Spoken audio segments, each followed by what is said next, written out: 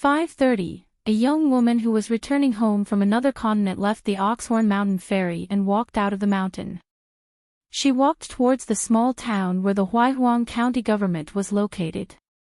She passed by the Jinzhou Mountain that looked like a small hill. She took a few more glances at it before entering the town. She first went to her family's old house that was not far from the Jinzhou Mountain. Back then, an old beast from Jingyang Mountain stepped on the roof, so the family of 4 could only move to a relative's house. Later, her mother nagged her for a long time about paying for the renovation. She took out the house key and fetched 2 buckets of water from the nearby well. She carefully cleaned the house inside and out before locking the door and going to the deserted Yang family shop. Business was difficult, so there were only 2 workers left in the shop. The young man was called Shi Lingshan, and his senior sister was called Su Dian. They were in charge of the medicine shop. Shi Lingshan was napping on the counter, while Su Dian sat on a bench and breathed silently. After breaking through the bottleneck of the third realm, she received a comment from her senior brother, Xing Dafeng, saying that it was not vulgar and would help improve the quality of her heroic courage in the future. He also advised her to go to the ruins of the ancient battlefield after reaching the 5th realm. Refining her soul there would be twice the result with half the effort, and it would be especially suitable for her cultivation in the 6th realm. However, Su Dian did not feel too happy. Instead, she felt a deep sense of loss. This was because she knew that the bottleneck of the 3rd realm was not only a great barrier, but also a great opportunity. She had dreamed of becoming the strongest, but in the end, she was not fated to be the strongest. She could only place her hopes on the current 4th realm. This made Su Dian, who had a strong desire to win, become even more taciturn. Every day, he would practice martial arts to the point that he was close to going crazy. Her martial arts cultivation was divided into 3 types: day training, night training, and dream training. The last one was the most mysterious. The first 2 had the best effect when the sun was shining and the moon was full. The dream training required her to light up 3 incense sticks every night before she went to sleep. Then she could enter all kinds of strange dreams, such as fighting in pairs, being trapped in a battlefield, dying instantly, or struggling on the brink of death. After the dream training, Su Dian would not be dispirited the next day.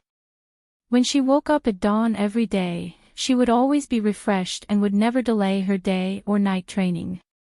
Shi Lingshan looked like he was taking a nap, but he was actually cultivating hard. Compared to senior sister Su's cultivation method, the young man's cultivation method was simpler. It was called wading in water. Walking in the river of time, he tempered his body and soul. Su Dian didn't know his master's true identity, nor did he know what his master's cultivation level was. However, Su Dian was certain of one thing. His and his junior brother's paths of cultivation were definitely unusual. Nowadays, there were many immortals coming and going in Huaihuang County. In the mountains to the west, there were many demons and monsters in human form. There were constantly local disciples of the small town or Lu clan's felons who were taken in as inner disciples by cultivators. Su Dian guessed that other than Sage Wan Jiao's Dragon Spring Sword sect, there shouldn't be anyone who could compare to her and her junior brother. Su Dian opened her eyes and looked at the unfamiliar customer outside the door. Shi Lingshan, who was lying on the counter, was still breathing deeply and didn't move at all. Su Dian was half an apprentice and half an odd-job worker at the dragon kiln. In fact, he did hard labor. The dragon kiln's porcelain was the most important thing in the small town since ancient times. It was the Song clan's official kiln that was used for imperial porcelain. Su Dian, who was nicknamed Rouge, relied on her uncle's identity to make a living there in the early years. There were many taboos and rules when it came to porcelain. As a woman, she could only do manual labor like chopping firewood, burning charcoal, and moving soil. Every time the kiln was opened, she couldn't go near the entrance of the kiln, otherwise, she would be expelled from the dragon kiln. Therefore, Su Dian wasn't familiar with the local people of the small town. As for her junior brother, Shirling Shan, he was a child born in Peach Leaf Alley. Since he was young, he was used to playing with his neighbors and people of the same age from the big families of Fulu Street. He was also unfamiliar with the shabby alleys like Mud Bottle Alley and Apricot Blossom Alley. At most, he was familiar with places like Dragon Rider Alley that were filled with miscellaneous goods. The slender young woman looked at Su Dian and said softly with a smile, "You are Su Dian, right?" Su Dian had a good impression of this guest. She looked soft and weak, just like the rouge and face powder that her uncle had been talking about when he was alive. Su Dian nodded and stood up. "Do you want to buy medicine?" The young woman shook her head. "I'm looking for someone. My father used to be a waiter here. My younger brother is Li Huai. He often came here to play when he was young. Have you heard of him?" Su Dian's expression changed slightly. Li Huai. Was he the young man in a scholarly robe who seemed to have eaten 100 bear's heart and leopard's guts? Why would such a carefree young man have such a gentle and soft sister? The woman in front of her looked like a willow in spring. Her voice was pleasant and her face was kind. She wasn't the kind of beauty that men would be attracted to at first glance, but she was very good-looking. Even a beautiful woman like Su Dian thought she was beautiful. Su Dian asked softly, "Are you looking for my master?" The woman nodded with a smile. Su Dian was a little embarrassed. At this moment, old Yang appeared at the door of the shop and the backyard for the first time. He lifted the curtain with his pipe and said with a smile, "You're here. Come in." Li Lu walked into the backyard. Old Yang sat on the steps and continued to smoke. The woman casually picked a stool and sat down. Old man Yang said, "The matter of the newly acquired blessed land in Luopa Mountain, just say it. There's no need to avoid it. It seems to involve a lot of people, but in fact, it's a matter that complies with the rules. As a big shot who can reach the heavens, he still has this bit of tolerance. Your current identity is a restraint, but it's still useful." Li Lu nodded. "You asked Jing Dafeng to call me here. It's not just about this, right?" Old Yang nodded. "It just so happens that Wan Jiao came to find me. It's also related to the blessed land.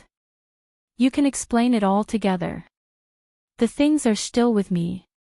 Go back to Luopa Mountain and then go to Spiritual Beauty Mountain." Li Lu's eyes were deep. Old Yang said with a smile, "You don't even have the Tao. Why talk about the battle of the great Tao? Isn't it a joke? I think you should forget about the old grudges between you and her. But I don't think the two of you will listen to my advice. Otherwise, back then. Forget it. Let's not talk about old things. If we really want to fuss about it, everyone has done it. Anyway, if the two of you really want to compete, it's not now." A master of the pugilistic world. A fire god was sitting high up. It was nothing more than the collapse of the great Tao, the change of the mountains and rivers, and the change of their physical bodies. As for why he, a felon with the highest seniority and status in the world, was still able to survive until today, he had to ask 3 people, 2 gods. Of the 2 gods, one decided why swordsmen had the greatest killing power, but it was extremely difficult for them to enter the legendary 14th realm. The other decided why the path of martial arts in the world was a broken path. At the same time, it also decided why the military cultivators among the Qi cultivators could be close to being untainted by karma. Li Lu suddenly said, "I don't think it will succeed." Old Yang sneered. Who would have thought that those ants would reach the top? Would it succeed? Li Lu remained silent. Indeed, it was just as old man Yang had said. If they really wanted to fuss about it, everyone had done it. Old Yang knocked the ground with his pipe and shook out a small temple surrounded by clouds. It rolled on the ground and finally landed. A small incense man ran out from inside and dragged two large plaques with both hands. They were actually a jade token and a seal. Li Lu glanced at the two items and smiled. Lu Xianyang, who was borrowed by the Melochen family for 30 years, will definitely enter the Dragon Spring Sword sect. Old Yang said, Wan Ju thinks that the possibility of Lu Xianyang returning is not high. In fact, the chances are still very high. The incense man ran all the way to Li Lu's feet. Li Lu picked up the keys to the two grotto heavens and blessed lands. She was not interested. It was just a broken old mountain and river. She was different from Wan Xiu, Li Er, Xing Dafeng, and Fan Junmao. As for the sage Shou Ju of the Lakeview Academy, Sun Jiashu of the Old Dragon City, and the little girl Cui from the small sect in the paradise of the northern continent, they could not be compared to her. The 8 goddesses of the Skeleton Beach City of Murals left behind the painted fairyland residence in the Hemp sect. It was also one of the broken mountains and rivers. It could even be considered as one of Li Lu's summer residences. Therefore, when the rain goddess saw Li Lu, she would feel uneasy. She only felt that when she met Li Lu, she was like an official of the secular dynasty meeting the heavenly official of the Ministry of Appointments. Actually, this was not an illusion of the rain goddess. It was because the world was like this. The 8 goddesses of the Mural City of Murals had responsibilities that were roughly equivalent to the 6 ministers in the temples of the mortal world. However, they were only similar. In fact, the 8 goddesses had more power and responsibilities. They could patrol the heaven and earth, restrict, supervise, and impeach the gods of various departments. It could be said that their positions were inferior. Compared to the others who were led by Old Yang step by step on the ancient path, Li Lu's biggest difference was that she did not need to be enlightened at all. Because she was born with knowledge. Many immortal clans with the word sect had to spend a lot of resources to find the reincarnation of their patriarch after their patriarch had passed away. For example, the ancestor of the Tongyi sect sent people down the mountain to find his mother. However, even if they found her, she might not be able to remember her past life. On the path of cultivation, having a good innate talent did not mean that one could definitely return to the peak. After casually putting away the jade tablet and seal, Li Lu thought for a moment and sighed, "You still don't want us to bring up old scores." If one Chen Pingan was not enough, then there was another Li Huai. If that was not enough, then there was another Lu Xianyang. It was a battle of water and fire that was hidden very deeply. It was Chen Pingan who temporarily replaced Li Lu to compete with Wan Shou. This was because the one who should have gotten the lucky chance of the mud fish was Chen Pingan, not Gu Kan. Why did Wan Shou fall in love with Chen Pingan? Now, things might become more and more complicated. However, in the beginning, it was definitely not as simple as Chen Pingan's clear state of mind that made Wan Shou feel clean. Instead, it was when Wan Shou saw Chen Pingan. She was like an old glutton who saw the most delicious food in the world. She could not look away. Li Huai was Li Lu's younger brother and also Qi Jingchuan's disciple. By chance, Chen Pingan had served as Li Huai's Dao protector. If Li Lu wanted to bring up old scores with Wan Shou, she would first have to kill Chen Pingan, who was naturally close to water, so that she could occupy the Great Dao. However, Li Huai would definitely not let this happen. And Li Lu was indeed unwilling to make Li Huai sad. But this was not safe enough. Therefore, Old Yang wanted to add some reasonable possibilities for Lu Xianyang to return to the Dragon Spring Sword sect. For example, a grotto heaven that was not included in the 36 would complement Lu Xianyang's ancestral sword manual. With Chen Pingan and Lu Xianyang around, the relationship between Luopa Mountain and the Dragon Spring Sword sect would only become closer and closer. Old Yang did not deny anything. His eyes were cold. Everyone has done it. The two of you have done it especially. Li Lu was neither afraid nor guilty. She looked up at the sky and said, probably. Old Yang suddenly said, although to you all kinds of mud can be dispersed with a wave of your clothes, you still have to be careful.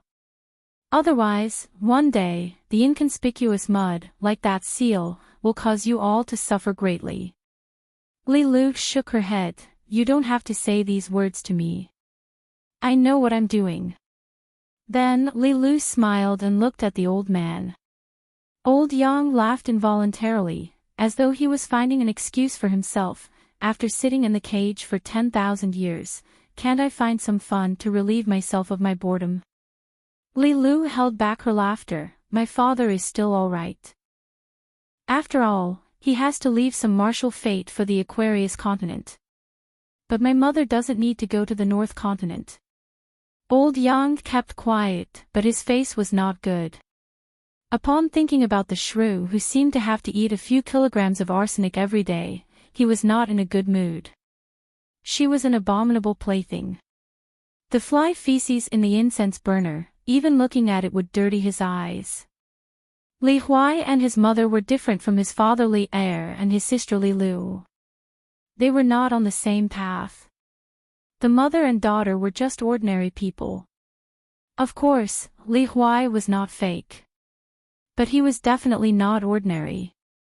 There was no such dog shit in the world that seemed to be lining up for him to step on. The Tongyi continent's Mount Taiping Huangting and the Divine Grandeur sects He Xiaoliang were both reputed to be the most blessed in their respective continents. However, compared to Li Huai's unrivaled dog shit luck, it seemed that the latter was even more incomprehensible.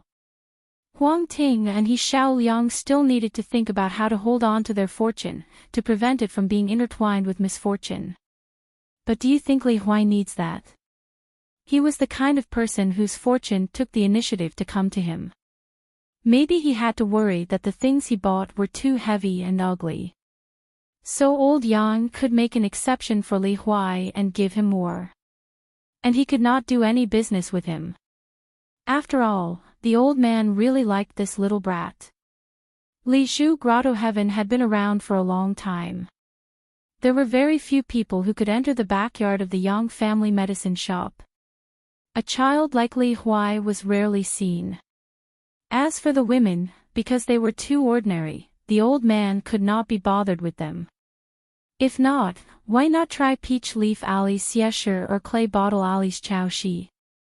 How could they walk out of Li Zhu Grotto Heaven? Old Yang was silent for a moment.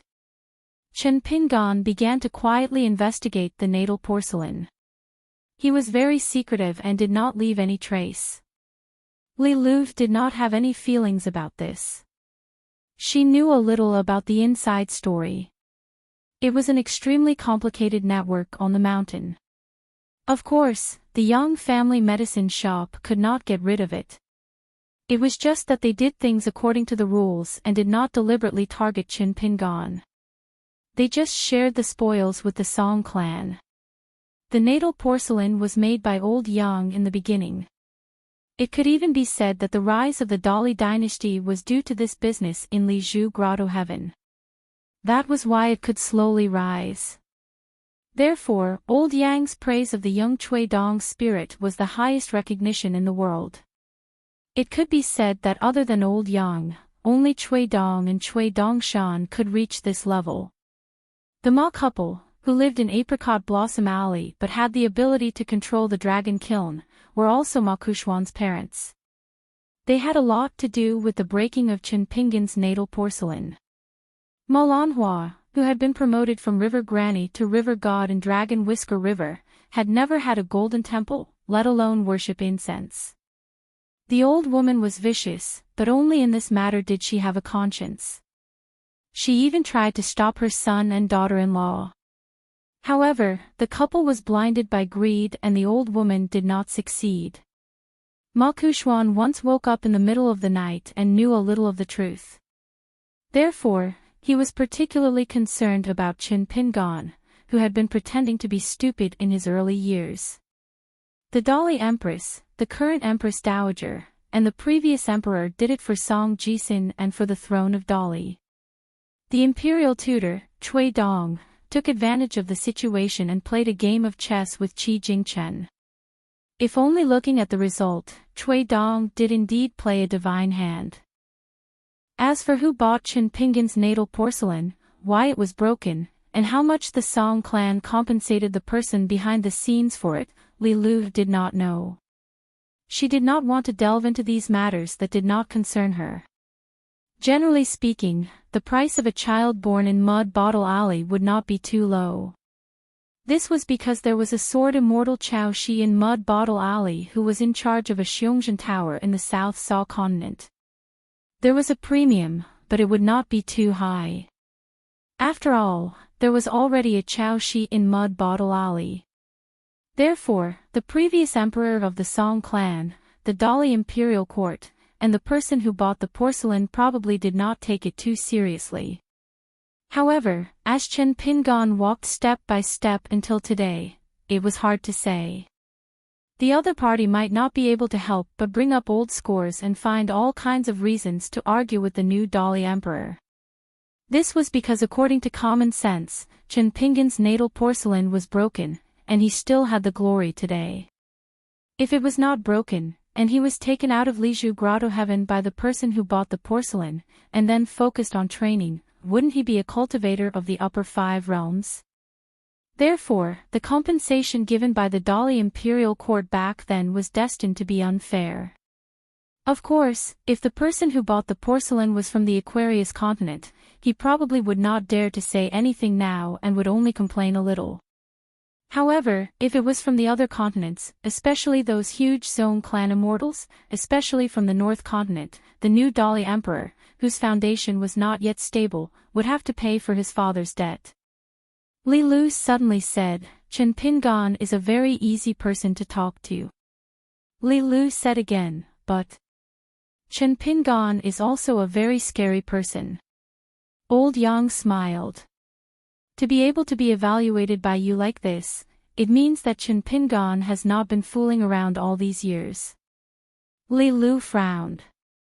Once Qin Pingan figures out the details, his first enemy will be Luopa Mountain and Mud Bottle Alley. The first was the Ma clan in Apricot Blossom Alley. The second was the Song clan imperial family.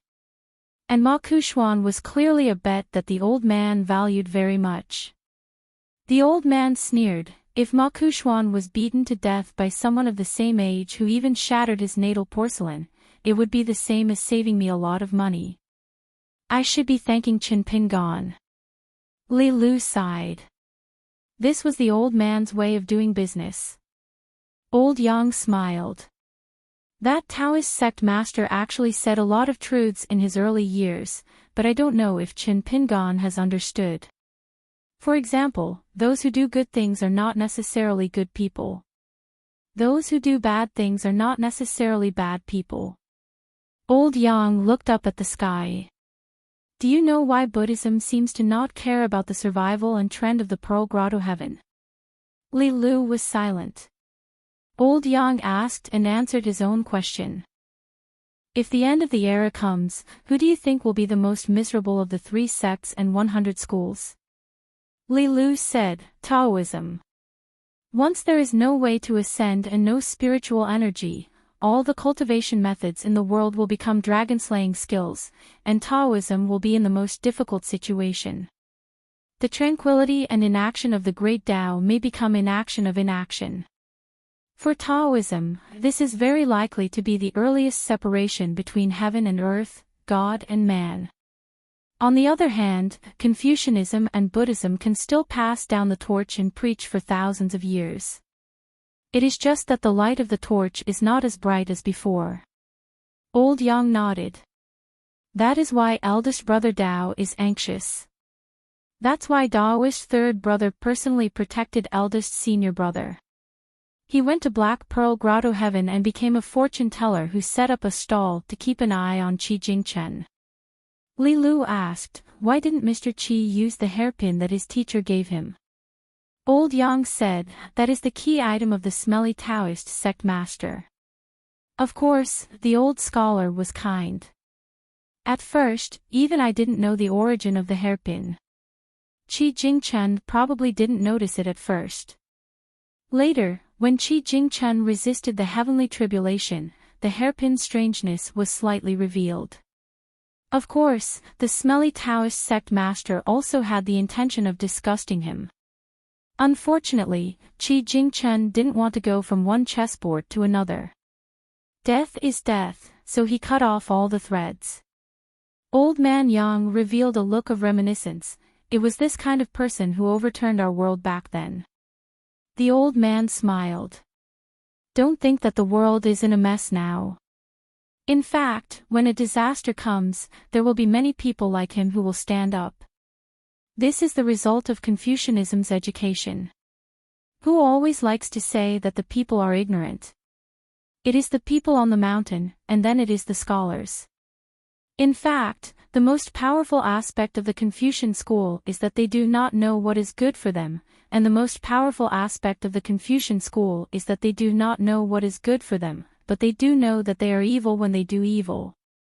That is the most powerful aspect of the Confucian school. Children take care of old age, parents teach their children, monarch, minister, master, disciple, family, friends, neighbors.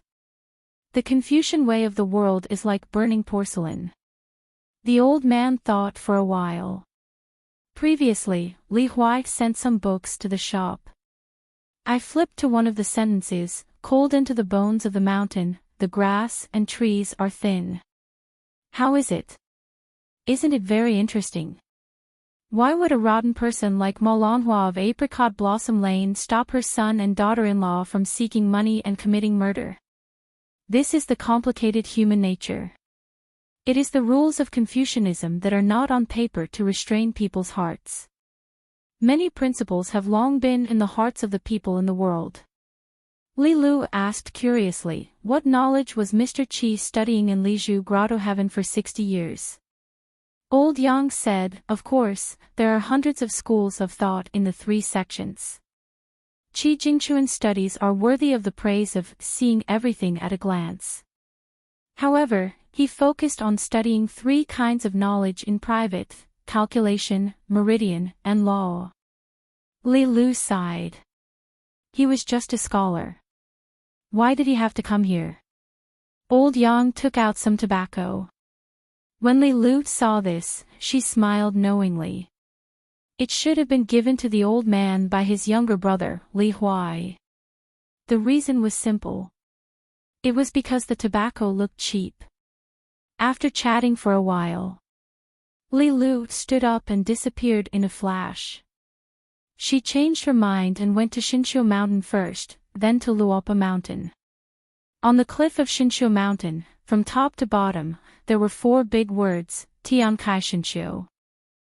A woman in green with a ponytail sat on the first horizontal line of the word Tian, as if she was sitting high on the railing of the sky, overlooking the world on the ground. She ate the pastry slowly.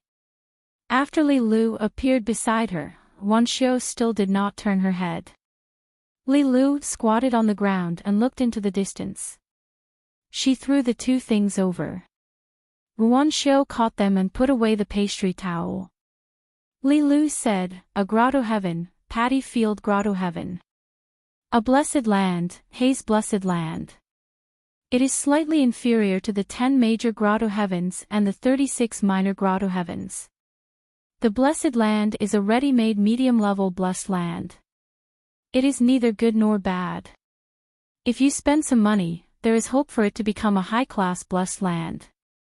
However, there is no one in the blessed land, only the spirits of mountains and lakes, and the spirits of plants and flowers. Because the old man doesn't like to deal with people, you should know. According to the agreement, the old man will ask you to do 2 things in the future, and then you will decide according to your mood whether to do it or not and how to do it. Ruan Xiao spread out her hands and looked down. One was a jade tablet, and the other was engraved with the words, "Not the Azure Dragon as the water supervisor, the land becomes a ravine and the water becomes a field." It was the Paddy Field Grotto Heaven, also known as the Green Rice Grotto Heaven. The other was a seal, and the words, "Time is short in the world, haze is abundant here," were engraved on the side. It was the Haze Blessed Land. The blessed land was in the land, in the people, in the heavenly materials and earthly treasures, and the grotto heaven was in the cultivation. This was the literal meaning of the difference between heaven and earth. Of course, the best situation was for a sect to have both a grotto heaven and a blessed land. For example, the Xinhua sect had both the Qingtan blessed land and a minor grotto heaven. However, it was not among the 36 grotto heavens such as the Dragon Palace Grotto Heaven and the Dragon Palace Grotto Heaven, and its quality was not good enough.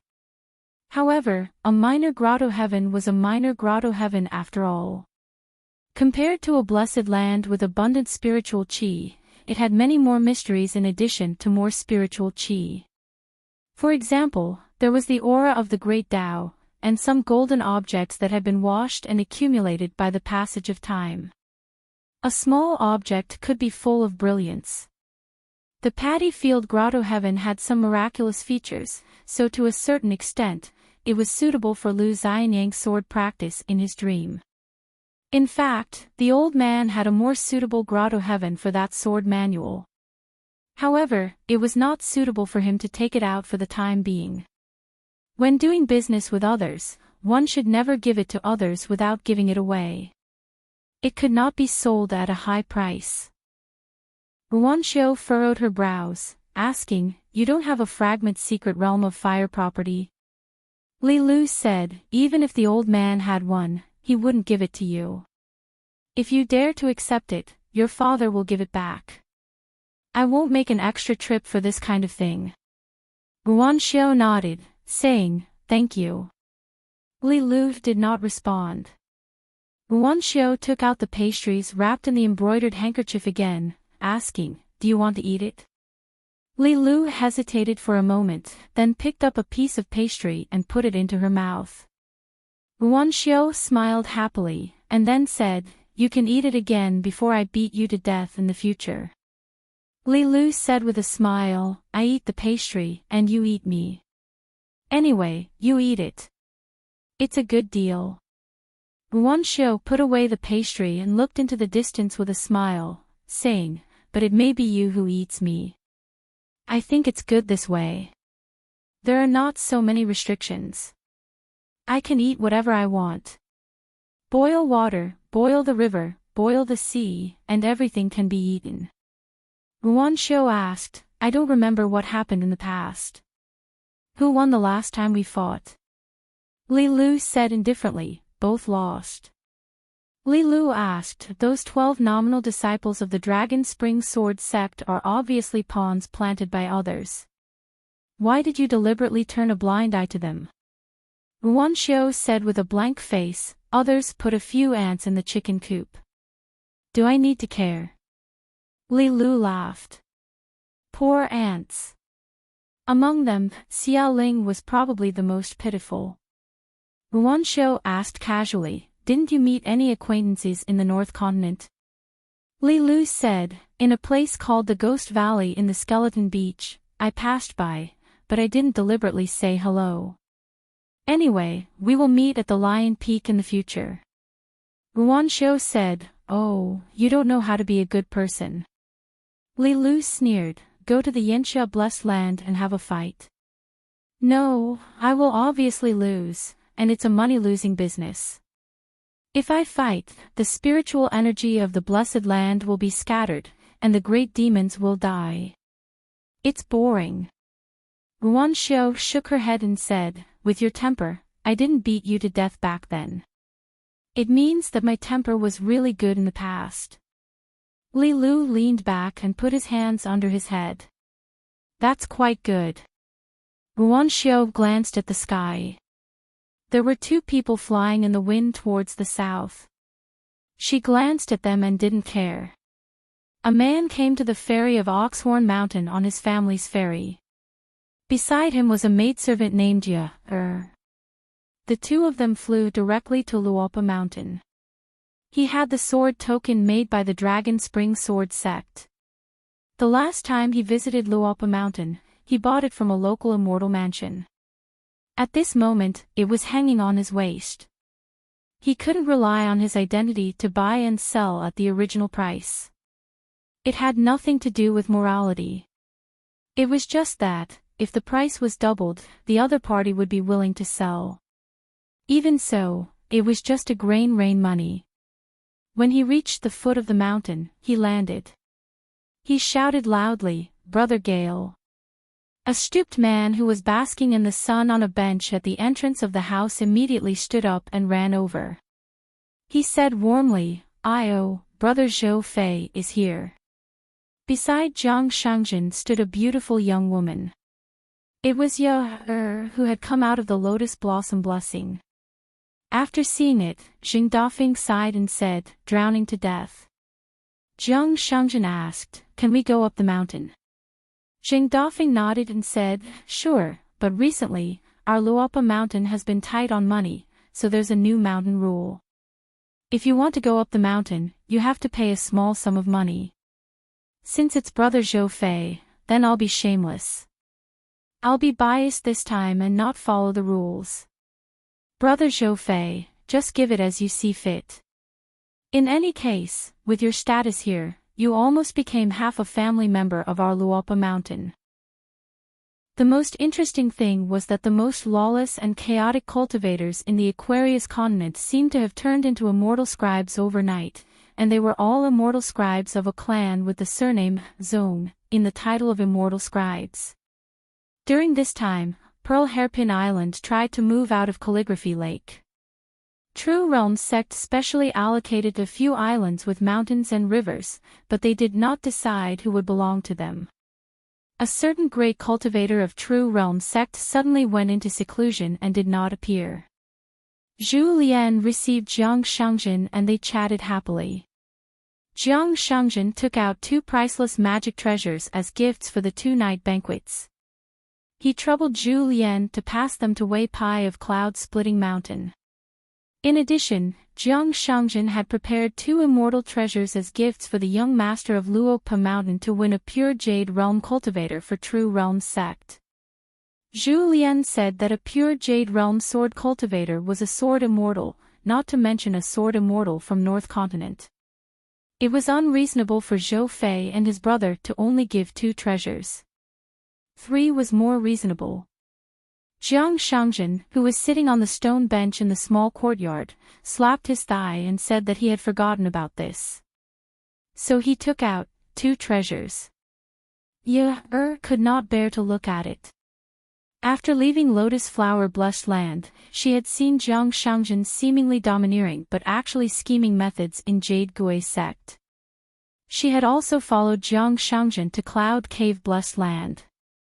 She had also seen Jiang Shangjin's coldness and ruthlessness.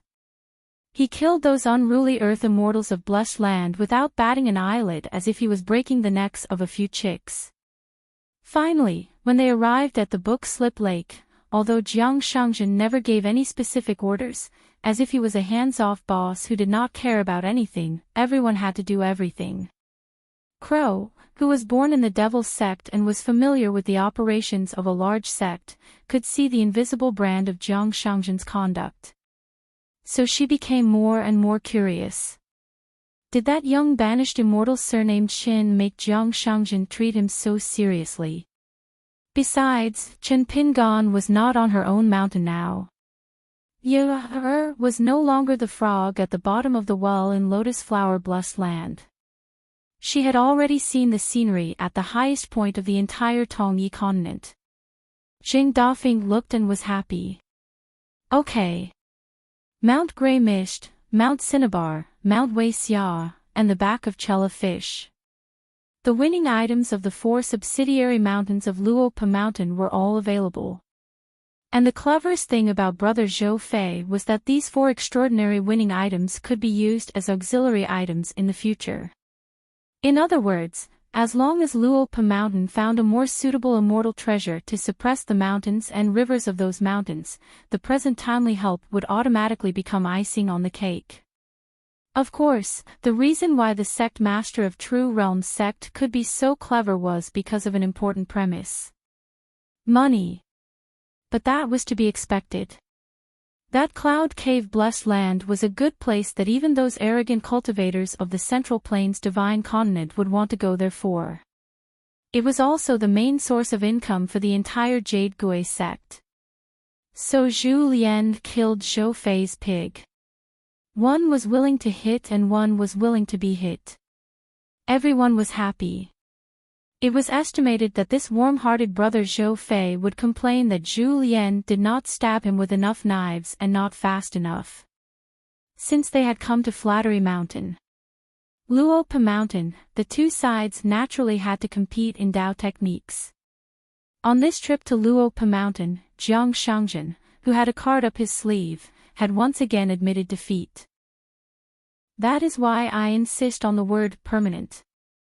Zhu Lian neither admitted nor denied, smiling, 20%, and it is a permanent income, a little too much. However, he still had a higher opinion of this brother Zhou Fei. This was called guessing the plans of the heavens with one's own calculations. Guessing correctly was an ability, so he had to admit it. However, at the same time, Jiang Shangjin actually thought the same. Zhu Lian was also betting on the overall situation to lower the price. Most importantly, he had gambled correctly. Jiang Shangjin dispersed the small world and stood up. I'll go take a look around first. I'll leave Luopa Mountain when I have concrete information. It's not like Slip Lake will be the same with or without me anyway. Jiang Shangjin took Ye, and Yufeng to the provincial capital of the Dragon Province, which was also where the provincial capital of the Longquan Commandery used to be. He planned on finding a few playmates around the same age for the child he had brought to Slip Lake from the North Continent. His maidservant, Ye, was clearly a little older and a little dumber. Jing Dafeng saw Zhu Lian's gaze. Jing Dafeng smiled. The master I've invited should be here very soon. By then, he can help us and Jiang Shangjin lower the price. He arrived just like that. A young woman landed in the small courtyard. Jing Dafeng smiled. Little Lu, you sure are pretty now. You're just as pretty as can be. Li Lu smiled. Hello, Uncle Zhang. Zhu Lian did not say anything courteous either. He cut straight to the chase and began talking about the matters of the blessed land of lotus roots with this unfamiliar woman. Zhu Lian told her everything, no matter how big or small. As for her identity and origins, Zhu Lian did not care at all. As the gatekeeper of Luopa Mountain, Jing Dafeng would obviously keep an eye on her. Li Lu did not keep him in suspense either. She got Zhu Lian to call Wei Pai over. She opened her umbrella and entered the former blessed land of lotus roots with Zhu Lian. A distant roaming cultivator and a great cultivator who had reached nascent soul realm so easily looked down on the blessed land together. The corner of Li Lu's lips twitched. You really are a stinky ox nose. Your cultivation has become much more profound. No wonder you're bold enough to arm wrestle in the green darkness world. Zhu Lian sat cross-legged, turning a deaf ear to her. Li Lu pointed at the mountains and rivers under her feet. She slowly said, the changes of this blessed land, according to the saying of the early years, belong to the change of the mountains and rivers. The land outside the Nanyuan kingdom was created by your god back then with great power into a shape similar to a white paper blessed land. In short, all the mountains, rivers, plants and all sentient beings outside the Nanyuan kingdom are like white paper.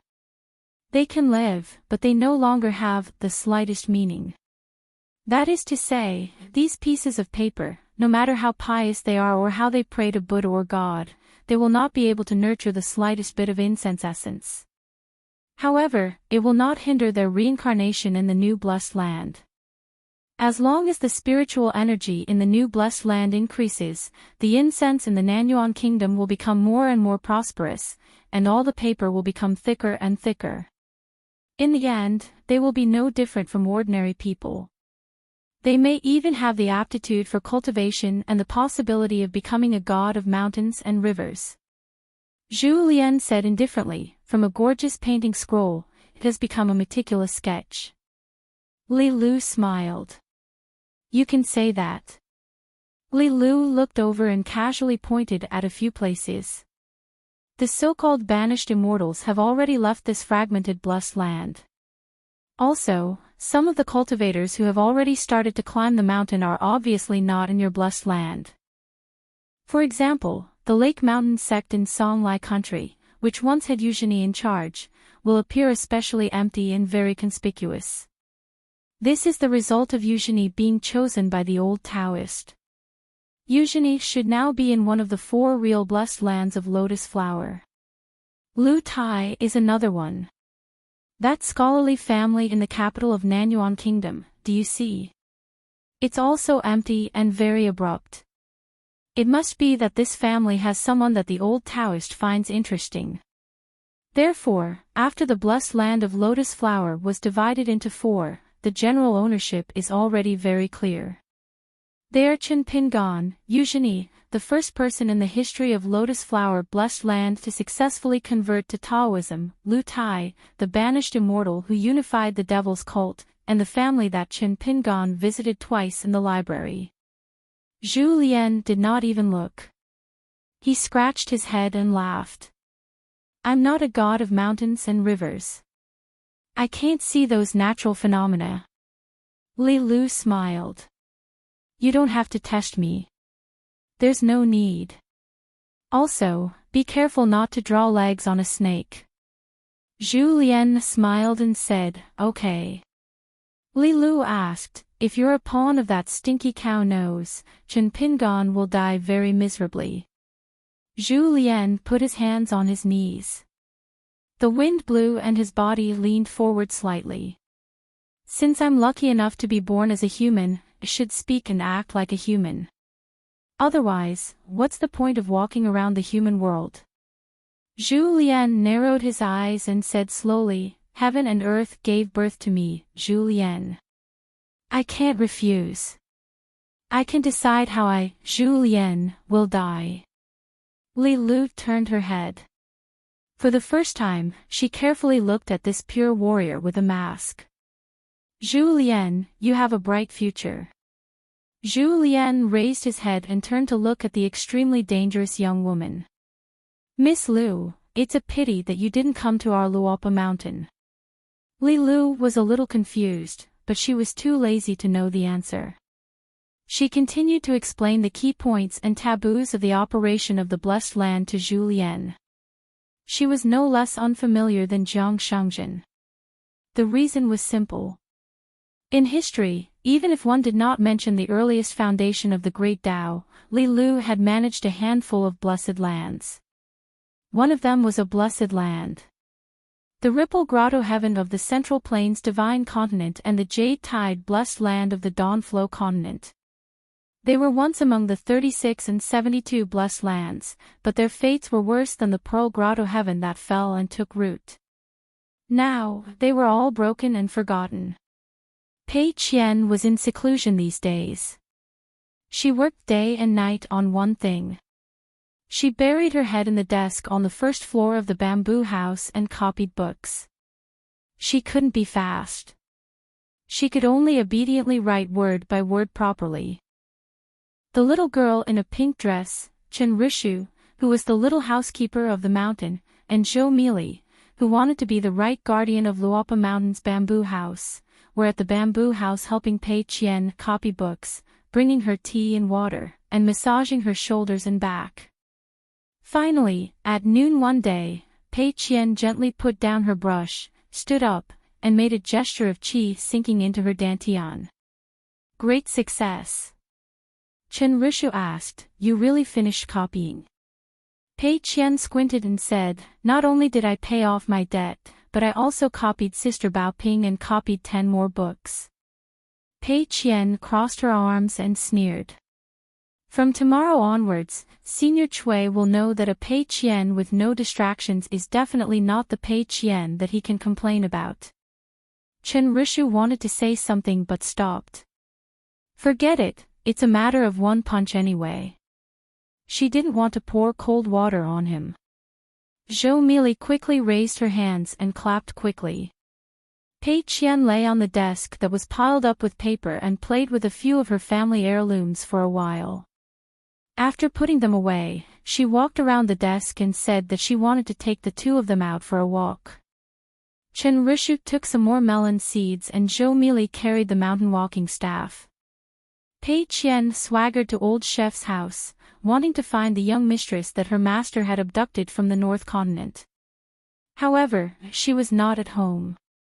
Pei Qian went to look for old chef. In the end, a dog jumped out and was pounced on by Pei Qian. She slapped the dog's head to the ground and grabbed its mouth with one hand. She twisted it skillfully, causing the dog's head to tilt.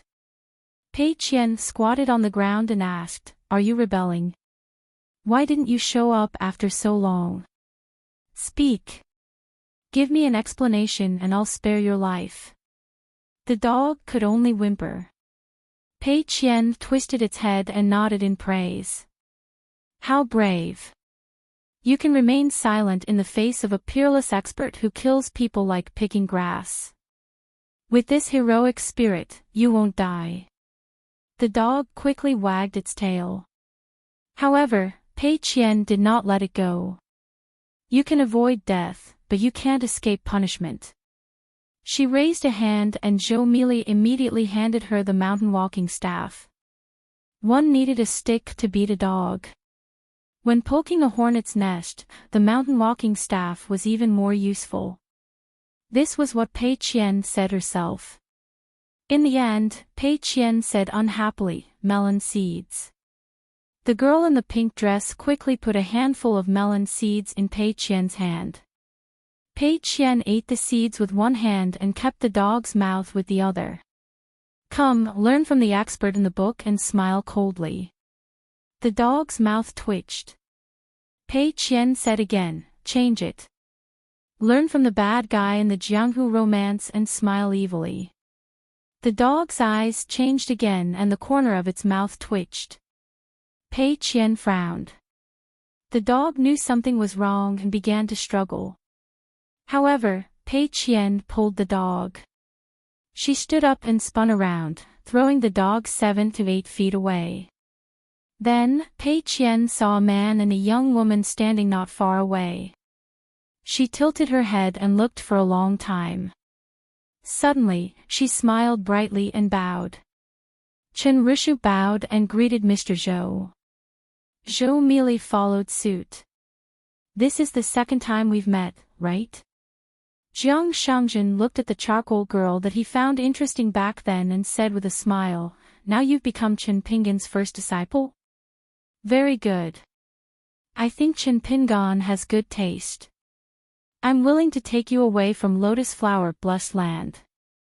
Pei Qian nodded vigorously like a chick pecking rice. This guy's bootlicking skills were terrible. However, for this fellow to be able to recognize his master, it was truly a case of his ancestors emitting green smoke from their graves. As a result, Pei Qian smiled. "Senior, have you been to the mountain god temple at the top of our mountain?" Jiang Shangjin smiled. "I have." Then Pei Qian asked, "Then what about the dragon province's Xing Wang's pavilion?" The little person from the province's Xing Wang's pavilion was basically her underling now, as it had led the way to the huge hornet's nest earlier. It had even received a copper coin as a reward afterwards. Before the old Xing Wang had taken up his post here, the two of them had already known each other. Sister Bao Ping had been present back then too. However, during this time, the stalker had not appeared much. As a result, she still wanted to add some incense to the Xing Wang's pavilion whenever she had the opportunity. Jiang Shangjin shook his head. "I really haven't been there before." After bidding farewell to Jiang Shangjin, Pei Qian took the two of them to the top of the steps and sat down together. The girl Qin Yuanji that Zhu Lian had brought up the mountain was currently practicing martial arts from the middle of the mountain. According to the little girl in pink, who was a tip-off, Qin Yuanji had to make 3 trips up the steps in a single day recently, going from the foot of the mountain to the top once. The 3 girls sat side by side, munching on melon seeds as they whispered to each other. Jiang Shangjin returned to his courtyard and shook his head with a smile. I finally know why a bright moon was stolen from the shoulder of that mellow scholar from the South Whirlpool continent. The old head probably plucked the great sun from the blessed land of the lotus flowers as well, extracting its essence and placing it in this girl's other eye. Ye was shocked when she heard that. Jiang Shangjin glanced at her. Do you feel very aggrieved? You've cultivated so painstakingly, yet it seems like your entire life can't compare to a single fortuitous encounter from someone else. Ye was afraid to say anything. Jiang Shangjin took out a quasi-immortal artifact, the future treasure of the True Realm sect, with a smile. I'm giving it to you sincerely. Can you accept it? Won't you die? You will, and you won't even know how you'll die. Will it be Lu Laoqing or Lu Jimao? Or will it be the various subjects of the Jade Medallion sect who came with me? I'll just use a few tricks, and you'll take the bait and die. Ye quietly waited for sect master Jiang Shangjin to take back the quasi-immortal artifact.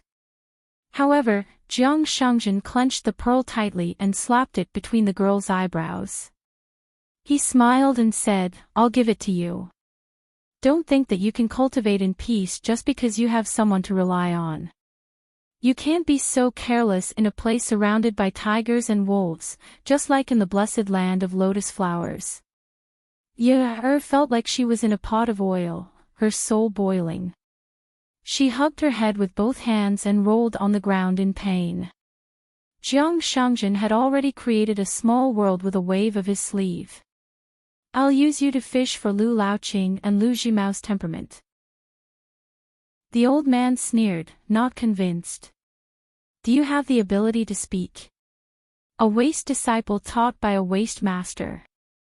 If I were Chen Pingon, would have already told you to scram, so that you don't embarrass yourself in the future.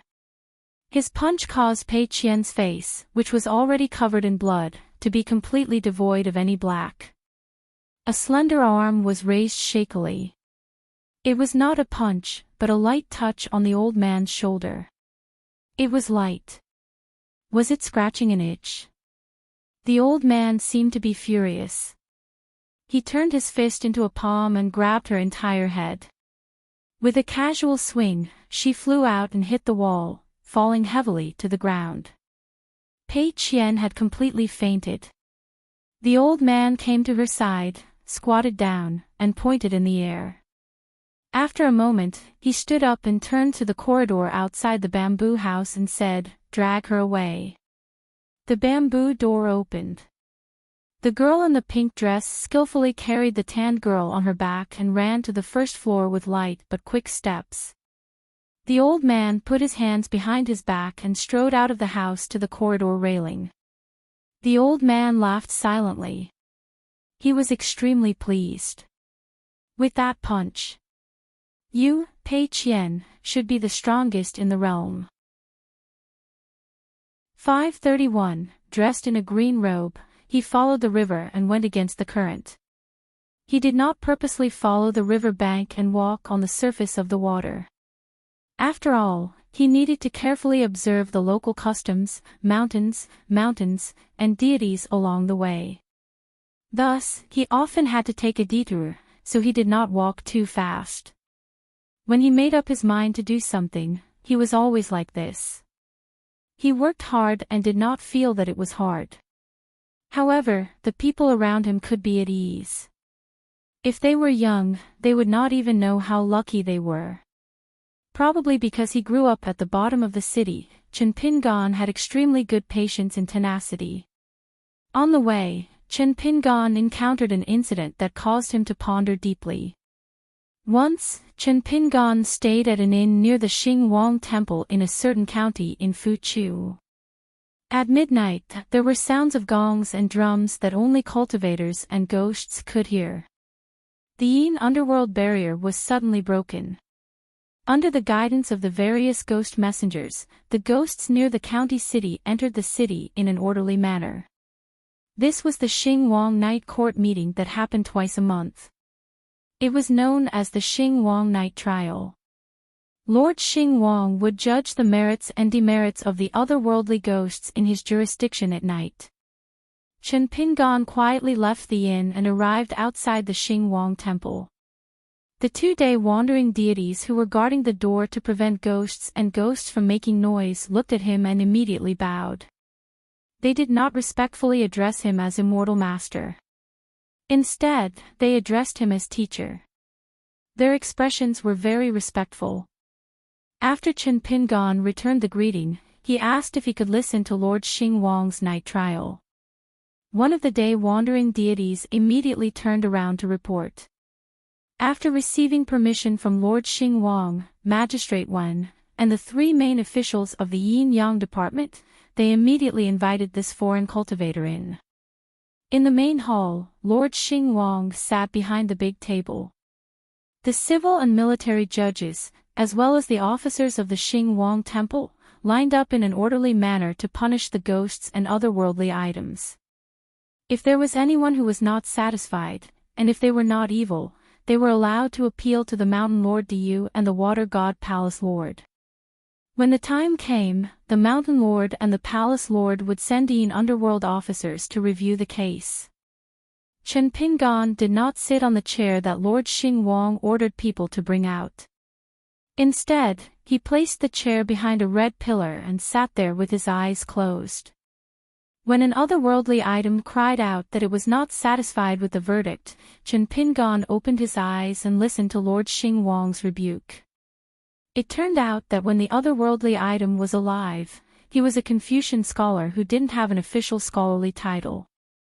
He had accidentally dug up a large number of skeletons outside the county town.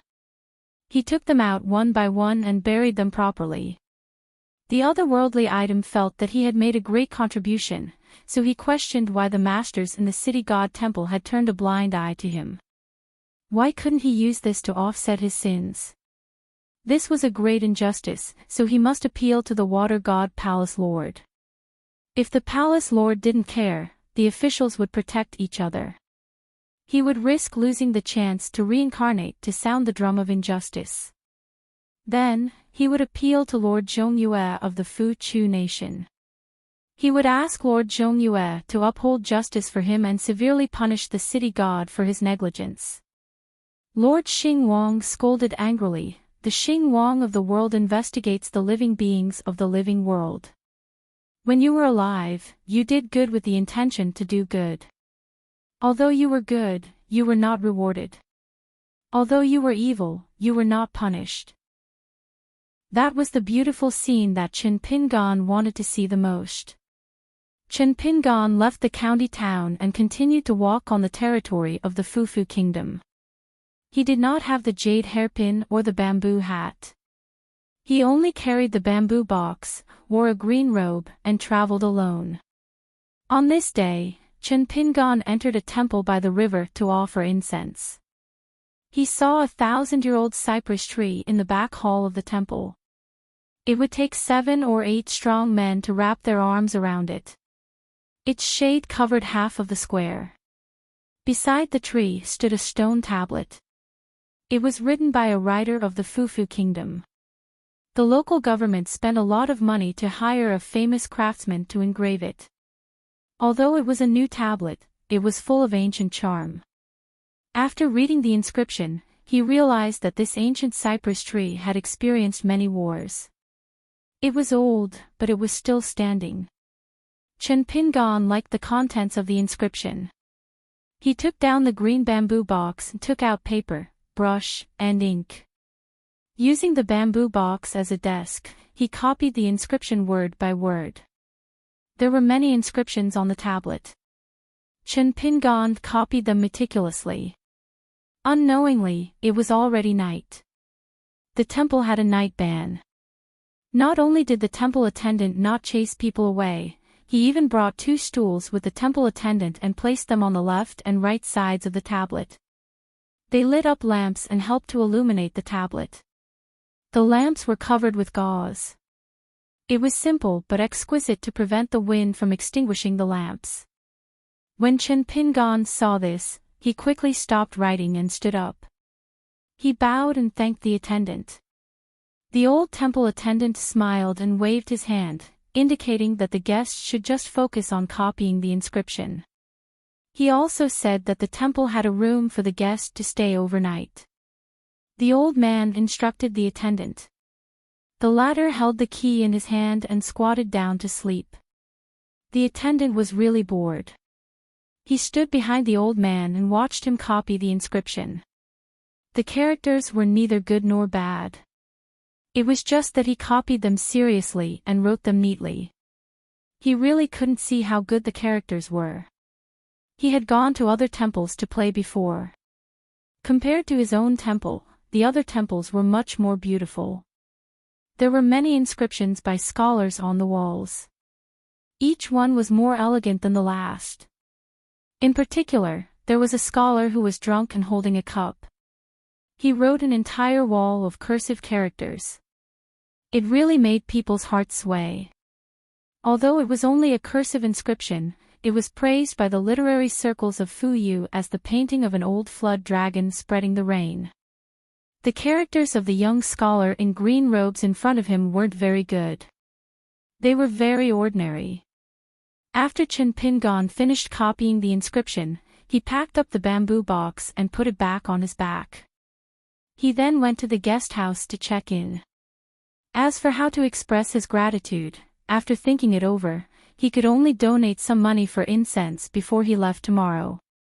The attendant yawned incessantly. He felt like a sleepy bug was crawling into his ears. However, he wouldn't complain that the guest was too slow. There were many stone inscriptions and inscriptions in the temple, so there were often scholars who came here to copy the inscriptions. The attendant wasn't very old, but he was very experienced. The temple attendant's grandfather also had a strange temper. He had always treated scholars with respect and special treatment. According to a few of his senior brothers in the temple attendant's grandfather had received who knew how many scholars who came to the capital to take the imperial examinations or to visit the mountains and rivers. Unfortunately, the temple's feng shui was mediocre. He carried an ancient cypress tree branch on his back, like a ranger carrying a sword. This person confessed his identity. He was the incarnation of the general cypress tree in the back hall of the temple. He begged the temple attendant to leave behind a calligraphy piece for the guest in green. No matter what, he had to ask the immortal teacher who was passing by the temple to complete this task before continuing on his journey. His words were so earnest that the man in green almost shed tears. After the temple attendant woke up, he sighed. It seemed that he didn't want to force someone to do something. It was difficult for him to ask the young scholar for a calligraphy piece. However, after thinking for a long time, he remembered that the ancient cypress tree and the temple had accompanied each other for 1,000 years. In history, there were indeed many stories of the ancient cypress tree protecting the temple. Therefore, the old man still wore his boots and clothes and left the house in the night. However, when he reached the guest house, he still didn't knock on the door. He turned to the ancient cypress tree and said softly, "Cypress immortal, I'm sorry. I didn't follow the words to ask for help."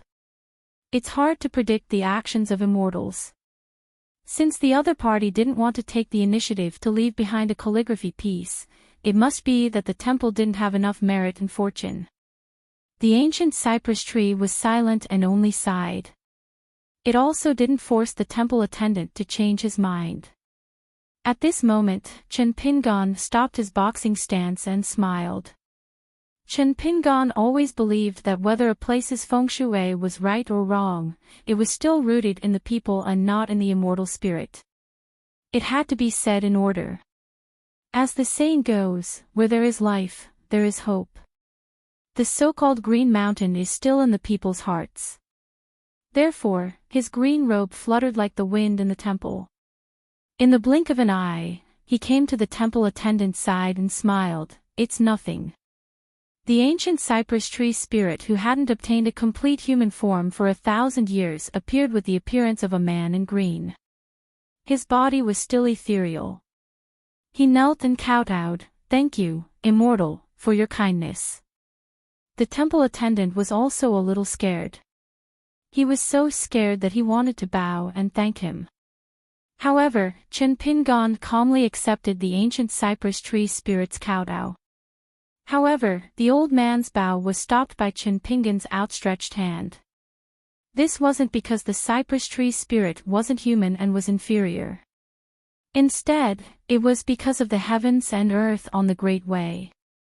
What the cypress tree spirit was thanking was actually the hard-won opportunity of the Great Way. After watching the city god's night trial, Chinpingan felt as if the clouds had been dispelled to reveal the bright moon, and he completely understood one thing. Cultivators wanted to have a clear mind. They also needed to have a clean mind. Chinpingan asked the temple attendant and the cypress tree spirit to wait for a while. He went to the guest house and took out a golden talisman. He sat upright and after holding his breath for a while, he wrote the poem stroke by stroke on it. He carried the bamboo box and returned to the cypress tree in the back hall. He handed it to the cypress tree spirit and said seriously, "You can bury this talisman at the connection between the roots of the tree and the mountain. You can slowly refine it in the future. On the Great Way, fortune and misfortune are uncertain. They are all in the heart. In the future, you should take care of yourself and be kind to each other." The cypress tree spirit held the golden talisman with both hands and thanked him again. He was so grateful that he couldn't stop crying. Chinpingan didn't stay in the ancestral temple and left. The moon was bright and the stars were sparse. That would be the most awkward situation. He could not please either side. The eyes of the woman beside him were bright. She smiled and said, "It's okay. Don't fuss about it and don't pursue it. Master once said that the foot of the mountain should not be underestimated. Between the mountains and the rivers, there are often experts. I didn't get off the boat at the Green Oriole Kingdom's Longtu ferry in vain. I purposely took this long journey. Finally, I saw the so-called extraordinary person. Just one look is worth it." Gao Ling heaved a sigh of relief. On the shore, that person gave a fish salute, as if apologizing to the boat. Gao Ling was stunned for a moment. He smiled and returned the salute. The woman became more and more radiant. She muttered to herself, "Good fellow, really interesting. Gao Ling, I will remember your merit." The boat slowly left. The old cultivator of the Dragon Gate realm wanted to befriend him, but the figure of the man in green suddenly disappeared. What to do? The old cultivator rubbed his chin. Then, he gave the order to start moving. He instructed the servant girls and children to move all the big basins to another location. It was the place where the green-robed immortal fished. It was definitely a place with good feng shui. As soon as he sat down, he immediately felt refreshed. It was indeed a place that the man in green fancied. It was clearly sweeter than the river breeze. In the distance, Chinpingan continued his journey. After a slight detour, he walked on a plain with a wide field of vision. Chinpingan suddenly stopped. He put away the bamboo box and placed it close to him. But after a moment, he frowned and pondered. Was it an illusion? Chinpingan slowly walked forward. Saga Villa was the holy land in the hearts of the people of Wuling country. Regarding this villa, there were all kinds of rumors in the martial arts world. Some said that the reason why Senior Wang Dun never married in his life was that when he was young, he traveled in the north and was hurt by love. He fell in love with the woman who later became the Empress Dowager of Jingnan country. Unfortunately, the heavens were not kind. Yu Lao did not pull the strings and the two could not be together. Senior Wang Dun was also a love-struck type. He devoted himself to martial arts. It was Wang Dun's misfortune, but the fortune of the entire Wuling country. There was also a saying that the Vilas lean plum wine was actually a wine recipe left behind by the man in green.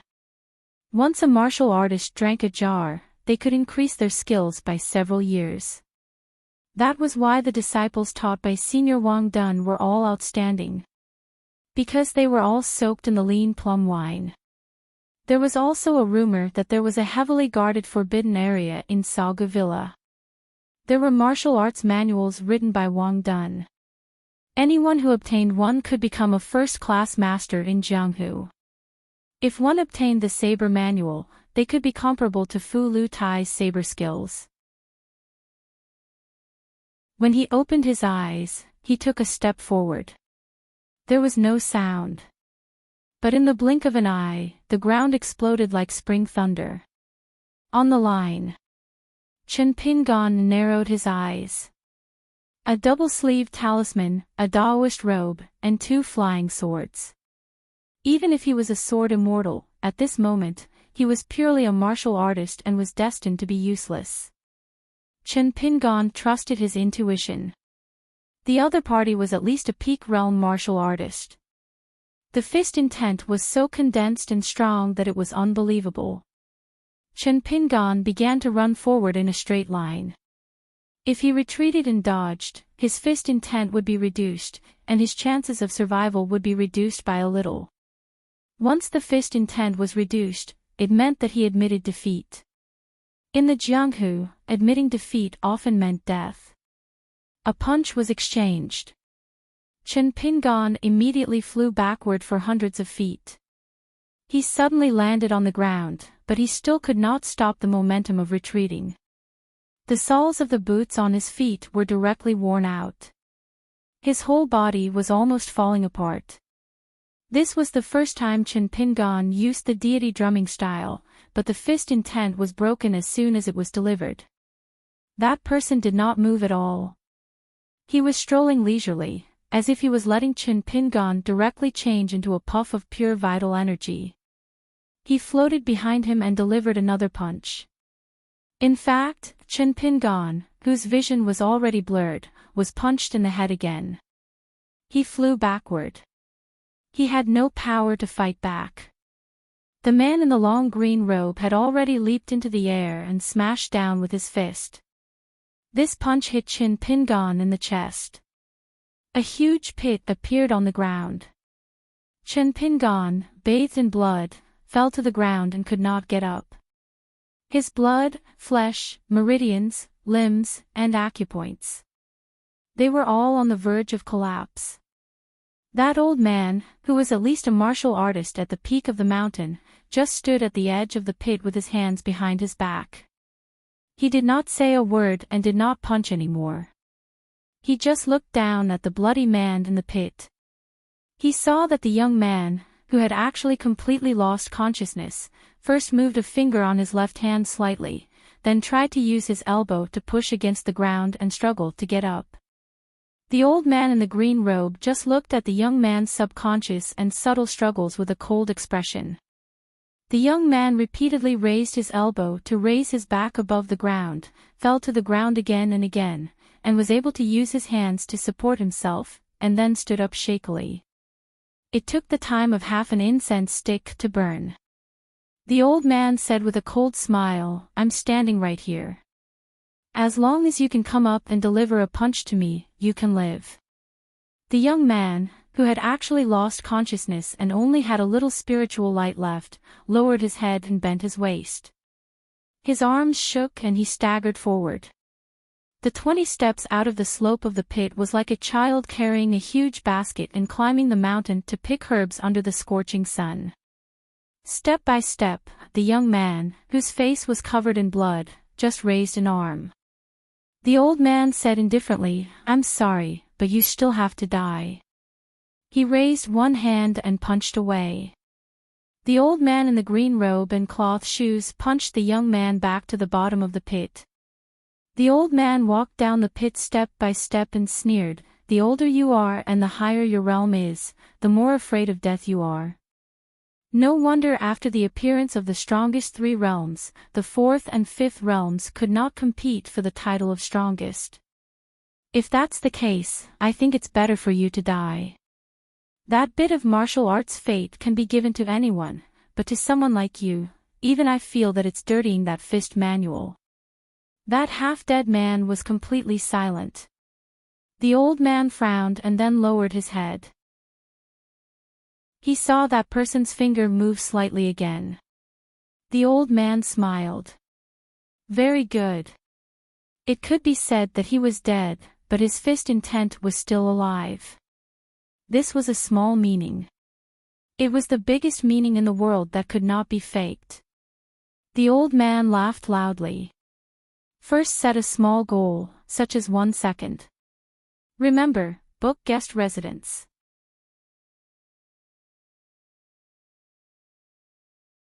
Then he changed his stance, punching somewhere else, and changed his stance again, punching towards the sky. Chen Pingon stared with wide eyes, following the old man in the green robe. So this was the true mountain-quaking fist. It was not just Gu Yu who punched 3 times with his cultivation as a 10th realm martial artist. But the fist intent of the mountain-quaking fist could be so spectacular. As for where the fist intent landed and what the result was, Chen Pingon did not even need to look. Gu Yu retracted his fist and stood still, asking, "How is it?" Chen Pingon said slowly, "It's like watching a fist is like practicing a sword." Gu Yu sneered, "Practicing a sword? So what if you've cultivated a sword immortal?" "I came to Great Seal Capital to kill a sword immortal." Chen Pingon scratched his head and said, "Someone said that practicing a fist is like practicing a sword." Gu Yu nodded, "That makes sense. It's the same if you look at it the other way around. Dying thousands of fist techniques and living out a fist intent is the true way to practice a fist." Chen Pingon's eyes lit up. "Yes." Gu Yu suddenly said, "It's hard to say how good Cui Chang's fist technique is. Hei's fist is just average. If it were me, Chen Pingon, I'd guarantee that you, Chen Pingon, would be the strongest." Chen Pingon was speechless. Chen Pingon's lips moved slightly, but there were some things he did not say in the end. Gu Yu shook his head, indicating that the young man did not need to say anything. Chen Pingon could only cup his fists and send him off. Gu Yu also cupped his fists and bade farewell. It had nothing to do with cultivation realm or age. The world's mountain-quaking fist had Gu Yu first, followed by Chen Pingon.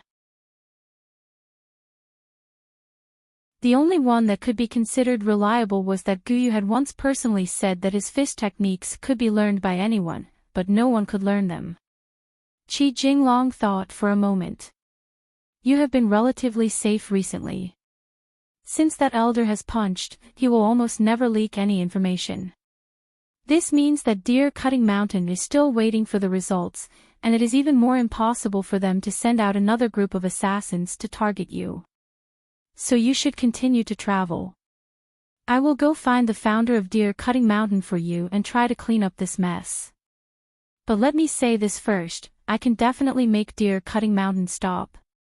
But if you pay them to break the rules, you have to find the mastermind behind it. You still need to be careful." Chen Pingon crossed his arms over his chest and said, "In Jianghu, I have more experience than you." Qi Jinglong asked, "How many more days do you plan to stay here?" Chen Pingon said straightforwardly, "I still need 3 more days. I will continue my journey when my body recovers." Qi Jinglong took a step forward and came to the foot of the mountain.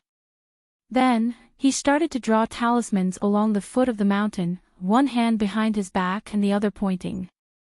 Every time he drew a talisman, he would travel more than 100 feet. It was natural and smooth, without any stagnation. Don't forget, Qi Jinglong's talisman Wei could make Yunshao Palace's Yongningzhen feel inferior. After all, Chongxian Bureau's Yunshao Palace was one of the ancestral courts of the North Continent's talisman sect. After about half an hour, Qi Jinglong returned to the top of the mountain. It can withstand 3 attacks from an ordinary nascent soul cultivator. The precondition is that one is not a sword cultivator and does not have a half-immortal weapon. Chen Pingan gave him a thumbs up. You've only seen me draw a wall of mud talismans, and you've already learned 70 to 80% of my skills.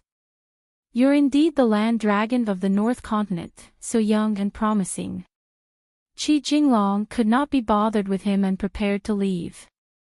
The sooner he left and found the person in charge of Deer Reaping Mountain, the calmer this guy would be. As for finding the person in charge of Deer Reaping Mountain, of course, he would have to reason with him. However, at this moment, Qi Jinglong glanced at Chen Pingan. Most of the skin outside his robe was lacerated, and there were a few places where his bones were exposed. He frowned and asked, "Do you not know pain?" Chen Pingan chuckled. "I am a martial artist." Some injuries. Qi Jinglong suddenly appeared beside Chen Pingan and pressed on his shoulder. Chen Pingan's face instantly twisted. He lowered his shoulder and dodged Qi Jinglong. "What the hell?" Qi Jinglong smiled and said, "Fortunately, you are still human." Qi Jinglong looked around and raised his hand. Several rays of golden light flew into his sleeve. They were probably his unique talisman to determine if there were any hidden dangers around. There was a small emerald green gourd hanging on her waist. It was a small gift that her brother Wood Moving had given her back then. In fact, no one had realized that this emerald green gourd would actually be an extremely valuable magic treasure. It was only after the Tao family's ancestral master had personally found an expert to appraise it that its rarity was confirmed. Next to the girl, Tao Zi, stood the burly old ape, the protector of Xingyang Mountain. Tao Zi withdrew her gaze from the magnificent ancestral temple and turned to ask with a smile, "Grandpa White Ape, does Sister Sue really not have a chance to return to Xingyang Mountain?" The old ape shook his head. "She's already trash. She'll only be a joke if she stays on Xingyang Mountain." Tao Zi complained, "That young garden lord of the Wind Thunder Garden is really something. Why didn't he enter closed-door cultivation earlier? Why did he choose to hide at this juncture? What a thief."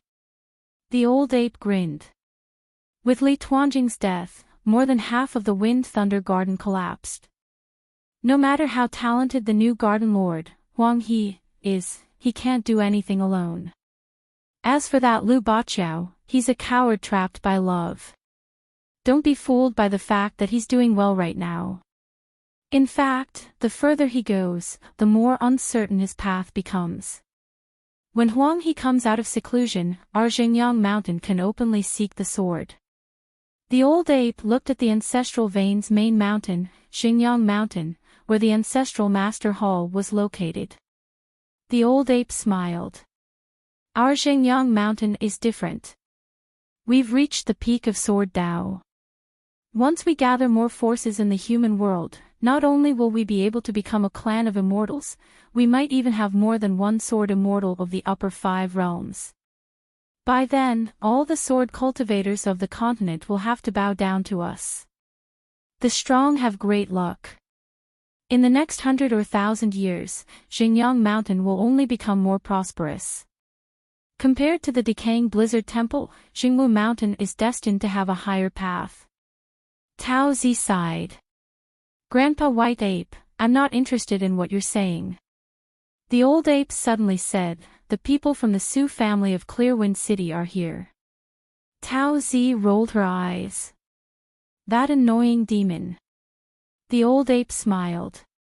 After the Sioux family's patriarch of Clearwind City obtained the Tsuezi armor, he wantonly purged the Sioux family's collateral forces. Soon, he cleaned up all the internal threats. Apart from moving out of Cinnabar Mountain back then and falling into a disadvantageous position in the Dali imperial court, which left them with a bad impression, he did not do anything else. Later on, the Clearwind City's Sioux family married their first daughter to the Yuan family's bastard son. They made up for it after the sheep were lost and clung on to the family of a high-ranking pillar of the country. Now, they were considered a core force of the mountain-supporting dragon vein. However, they were still inferior to Xingyang Mountain. In the past few years, that scheming foxy woman from Clearwind City had been beating around the bush, hoping that her son would be able to become Tao companions with Tao Zi. However, the Tao family's ancestor still had not agreed to it. In fact, once the Tao family and Clearwind City were united by marriage, it would be a great thing for the entire Xingyang Mountain. The two families could add to each other's splendor. A graceful woman in palace attire and a handsome young man in a scarlet robe came together with the wind. Tao Zi smiled brightly and bowed. "Greetings, madam." The young man bowed to the mountain-moving ape. "Greetings, Grandpa White Ape." The old ape only nodded in reply to the young man. The woman's movements were gentle. She reached out and grabbed the young woman's hand. She smiled affectionately and said, "It's only been a few years since we last met, and my Tao girl has become so beautiful." After a round of pleasantries, the woman and the old ape had a tacit understanding to let the young man and young woman be alone. The two elders walked towards the ancestral temple on the old mountain. Outside the ancestral temple, Tao Zi stared and reached out her hand. "Annoying person, where's your gift?" The handsome young man in the scarlet robe clenched his fist, then suddenly released it. There was nothing there, and he patted the young woman's hand. "Keep it well." Tao Zi frowned. The young man raised his hands and smiled mischievously. "Don't be anxious. Our Clearwind City's Fox Country will have a surprise in the near future. I can only wait and give you my gift later." Tao Zi snorted. The two of them walked on the white jade plaza at the peak of the old mountain of another country. They strolled along the railing. The scenery of Xingyang Mountain was a famous scenic spot in the Aquarius continent. The young man glanced at the emerald-green gourd at Tao Zi's waist. "Your brother moving wood, why isn't he here to congratulate us?" Tao Zi sneered. "You think he's a loafer like you? He is now the vassal king of Dali, the ruler of half of the continent." The young man laughed. "Don't spout nonsense." Tao Zi sneered. "The consequences of me standing here and spouting nonsense, or the consequences of you spouting nonsense after hearing it, which one is more serious?" The young man was helpless, the smelly girl was speaking the truth. He leaned on the railing. "Ma Ku Xian is truly powerful, the tidal cavalry is completely gone. I heard that the girl who angered Ma Ku Xian that year and her grandfather knelt and begged for mercy, but Ma Ku Xian did not change his mind." Tao Zi acknowledged. "The one from Li Zhu Grotto Heaven's Apricot Blossom Alley. After going to Xinwu Mountain, he has been breaking through like crazy. Such a person, just ignore him." The young man was silent for a moment, his face gloomy. Because he thought of a certain person whom he disliked the most when he first saw him. However, what made him feel slightly better was that he did not like that lowly bumpkin. It was only a personal grudge, but the girl beside him and the entire Xingyang Mountain had a dead knot with that person that even gods could not untie. It was a death grudge. What was even more interesting was that guy. For some reason, the trash who had broken his longevity bridge had turned to martial arts and liked to run away. He did not enjoy his life at home all year round. Now, not only did he have a family business, but it was also very big. There were so many mountains including Luopa Mountain. Among them, Zhusha Mountain was his wedding dress. He had a ready-made mountain mansion for nothing. When he thought of this, his mood became extremely bad again. Unfortunately, news in Longquan County was heavily restricted, and with the Saint Juan Jiao overseeing it, the Sioux family of Clearwind City did not dare to inquire about news without permission. If he dares to come to Xingyang Mountain after leaving Longquan County, I guarantee that he'll die at the foot of the mountain when he looks up at the ancestral hall. In the North Continent, tens of thousands of miles away from the Aquarius continent, Qi Jinglong drew a talisman thunder pool on the mountaintop. A young man in a black robe wandered around the mountain for 2 days. He would either practice his walking stance or squat at the foot of the mountain when he had nothing to do, admiring the exquisiteness of Qi Jinglong's talisman drawing technique. Chen Pingan completely dispelled the idea of practicing the heaven and earth stance. It was not because the posture was too embarrassing, but because forcefully combining the 4 stances would only cause the fist intent to clash and lose its meaning. During this period of time, he cultivated more than he practiced his fish techniques. After all, his body was too weak right now, and too many walking stances would hurt his foundation instead. If he were a peak martial artist, he would have died 3 times after receiving 3 punches from him. If he were an ordinary martial artist in the distant travel realm, he should have died too. As for Chen Pingan, of course, it did not mean that he was stronger than a martial artist in the 8th realm. In fact, it was equivalent to him dying once.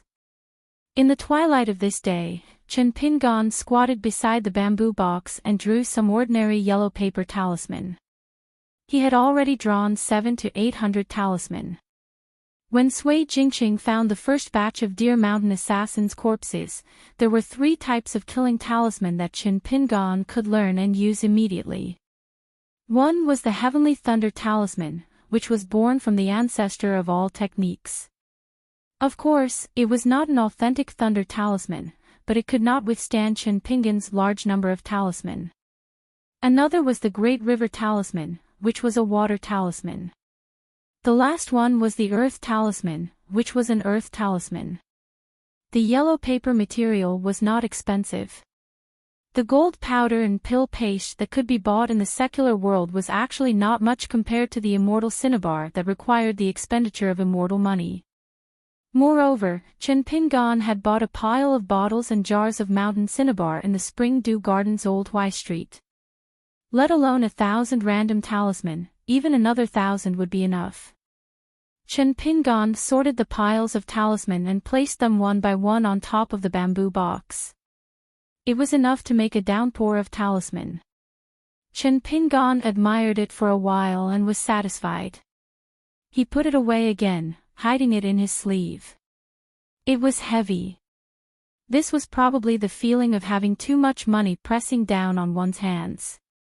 Chen Pingan finally leaned against the bamboo box and sat on the ground. He grabbed a stalk of grass, brushed away the dirt, and placed it in his mouth to slowly chew. Afterwards, he held the back of his head with both hands. The fastest thing in the world was not a flying sword, but a thought. For example, he had arrived at Longquan Commandery's Clay Bottle Alley and Luapa Mountain in an instant, and then he had arrived at the steps of Inverted Hanging Mountain in an instant. Chen Pingan closed his eyes and immersed his mind, gradually falling asleep.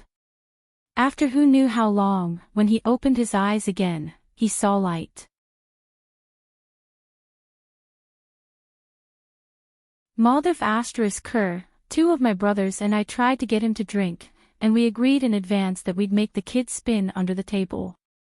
Who would have thought that as we drank, the 3 of us would start fighting among ourselves? 2 big tables, nearly 20 people, and the best ones to leave standing were me and that kid. That kid even carried several people back to his residence. Guaniran asked, "What do you think of that youth?" Yu Shanfang said, "I've heard so many rumors about Azure Gorge Island and that kid that I've gotten calluses on my ears. But after this year of getting along with him, it's completely different." Guaniran nodded and didn't say anything more. Yu Shanfang was too lazy to care more. This rough man's military life didn't have so many twists and turns. In any case, Guan Ran, a fellow soldier who had been through fire and water for many years, was there anything to be afraid of? Guan Ran asked, Yu Shanfang, I plan to get closer to that young man called Dong Shuijing in Longquan County. I'm going to help him connect with my family and make some small businesses a little bigger. Yu Shanfang said gloomily, Why are you talking to me about this? Firstly, I can't be an accountant, and secondly, I can't be a lackey who guards the house. Let me tell you something, don't make me Dong Shuijing's retainer. I'm a bona fide cultivator who follows the army of greatly, and that tattered talisman iron armor is my wife. If you dare to ask me to take off my armor and seek for some bullshit riches and honor, I'll kick you to death because of the hatred of snatching my wife. Guan Iran said with a calm expression, the road to wealth at the foot of the mountain has always been filled with silver flowing through the water since ancient times. If it were up the mountain, it would be an immortal's ferry. In all the secular dynasties, as long as there is water transportation in the country, the rank of the officials in charge is not low. All of them are not famous but hold real power in their hands. Now, our Dali Imperial Court is about to open a new government office, which is in charge of the ferry routes and many ferries of the continent. The official in charge is only one rank lower than the Minister of Revenue. Now, the Imperial Court has begun to scramble for seats. My Guan family has 3 seats, and I can take the one with the lowest position. This is what I deserve. No one inside or outside the family can find fault with it. Speaking of this, Guan Iran asked, Yu Shanfang, I don't want you to take off your armor and return to the fields. That will only make you sullen to death. Do you think I don't know you? I just want to take this opportunity to send you to the new government office. In the future, you will be in the open and Dong Shuijing will be in the dark. You two will help each other. You will be promoted and he will be rich. Don't worry, it's all clean. Just treat it as me helping you. How about it? Yu Shanfang said sullenly, I don't care about being an official or not. Forget it. You can give this opportunity to someone else. Guan Iran asked, Do you really want to die on the battlefield? Yu Shanfang grinned and said, Where is the desperate battle now?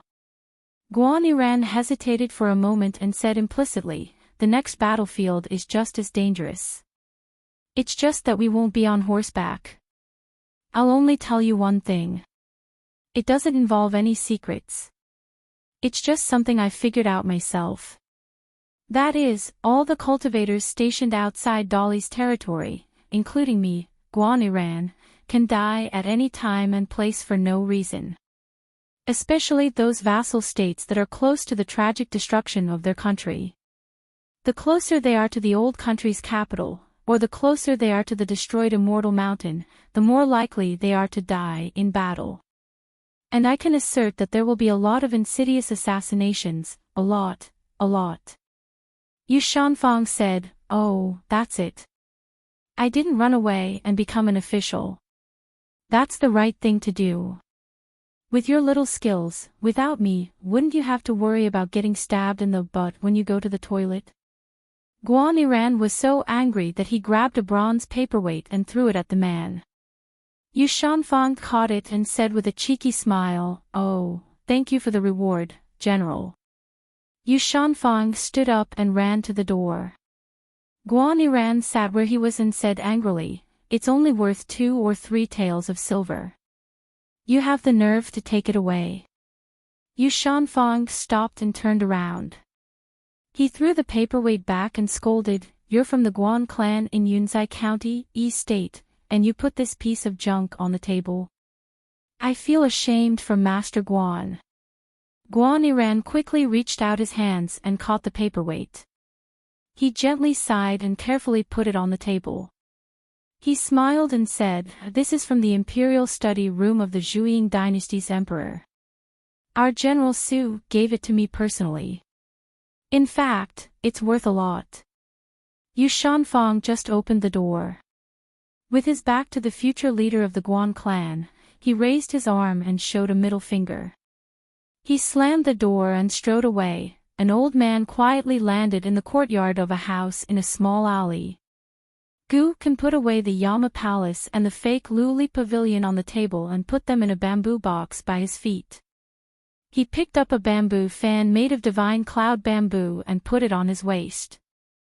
He left the study room with a smile and opened the door of the main room. This uninvited guest could be considered his master. It was Lu Jimao from the Qingxia Island who was rumored to have a chance to break through the bottleneck of the nascent soul stage. Gu Kan opened the door and bowed. Disciple Gu Kan greets master. Lu Jimao nodded with a smile. You and I are master and disciple. There is no need to be so distant. The two of them sat in the main hall. The plaque was left by an old friend of the house, Eternal Beauty. The couplets hanging on both sides were also very old. They hadn't been changed. Behind the door, the scenery is beautiful. When the window is closed, the moral text is to cultivate the heart.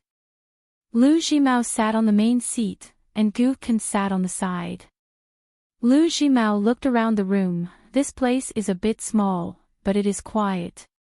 Gu Kan asked, Master, do you want to drink wine? There is no immortal wine here, but a friend of mine has a lot of glutinous rice wine. However, I don't think you can get used to this kind of wine. Lu Jimao waved his hand and smiled. No need for wine.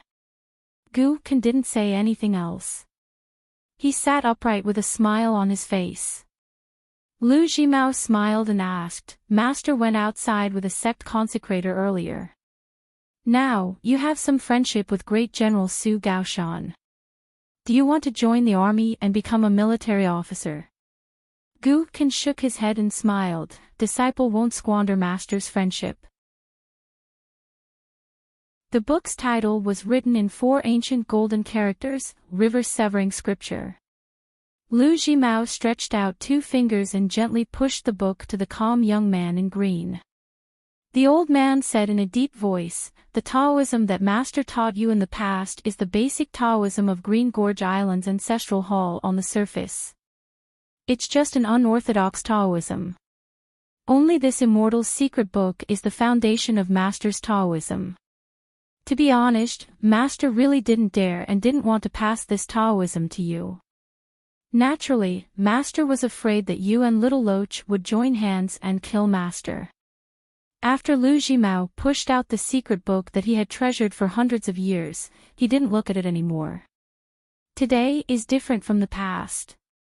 If I enter the upper 5 realms, everything will be fine.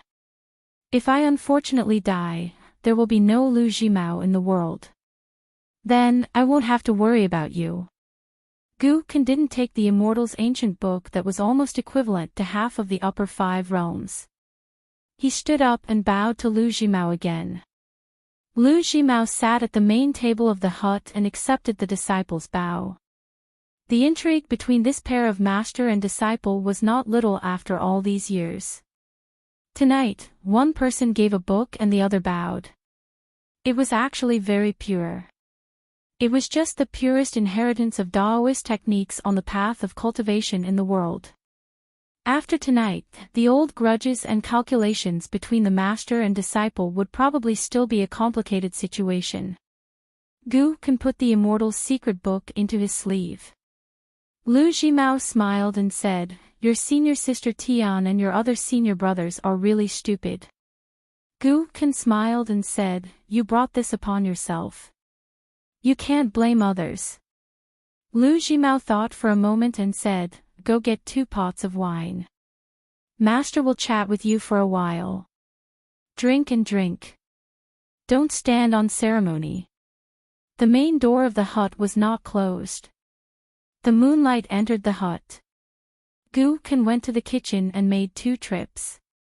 He brought 2 pots of wine from his hometown that Dong Shui Jing had given him, 2 white bowls, and a few dishes to accompany the wine. Lu Jimao poured a bowl of wine and picked up a crispy dried fish from Book Slip Lake. He chewed and drank a mouthful of wine. This was the taste of the human world. Although there was a high chance of him breaking through, and Jiang Shangjin would spare no effort to help him guard the array so that the True Realm sect would have another pure Jade Realm consecrator. However, nothing was absolute. It was still possible that this delicious meal under the bright moon would be Lu Jimao's last supper in the human world. Lu Jimao smiled and said, "Back then, you created the 10 heroes of Book Slip Lake. Actually, only the 9 of you are well known. I reckon that until now, not many people have guessed that the last person is actually the accountant at our Green Gorge Island's mountain gate. What a pity. In the future, you would have had the chance to become an even greater legend." Lu Jimao stepped on the bench with one foot. He narrowed his eyes and took a sip of wine. He picked up a few peanuts and threw them into his mouth. He stretched out a hand and started counting. Green Gorge Island's Devil Incarnate Gu Kan, White Scale Island's Lord Tian Hu, 4th Senior Brother Qin Ju, 6th Senior Brother Chao Zhe, Pond Water City's Young Master Fan Yen, Yellow Horse Island's Lu Kai Sang, Drum Island's Yuan Yuan, Fallen Prince Han Jingling, and Great General Sun Huang He. Lu Jimao smiled and said, "Your senior sister Tian went to Gong Willow Island twice, but I didn't see her. The first time, she wandered around the border for a day and a night and returned disappointed. The second time, she became more and more afraid of death. But he was willing to change his words and actions. Moreover, he learned very well and changed very quickly. It was because that person had said something before he left. The outstanding tree came from the forest and the outstanding tree returned to the forest were two different principles." Lu Jimao finally said, "Gu Kan, do you know what family background is?" Gu Kan smiled and said, "Master, please enlighten me." Lu Jimao said, "It's not like the rich and powerful people in the marketplace who have thousands of acres of fertile land. It's also not like the officials who have a family of generals and sons in court. It's not even like the immortals on the mountain." Lu Jimao only said half of it and still didn't give an answer. Gu Kan thought for a while and nodded, "I understand. It's a family. After a big mistake, they can make up for it. It's not the kind that will disappear just like that." Lu Jimao said regretfully, Lu Jimao, couldn't do it. After this disaster, I disappointed Zhang Yi. Even if I was lucky enough to reach the pure Jade Realm, I'm still a family dog of Master Fu Ji. Gu Kan smiled and said, "There's still me in Verdant Canyon Island." Lu Jimao shook his head, "There's still another Gu Kan in Book Lake." Cultivators in the mountains and lakes clearly distinguished kindness and hatred. It was the same even between master and disciple. Lu Jimao disappeared in a flash and returned to Gong Willow Island where the ancestral hall of Jinjing sect was located. Gu Kan didn't sleep that night.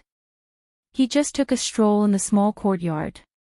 Although Lu Jimao covered up the voices and movements in the house, the old man didn't deliberately do so after he walked out of the house. Therefore, Tsing Yi and Ma Di naturally knew about the arrival and departure of perfected Lord Jiang Jia. Ma Di opened the window and looked around, asking Gu Kan if there was trouble with his eyes. Gu Kan smiled and waved her hand, indicating that she didn't need to worry. As for Tsing Yi, he was honest and timid. Therefore, he hid in the house and felt uneasy. However, cultivation was just that strange. Tsing Yi's foundation was good, but Ma Di's cultivation talent was better. At the same time, Tsing Yi had better opportunities, but Ma Di's postnatal temperament was better. In the end, Tsing Yi had more hope of going further. Fortunately, Ma Di, who had died once, didn't care about this at all. Therefore, sometimes, Gu Kan was a little envious of Tsing Yi's ignorance and Ma Di's carefree attitude. Tsing Yi tossed and turned in bed and finally fell asleep. Gu Kan sighed. If Tsing Yi cultivated in Book Lake back then, even with his current cultivation level, he would still be like a lamb in a tiger's den. Through the banquets at the general's mansion, Gu Kan found some clues. When the rules of Book Lake were set, the young general, Guan Iran, who was destined to be a rich family, must have gotten a copy of the account book in advance. The little guy said angrily, "So many words. I want something smaller and more imposing." Gukan said, "Oh. The young man sharpens his knife at night. If you want to say something against me, you'll die immediately." The little guy frowned. "The murderous aura is too strong. I'm afraid of being hit. But it's not that I can't say it. I can only say it to those who can't outrun me." Gukan laughed and slapped the little guy's head. "You're so clever. You're like me when I was young." Gukan stopped laughing and said, "Forget about what you just said. Let me teach you something else. It's even bolder." The little guy nodded vigorously. "Hurry up." Gukan said seriously, "It's cold on the bed every day." The little guy flew into a rage out of humiliation and slapped the man's shoulder. "You're the one who wets the bed." Gukan suddenly asked doubtfully, "Oh right, the teacher won't hit you. Don't you often go home crying? You said that the old teacher is an old bastard who likes to beat you with a board the most." The little guy shook his shoulders and said with a smile, "You don't know this. Our school has a new teacher. The previous one was annoying. He never hit or scolded those who were good at studying.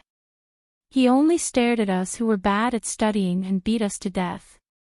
It was as if we stole something from him.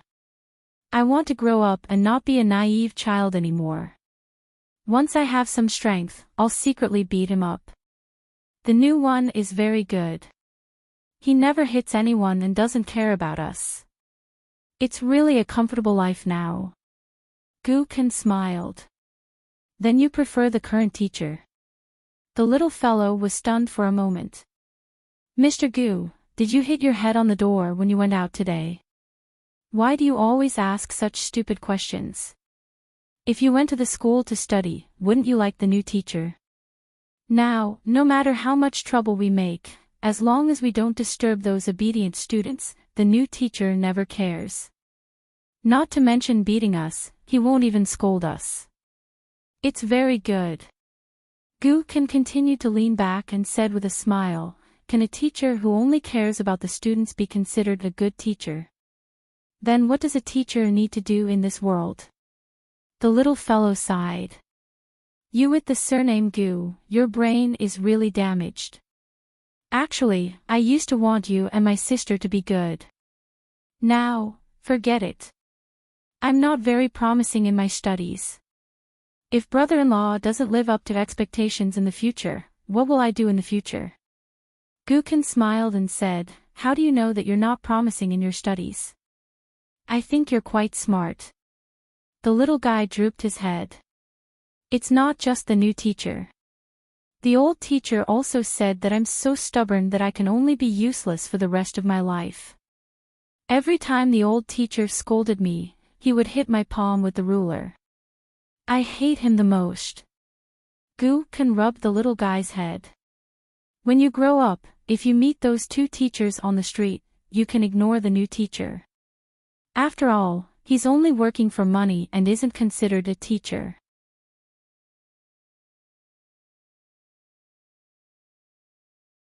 Because the Jade Gue sex elder who was in seclusion could not be more dead. At that time, the four of them attacked together, but only two of them actually attacked. Lu Laoqing and Lu Jimao were only in charge of holding the line, or watching the show. Kill the chicken to warn the monkey. It was on this Gong Willow Island. Between Li Kai and Jiang Shangzhen, one unsheathed her sword and the other took out a willow leaf. When the meritorious old man from the Jade Medallion sect saw Li Kai, he did not even have the thought of dying together with the madman Jiang Shangzhen. Unfortunately, he did not manage to escape and died. Even many cultivators of Gong Willow Island only sensed the change in the atmosphere for a split second, and then the world became silent, the clouds were light, the wind was light, and the moon was bright. Jiang Shangzhen suddenly said, "In the future, if we encounter divine grandeur sect's Taoists, tell our true sect disciples to be more respectful and behave with our tails between our legs. Regardless of right or wrong, as long as we fight and are killed, true sect will pretend that nothing happened. If we accidentally kill the other party, true sect's ancestral hall will cut off the head of the hero and have Li Fuyao send it to divine grandeur sect as an apology. Lu Laoqing nodded. Got it. Jiang Shangjin smiled. You don't understand. Lu Laoqing shook his head. It was not hard to understand. A tall tree attracts the wind and is the target of public criticism. True sect did not have any ties in Aquarius continent. They seemed to be glorious but were actually enemies everywhere. For example, the Song clan's cavalry. However, understanding was one thing. Lu Laoqing still admired Jiang Shangjin for being willing to lower his head to this extent. This immortal master who had a cloud cave-blessed land in his hand was simply more unconventional than a cultivator from the mountains and lakes. Jiang Shangjin sighed.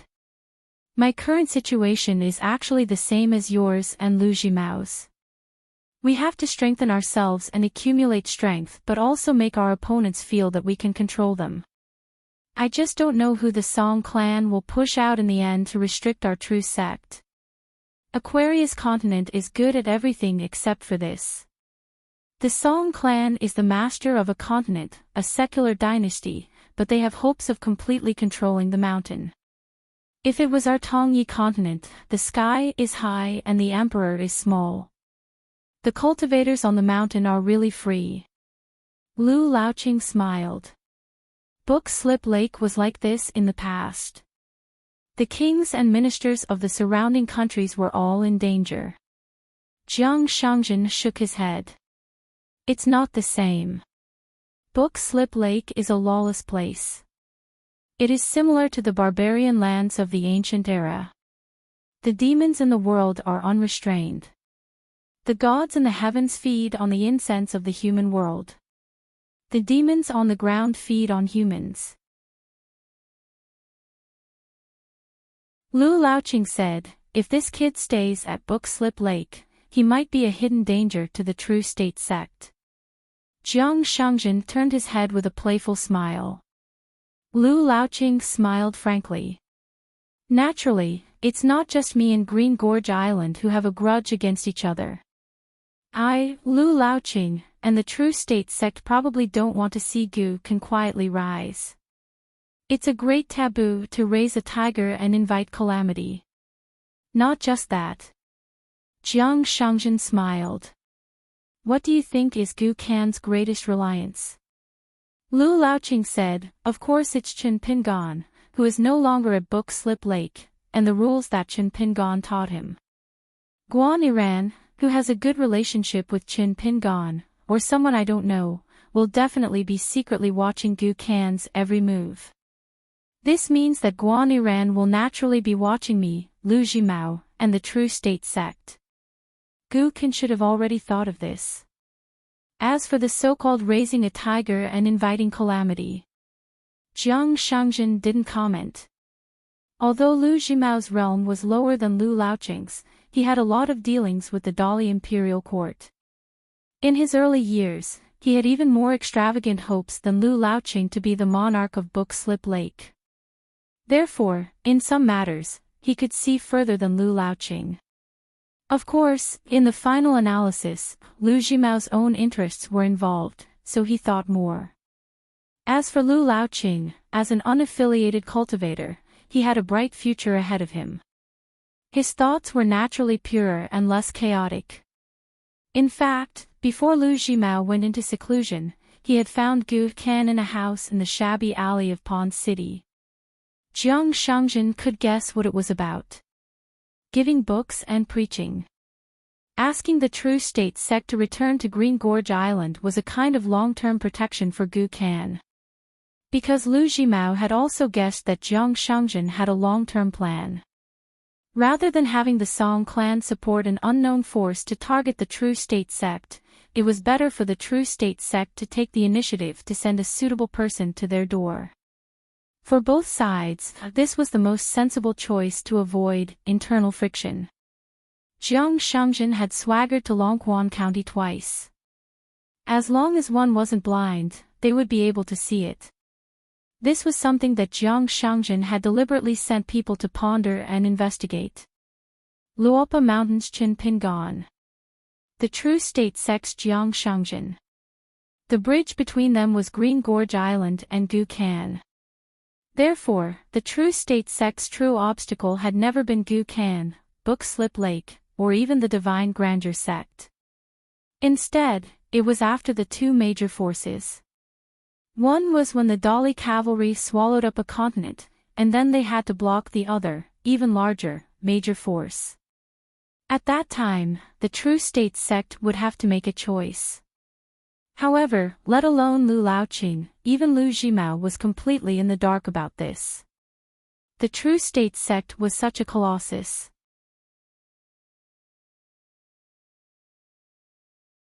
Before this young man had picked up a fallen Wenjingwa imperial jade seal from a man whose family had fallen in the hands of Lu Laoqing, the only upper five realms wild cultivator in Aquarius continent, Lu Laoqing's hometown. However, this Wenjingwa was not destroyed under the hooves of Dali's cavalry. It was something that happened much earlier. The crown prince of the fallen Wenjingwa seemed to have no intention of reviving the country. After so many years, he still did not leave the mountain. He was still cultivating on the mountain.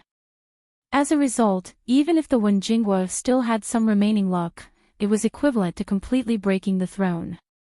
This was because any Middle Five Realms cultivator could not become an emperor or monarch. This was the iron law of the world. Other than this imperial jade seal that he bought at a low price, the young man also went to look at that old apricot tree. Regent tree, Prime Minister tree, General apricot, one tree with 3 imperial titles. The young man in white stopped over there. At the bottom of the tree, there was an empty stomach. The young man squatted by the tree hole and muttered for a long time. Later, on the road, the young man who obtained the jade seal used the excuse of keeping it as a complete collection to go to a certain mountain and bet 1 against 1 with an old cultivator who walked the path of Fu Long. After winning, he bet 2 against 2 and won another round by a hair's breadth. Then, he continued to bet everything on the table, betting 4 against 4 and finally 8 against 8. In the end, he won the other party's remaining 2 jade seals. The foreigner surnamed Shui was so addicted to gambling that he almost lost his mind. He even threatened to bet the 16 treasures in his hand on the other party's remaining 2 jade seals. In the end, he still won. In this way, relying on luck, the young man in white inexplicably got the remaining 16 treasures of the Wenjingwa and swaggered down the mountain. He casually put those priceless imperial jade seals into a cotton bag and let a delicate child carry them down the mountain. That old servant Luli always felt a chill down his spine as he went down the mountain. The mountain protecting Great Formation could be activated at any time. Of course, it was hard to say who would beat who in the end. But the old cultivator was worried that the magic weapon didn't have eyes. If Great Immortal Master Chui didn't take care of it, he would be mistakenly killed. The old cultivator was very clear that the only thing Immortal Master Chui cared about was that little fool with turbid eyes. Fortunately, the gambling on that mountain was good for once and didn't make a move. On this road, the 3 of them walked quite a bit. They saw the so-called Iron Cavalry of the Yunshao country's Jingji Martial Arts Exhibition and appreciated the Mid-Autumn Festival Lantern Festival in the capital of Qingshan country. Unfortunately, the old cultivator didn't get to see the Emperor of Qingshan country's eccentric, plump 5 beauties. He felt a bit regretful. Otherwise, it would have been good to gain some knowledge. However, Immortal Master Chui bought a popular book called Qian Ben Chao. It wasn't some rare book, but it was bought from an ordinary bookstore. He often flipped through it while walking on the mountain paths. It was a bit chewy. After passing the border of Qinghuan country, immortal Master Chui walked even slower. He often took out an imperial jade seal and rubbed it on the face of the child he nicknamed Brother Gao. Lu Li had always been like a servant porter of a traveling noble, carrying a miscellaneous box. However, he felt that compared to the Brother Gao, who was often ridden on a horse, he was actually very lucky. Therefore, he often told himself to cherish his fortune. As for Mr. Chui's casual behavior, the old cultivator had long been used to it.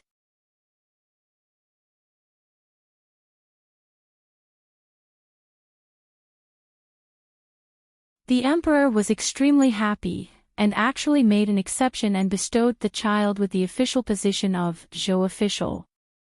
This was an official candidate, and although it was not an official position, it was an official position. This meant that this child was very likely not only in Qingyuan country, but in the entire history of the Aquarius continent, the youngest civil official. At this moment, it was about to enter winter. On the bank of a river that had not been completely dredged, on a quiet little road, on the roof of a bumpy carriage, a white-clothed youth sat cross-legged. The child's hand was holding a type of kite that was a specialty of Qingyuan country, called a wood harrier. As long as the thread was not broken, all the kites in the world were destined to fly high, but they could not go far. Cui Dongshan lay back, staring at the kite in the sky. "My master, is he well?" The reopening of the water transport was extremely complicated and involved all aspects of Qingyuan country. Therefore, the imperial court did not blindly seek for speed and appeared to be making slow progress. The rank of the officials in charge of this matter was not high. There were 3 of them. 2 of them were doctors that left the capital from the Ministry of Revenue and the Ministry of Works, and the last one was the provincial governor of the city where the main road of the water transport was located. As the imperial court did not publicize this matter, there were not many people in Qingyuan country who paid attention to this matter. It seemed that the 2 old officials of the capital were more superficial and the provincial governor was more pragmatic. However, in reality, this was not the case. On the contrary, the provincial governor who originally thought that he was just going through the motions arrived at the temporary government office built by the river. Only then did he realize that the 2 doctors, whose ranks were not even as high as his, seemed to have a well-thought-out plan. The rules and regulations were detailed, almost to the point of being cumbersome. It was to the point that even he who was familiar with local government affairs felt that he could not interfere. Other than the 5th-rank doctors from the Ministry of Revenue and the Ministry of Works, there was also a 5th-rank assistant official whose surname was Lu Qingfeng. Provincial Governor Hong really despised this person surnamed Lu. In the Jianghu, betraying one's friends for glory was already something that everyone disdained. In the officialdom, he was a bastard who betrayed one's father for glory. Provincial Governor Hong felt that he had to change his official robe every other day to discuss matters with this kind of person. He felt uncomfortable even drinking a cup of tea. In the past half a year, Provincial Governor Hong had always treated Lu Qingfeng with disdain. The 2 officials of the capital seemed to understand his feelings and purposely turned a blind eye to it. As for Lu Qingfeng himself, probably due to his low rank and guilty conscience, he had always pretended to be respectful to Provincial Governor Hong. Moreover, when discussing the details of the dredging of the water transport at the table, Lu Qingfeng almost never took the initiative to speak. He would only speak when the 2 officials asked about the details. On this day, in a village next to a section of the water transport, there was a lively scene of dancing bamboo horses. A scholar who had already traversed the entire old Sauha twice was sitting on top of a short yellow mud wall with a young page boy named Lu Suo.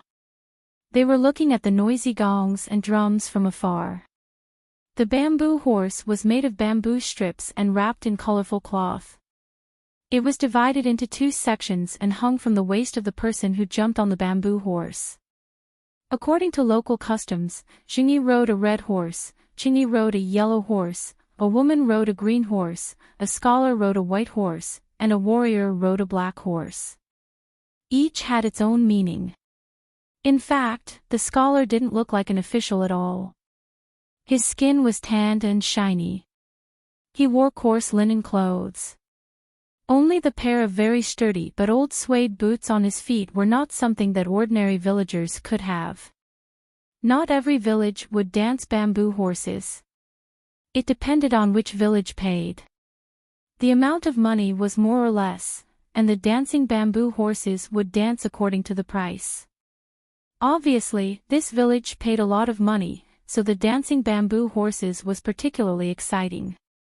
Near the top of the wall, there were many loafers and tall young men who came from other villages to join in the fun. They pointed at the girls in the rich village and talked about them without any scruples. They talked about which family's girl's breasts would definitely be big in the future and which family's girl would definitely give birth to a son. Laughter rose and fell around the wall. Some people even argued about which family's girl was the prettiest and who was the prettiest girl within the radius of dozens of miles. Anyway, they all had their own preferences. The scholar also looked at the girls who they were pointing at and didn't hide his observation. The attendant sitting at the side was somewhat helpless. "Master, why are you also so indecent?"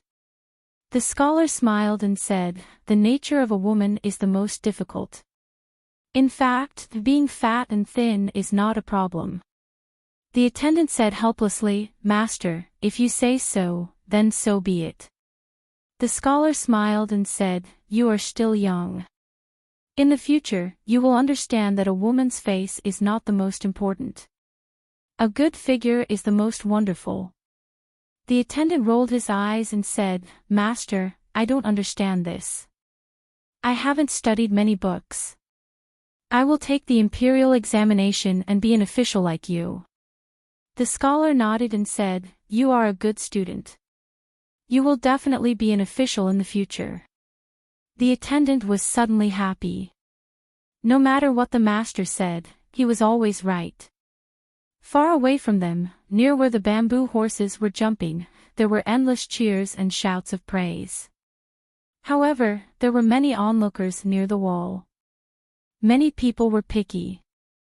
There were more people who didn't take it seriously and more people who sneered. The applause was sparse. The attendant asked softly, "Master, you are so knowledgeable that you know the origin of those dancing bamboo horses. Then tell me, is it true that you didn't dance well?" "I think it is very good." Lu Qingfeng whispered, "Of course it is good. But we don't spend money. Why should we say it is good? Which of the good things in the world doesn't cost money?" The attendant was confused and asked, "What's the reason?" Lu Qingfeng smiled and didn't say anything. He touched the boy's head and said, "Don't think too much about it. Now is the best time for you to study." The attendant nodded and thought of something. He asked curiously, "Why do you only look at the archives of the Ministry of Revenue recently?" The attendant still didn't know that this was not something his master could read as an official. Someone even secretly sent it to his desk. Lu Qingfeng said softly, looking at the history books, "It's all written by the later emperors about the affairs of the previous dynasty. It's inevitable that it's not true. But the only thing that will not lie is the matter of money. So when we read history, if we have a chance, we must look at the life history of the people in charge of the financial power of the previous dynasties, as well as their process of casting and promoting all kinds of money. It's easier to see the gains and losses of the national policy by taking one person as the point and the state treasury as the line." The attendant scratched his head. Lu Qingfeng looked at the bustling noise in the distance and said with a smile, "You don't have to worry. If you want to read in the future, I have all the books here." Seeing that the master liked to chat today, the attendant was a little happy. Because the 2 trips to the beginning and the end of the Tsauha River were really tiring. Moreover, the master didn't like to talk much at that time. He just looked at the mountains and rivers and silently wrote notes. The attendant took advantage of the master's willingness to talk more today, so he asked, "Master, Why do you have to talk with the teachers in the cities and rural schools wherever you go? Lu Qingfeng said, where do the seeds of studying come from? After the parents and the family, there are teachers. How can it not be an important thing for us scholars to care about? Is it possible that there will be scholars who are full of classics and willing to cultivate themselves and raise their families out of thin air? The attendant nodded and said, Master, what you said is still reasonable. Lu Qingfeng smiled and said, you can think about it now. The attendant nodded and said, okay. Suddenly, a group of young men and tall boys rushed over. When they saw Lu Qingfeng and the attendant, they jumped on the wall one by one. Get out of here. There was anger on the young attendant's face. He didn't expect that his master had already stood up and silently jumped off the low wall without saying anything. The young attendant had to follow him and went to another place to enjoy the jumping bamboo horses. But when he looked again, he couldn't see clearly. The young attendant was very angry. Lu Qingfeng stood elsewhere, stretched his neck, stood on tiptoe, and continued to watch the jumping bamboo horses in the village's grain field. The young attendant was unhappy. His master was good in everything, but his temper was too good, which was not very good. Don't argue with right and wrong people, but in the end, you are the one who is right and wrong. Lu Qingfeng said with a smile, don't compete with hypocrites for fame, don't compete with real villains for profit, don't argue with stubborn people for reason, don't compete with ordinary people for courage, and don't compete with sour scholars for talent. Don't show kindness to fools. This was not to compete. In fact, there was knowledge to compete. But Lu Qingfeng thought that it would be better to talk to the young attendant later. It was not a good thing for young scholars to not study hard and only think about the big ideas. They just needed not to make big mistakes. The young Lu Mang summoned up his courage and refuted his master who knew everything for the first time. If we don't compete for anything, then we will have nothing. It's too disadvantageous. There was no such thing as living meant giving way to others. I don't think it's good. Lu Qingfeng smiled and said, think about it carefully.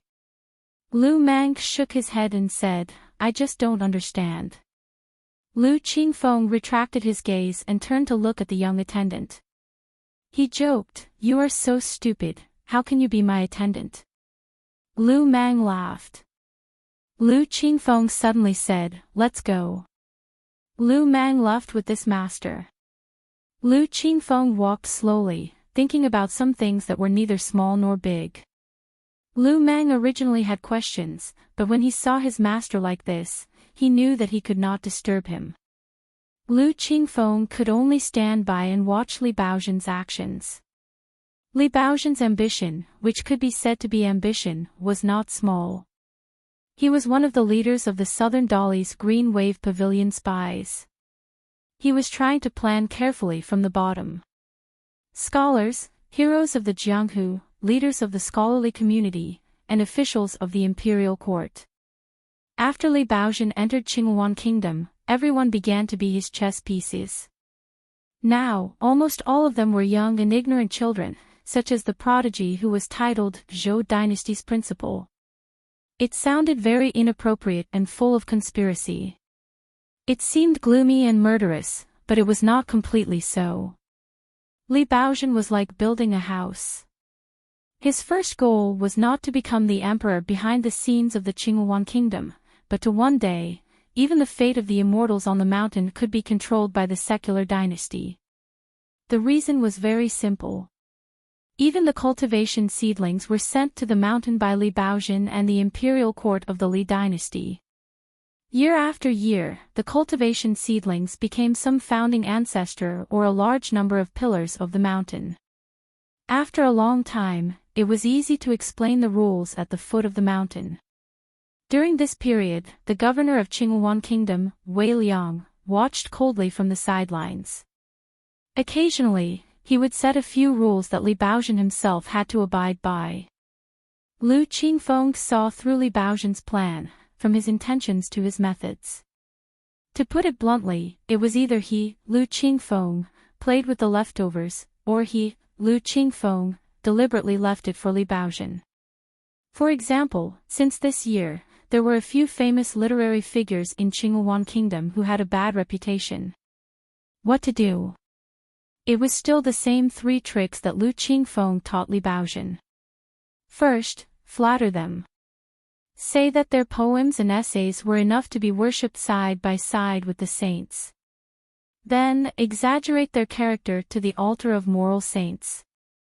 Then, someone would come out and say a few words of approval.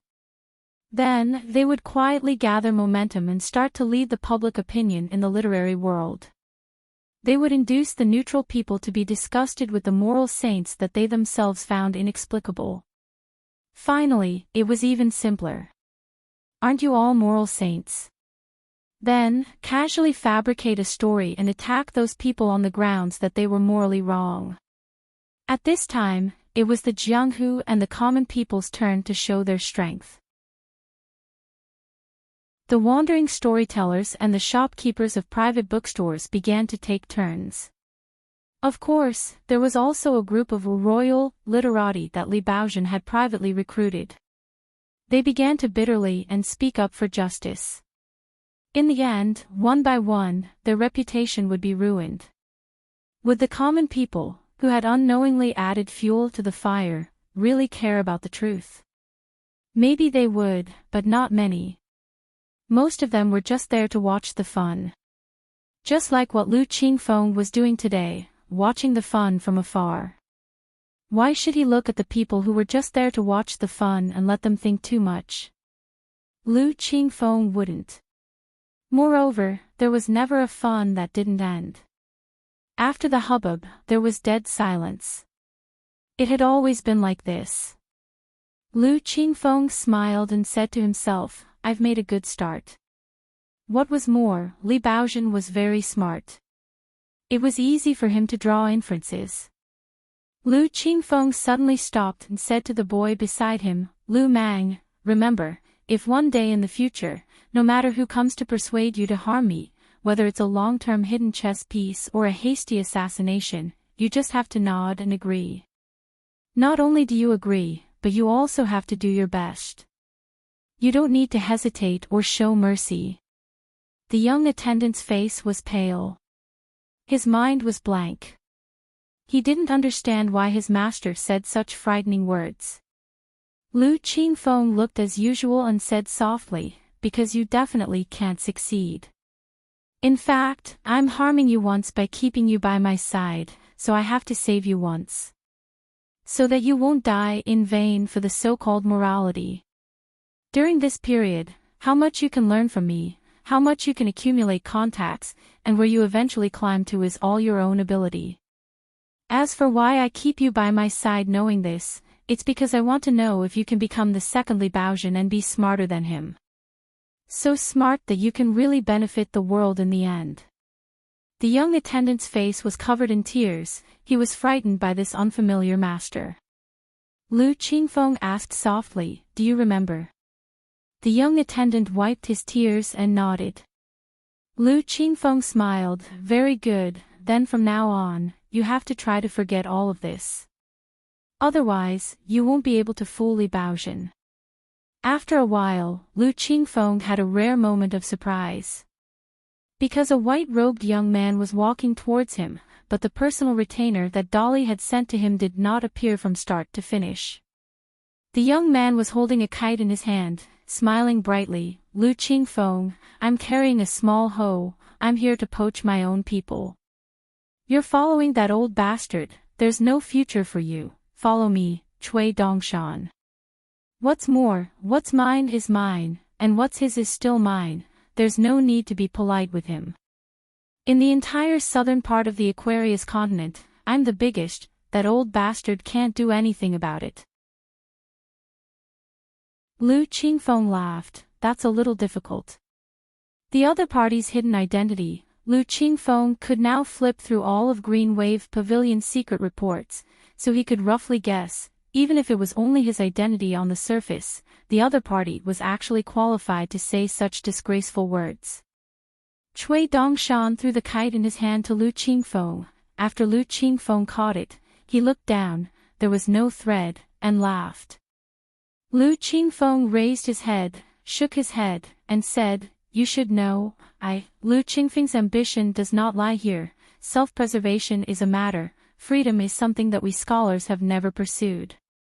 Cui Dongshan took a big step forward, tilted his head, and extended his hand, then returned it to me.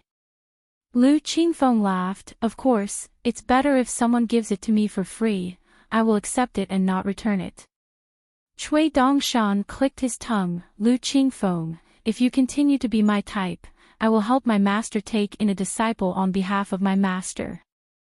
Lu Qingfeng smiled and asked, "I wonder who Mr. Cui's master is." Cui Dongshan stood in place, his feet did not move, his shoulders shrugged, he was extremely mischievous, and laughed. "You've already met him." Lu Qingfeng thought for a moment, "I can't guess." Cui Dongshan laughed out loud. "To show my sincerity, I will not keep you in suspense. My master is the person who caused your ox cart to fall into the water." Lu Qingfeng was startled for a long time, and asked tentatively, "Qin Pingan?"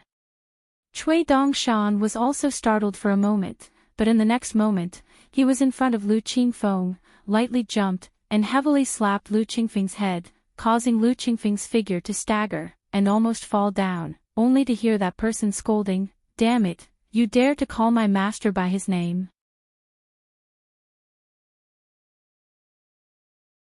536. The two Taoists, one old and one young, could only walk according to the local rules. The old Taoist was no exception as he walked along the river with his disciple. The young Taoist, Zhang Shanfeng, had an eye-opening experience. The Yinchen clan was worthy of being called a refined scholar. It was worthy of being called the master of the world's monumental archways. This was probably the first-class scholarly family in the world. Actually, it was not that they could not hire a carriage to go to the ancestral hall of the Qin family. It was just that they did not have enough money. Even if Zhang Shanfeng agreed, they would not have enough money. Luckily, Zhang Shanfeng was used to the mountains and rivers of Jianghu. He felt a little guilty for making his master suffer along with him. Although his master's cultivation was not high, he had already abstained from eating. Actually, the journey of a few hundred miles was not that difficult. However, his disciple had to be filial. However, every time Zhang Shanfeng turned back, his master would be walking and dozing off like a chicken pecking rice.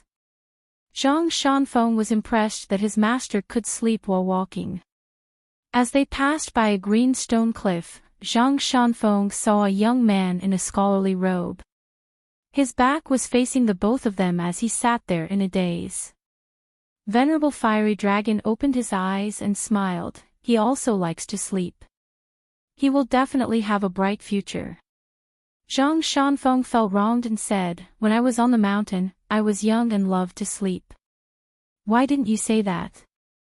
Why did senior brother always use a chicken feather as an order to get me to cultivate?" Senior apprentice brother Xiangji always said that my aptitude was as good as his, and that if I didn't cultivate diligently, it would be too much of a pity. So even though master didn't care, as his senior apprentice brother, he couldn't just watch me waste the opportunity to cultivate the Tao on the mountain. Well, in the end, I found out that senior apprentice brother Xiangji was actually only at the immortal cave realm. But senior apprentice brother's tone was always so arrogant that I always thought he was a Jin Dan Earth immortal. Hence, when senior brother died of old age, I cried so miserably. I could not bear to part with senior brother Xiangji. Actually, I was also a little disappointed. I always felt that I was stupid and lazy and could not even cultivate to the cave realm in this lifetime.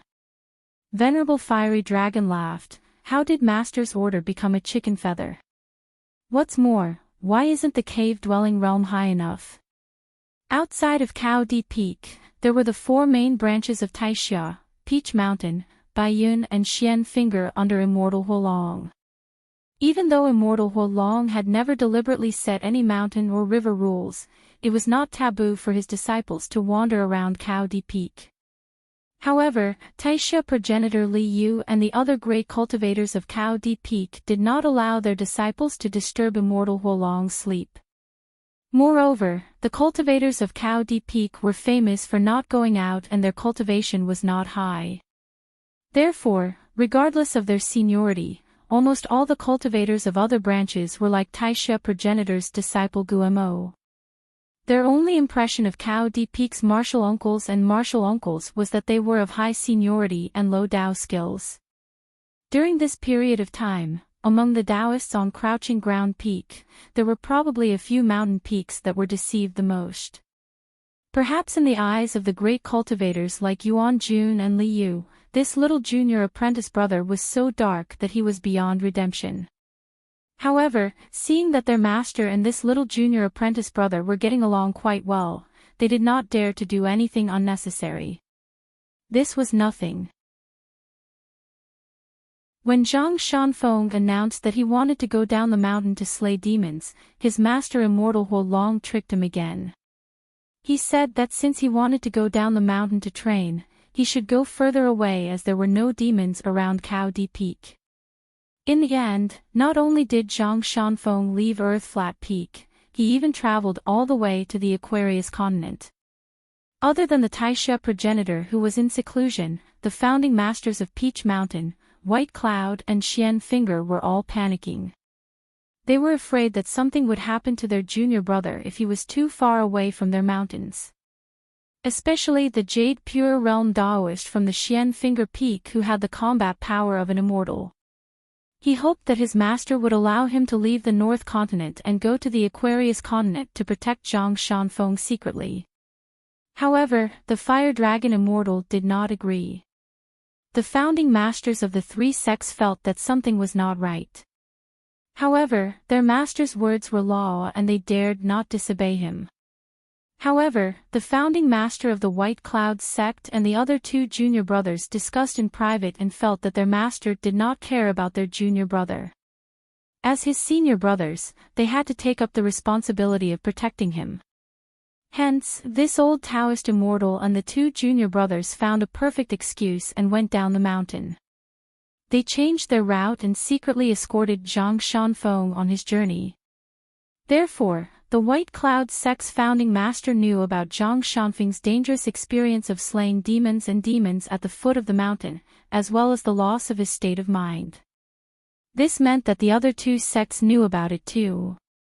Especially when Xian Finger knew that Zhang Shanfeng had boarded the ferry, the founding master of the Peach Mountain calculated with his fingers and turned pale with fright.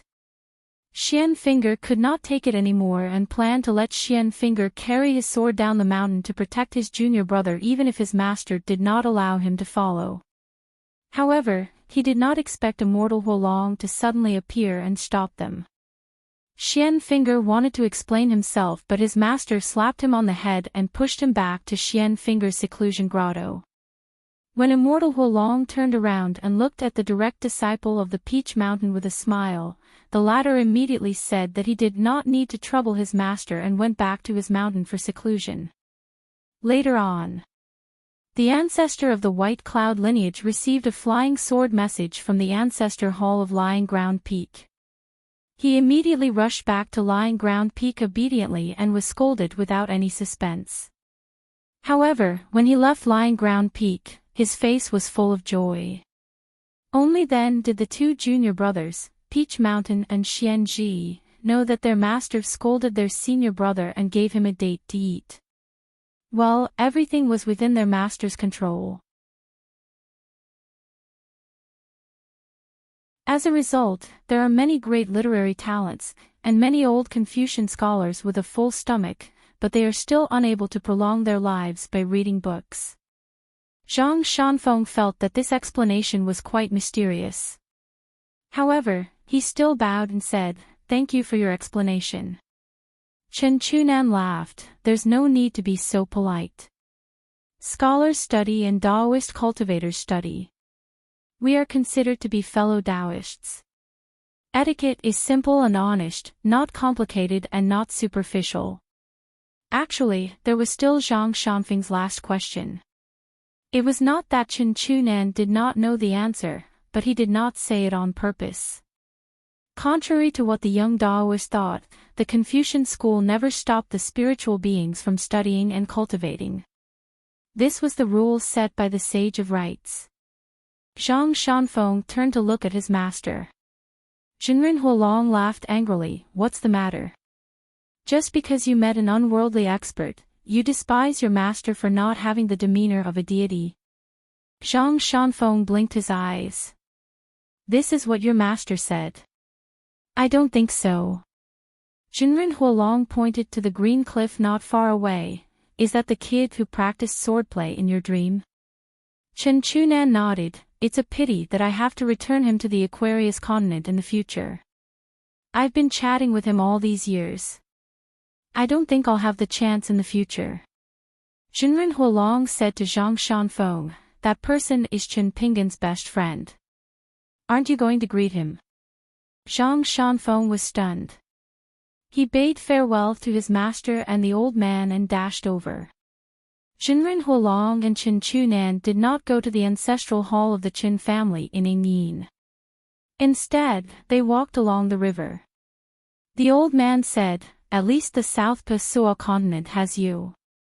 What about the Southeast Tongyi continent and the Southwest Fuyao continent? Chen Chunan did not speak for a long time. Actually, this question was a little weird. If the demons in the wilderness could really break through the Great Wall of Sword Qi, their army would flood the world's largest mountain imprint, the inverted hanging mountain. Then, it would be hard to say if Chen Chunan could defend the South Pasua continent, which was closest to the inverted hanging mountain. Then, what did the Tongyi continent and the Fuyao continent have to do with him? Chen Chunan smiled and said, the old elementary scholar actually advised me before. What he meant was that he gave me two choices. Either I don't want to die, or I want to die sooner. I don't want to die sooner or later. Jinren Huolong sighed. Elder Wenxing is one of a kind when it comes to human nature. In terms of age, Jinren Huolong was much older than the old scholar. But when the old scholar was mentioned, he still had to sincerely address him as elder. Chen Chunan nodded his head. He did not refute. Even if he was the mainstay of the secondary saint's lineage, Chen Chuanan's own knowledge was fundamentally the opposite of the old scholar's philosophy. The Confucian school of thought that ruled the world. The battle between the sages and the direction of the Tao ultimately depended on whose Tao could protect the common people and benefit the Tao of the world. The battle between the gentlemen was about right and wrong. It was about right and wrong. The battle between the sages was about whether one's own knowledge was good or bad. It was just a battle between the pen and paper. The complicated rules of the Confucian school of thought were the greatest protectors of this vast world. As for the scholarly sages, drawing a circle around the prison was the most restrictive thing in the world. In the old dragon city at the southern end of the Aquarius continent, the secondary sage had personally punished him. He was regarded as one of the 72 sages who had lost their chance to eat cold pig's head meat by the cultivators of the 100 schools of thought. In terms of knowledge, he had helped the Confucian students of different schools in different continents to benefit greatly. Hence, even if this person was against the disciple of the old scholar was still willing to admit that this person's knowledge was not ordinary. He could see the potential of this person's knowledge to the world. The dead were like husbands, unwilling to part with day and night. The two old men who had reunited after a long time chatted about the most important things in the world. The two young men at the Green Rock Cliff were like old friends. They chatted about trivial matters. The young Confucian who was sitting there pretending to be asleep was Lu Xianyang, who was brought from the Aquarius continent to the Hassa continent by Chen Chunan. After knowing that the young Taoist named Zhang Shanfeng and Chen Pingan were best friends who traveled together, Lu Xianyang was very happy. He asked Zhang Shanfeng about what he had seen and heard along the way. Lu Xianyang did not know much about the inside story of the Aquarius continent, the Dali cavalry, and the Aquarius continent. He could only learn about it from the landscape bulletin and search for clues bit by bit. Lu Xianyang had no one to rely on when he was studying abroad. He had to be frugal because in the Qin family of Yingyin, all the books, no matter how rare and expensive, could be read for free. However, the landscape bulletin had to be paid. Fortunately, Lu Xianyang knew a few disciples of the Qin family and Confucian scholars from the academy. They were now friends and he could learn about other continents through them. Compared to the cheerful and tall young man in the small town. Now, Lu Xianyang had become more and more calm and restrained. He was diligent in his studies and rigorous in his studies. He did not relax for a moment when he secretly cultivated. He was more and more in line with the family style and landscape of the Qin family. On the other hand, the young man from the clay bottle alley who was always silent in front of outsiders, Lu Xianyang's best friend, was pursuing the freedom of the state of mind in his heart. He got whatever he wanted. Zhang Shanfeng poured out all the beans and talked about Qin Pingan. For this young Taoish from the flat ground peak, even if he knew that he had missed the chance to become a great celestial master with a different surname from the Dragon Tiger Mountain, he might feel some regret. However, he would not be too sad. He would more likely think that his master was stupid. How could he, Zhang Shanfeng, dare to touch the great celestial master with a different surname from the celestial master's residence? He did not dare to think too much about it. Even if he knew that he had missed the opportunity for no reason, Zhang Shanfeng would not be too disturbed in his Tao heart. This might be the most valuable thing about Zhang Shanfeng that he did not know. He was even more ignorant than he was that his master's Tao skills were not high. However, when Zhang Shanfeng talked about the 2 times he parted with Qin Pingan, he was really sad. Zhang Shanfeng took off an ancient sword from his back and handed it to Lu Xianyang, who he had just met as a friend. He smiled brightly and said, "This is the sword that Qin Pingan bought at Qingfu Square. The name of the sword is Xinwu. I still owe money for the military school's armor pill that can transform into a sweet dew armor. I owe Qin Pingan a lot more. However, my master helped me to ask for 2 bottles of water pills from an old friend at the Mirage Lake. If I have the chance in the future, I can give them to Qin Pingan as interest." Lu Xianyang slowly unsheathed the sword. It was slightly cracked and rusty. He flicked the sword with his finger and it vibrated slightly. He nodded and said, "It's very heavy." Zhang Shanfeng was puzzled and asked, "This sword is not heavy, is it?" Lu Xianyang squinted and stared at the subtle ripples on the sword. He could see the mystery in it.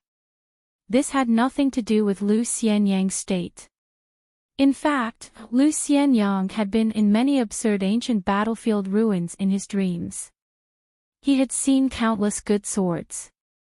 Many of them could be pulled out, but many of them could not be picked up. Lu Xianyang still could not pick up a broken sword.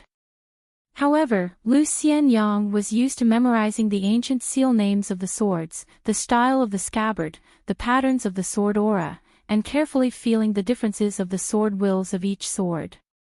What was even more mysterious was that even though he was an outsider, who could ignore the passage of time in his dream, he would still attack like an ancient person and destroy all of Lu Xianyang's consciousness and thoughts on the spot.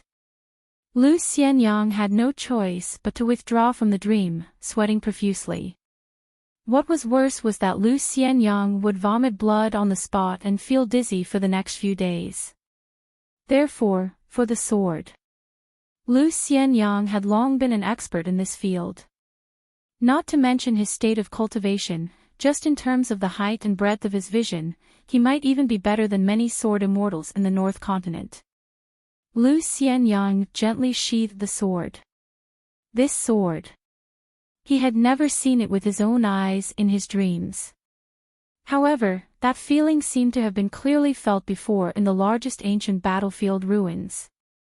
Being there, Lu Xianyang's footsteps faltered, and he felt as if the world had become heavier.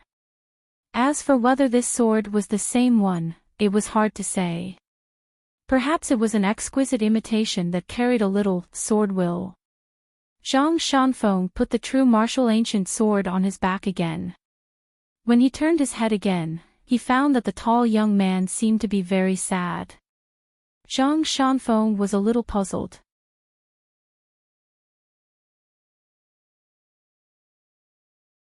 When the time was up, Lu Jinglong's talisman array that could withstand 3 attacks from a nascent soul cultivator dissipated. These movements made Chen Pingan open his eyes. Previously, Chen Pingan had already taken off his black Daoist robe and changed into an ordinary green robe. Chen Pingan carried the bamboo box, took out the ordinary green bamboo mountain staff, and walked down the mountain. Once again, he was like the scholar in the green robe who carried his books and traveled. The quiet cultivation of cultivators in the lower 5 realms, other than refining the spiritual energy of heaven and earth into their own little world, could also strengthen their muscles and bones, making them different from ordinary people. After entering the cave abode realm, one's muscles and bones would be strong, and their skin would be as shiny as green jade. After entering the golden core realm, one would go one step further. Their muscles, bones, and meridians would be together, and they would have the appearance of golden branches and jade leaves. There would be clouds inside and outside the chi abode that would not dissipate for a long time. Especially after entering the nascent soul realm, it was as if a small world of the human body had been opened in the key acupoints. The spiritual energy of heaven and earth, which was condensed like the liquid of the golden core, would be further improved, and a small nascent soul cultivator would be born that was compatible with one's own Tao. This was the foundation of the yang spirit of cultivators in the upper 5 realms. However, it was similar to the golden core, with different grades. This was the foundation and aptitude of a chi cultivator. The so-called foundation of a cultivator was the size of the small world of the human body and the objects that contained spiritual energy. As for aptitude, after embarking on the path of cultivation, it would determine whether a chi cultivator could become an earth immortal, and the quality of their golden core and nascent soul. The speed of a chi cultivator's cultivation would have a huge difference between heaven and earth. As for the matter of temperament, it was the cultivation of the heart. It was the most illusory, but it would often drop the ball at the crucial moment, and it would also inexplicably succeed. For example, Lu Laoqing of the Gong Willow Island had a strong will, but it was a little heart demon born from love that almost caused the only upper 5 realms cultivator in the Aquarius continent to die early. Lu Fangfang of the Lotus Flower blessed land was even more troubled by love. Within 60 years, Jiang Shangzhen disguised himself as Zhou Fei and protected him, but he still could not completely untie the knot in his heart. Looking at Jiang Shangzhen again, he seemed to be stained with the mud of love, but he did not have the slightest bit of this heart demon. It was all due to different temperaments. As for the matter of fate, it seemed that one could only rely on one's fate. Back then, He Xiaoliang of the Divine Grandeur sect, Wang Ting of the Tongyi Continent's Taiping Mountain, and of course, Li Huai, who was very close to Chen Pingan, belonged to the kind of people who were unreasonably lucky. Now that Chen Pingan had successfully refined the 2 natal items, the water word seal of the water residence and the 5-colored earth of Dali, he had created a great layout of mountains and rivers. The matter of cultivation was much faster. The absorption and refinement of spiritual energy was faster and more stable. Therefore, it could be said that as long as Chen Pingan was willing to find a place with beautiful mountains and clear waters, even if he stayed on a small mountain and cultivated day and night, he would still be able to increase his cultivation and realm.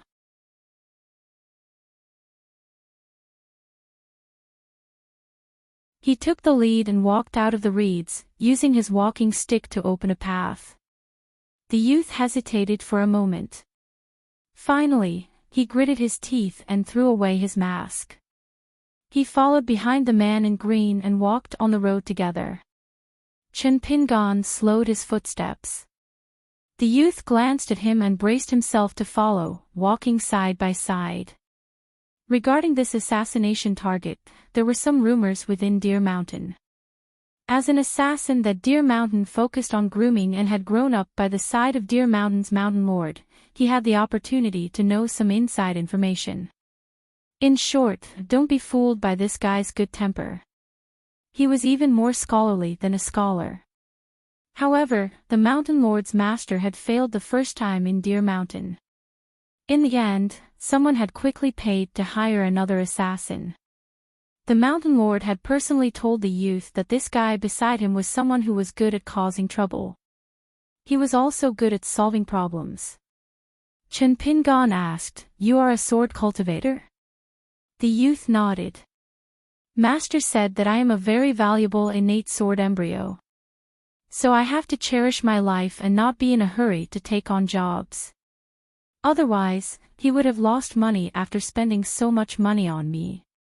So I have always wanted to take on jobs earlier and help Master and Deer Mountain earn money earlier. Who would have thought that I would meet this kind of person surnamed Liu? He said that he could stand still and let Master attack as he pleased. Every time he attacked, he had to listen to one of Liu Jinglong's principles. Master attacked twice and then listened to that guy's two principles. At this point, the youth was full of disappointment. In his impression, his master would never return empty-handed. No matter what the opponent's cultivation level was, their heads would roll. The youth heavily exhaled a mouthful of turbid air that had been suppressed in his heart for a long time. He was still gloomy. Deer Mountain has always kept its word. In the end, Master had no choice but to send me to assassinate you. And in the future, I will have nothing to do with Deer Mountain. I will also go with that surnamed Liu to some bullshit Tai Hui sword sect. Chen Pingan smiled and extended his hand, opening his palm. The youth frowned. What? Chen Pingan said, "Don't you have to thank me properly so that you can go to Tai Hui sword sect to cultivate? Is there something wrong with you?" The youth rolled his eyes. Who wants to be an immortal master? It's just that my skills are not good enough. So many opportunities made me feel that they were not opportunities. Otherwise, I would have already stabbed you to death with my sword. Chen Pingan retracted his hand and smiled. Such a heavy killing intent. You should cultivate by Qi Jinglong's side. The youth turned his head and spat. He's surnamed Liu. Even if he is stronger than our master, so what? Do I have to change masters? Besides, that guy looks like a bookworm. In the future, if I cultivate with him and call this kind of dawdling and unhappy guy master every day, I'm afraid that I won't be able to cultivate half a sword immortal in this lifetime. Chen Pingan said, "Then have you ever thought that your master actually hopes that you can follow Qi Jinglong?" The youth was silent for a moment. I can guess. Master is good to me. I never knew. So I plan to call that surnamed Liu master. But in my heart, in this life, I will only recognize master as my master. The youth turned his head. He was afraid that this guy would go to Liu Jinglong's side and spread rumors. He would most likely suffer in the future. But for some reason, walking with him on the road made him want to say more things in his heart. Perhaps it was because the change was too great and he needed to get it off his chest. It was not difficult for the youth to feel suffocated. Chen Pingan smiled. It's good and right that you can think this way now. Changing your mind in the future does not mean that you are wrong now. The youth frowned. Who do you think you are? How dare you talk about such principles? What, do you think I'm great because I can't kill you? So you can order me around. This temper. It was really not good. Chen Pingan did not care. Who can't reason with you? I am stronger than you and I am willing to reason with you. Is that a bad thing? Do you want me to punch you to death or beat you half to death and force you to kneel on the ground and beg me to reason with you? Is that better? The youth felt a headache coming on. He raised his hand. Stop, stop. Don't give me that. My mountain chieftain master was annoyed by that Lu guy for a long time before he told me to pack up and scram. I was not allowed to say another word. Chen Pingon smiled. With a twist of his wrist, 2 jugs of glutinous rice wine appeared. Do you want to drink? The youth's eyes lit up. He directly took one of the jugs and opened it to take a big gulp. Then, he said disdainfully, so this is what wine tastes like. Boring. Chen Pingon did not even turn his head. He just walked slowly. Since you drank, stay and finish it. It doesn't matter if it's a little late. If you have the guts to leave it by the side of the road, I will teach you a lesson on behalf of Qi Jinglong. And it will be a lesson that you won't want to hear. The youth's face was full of sarcasm. He clicked his tongue and said, Look, in the end, you are still suppressing others with your strength. It's not that I want to criticize you, but you are not even as good as that Lu guy. Chen Pingon smiled. Drink your wine before Qi Jinglong returns.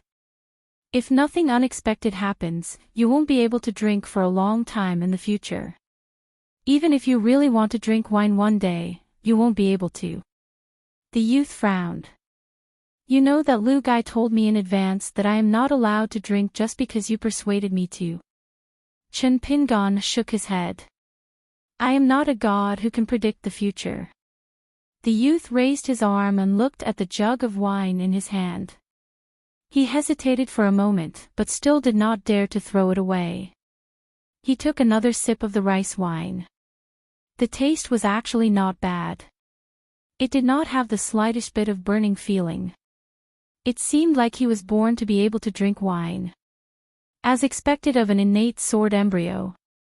He suddenly asked tentatively, Why don't you tell Lu guy that you are willing to accept me as your disciple? What do you think? Chen Pingon ignored him. The youth began to persuade the green-robed man, saying that he would definitely remember his kindness and would repay him in the future. When he returned to Deer Mountain, he would burn incense in the ancestral hall again and acknowledge his ancestors. In the future, he would help him assassinate his enemies for free. Chen Pingon asked, Oh yes, what is your name? The youth was not someone who would answer questions easily. It was just that this name was something that he could be proud of more than being an innate sword embryo.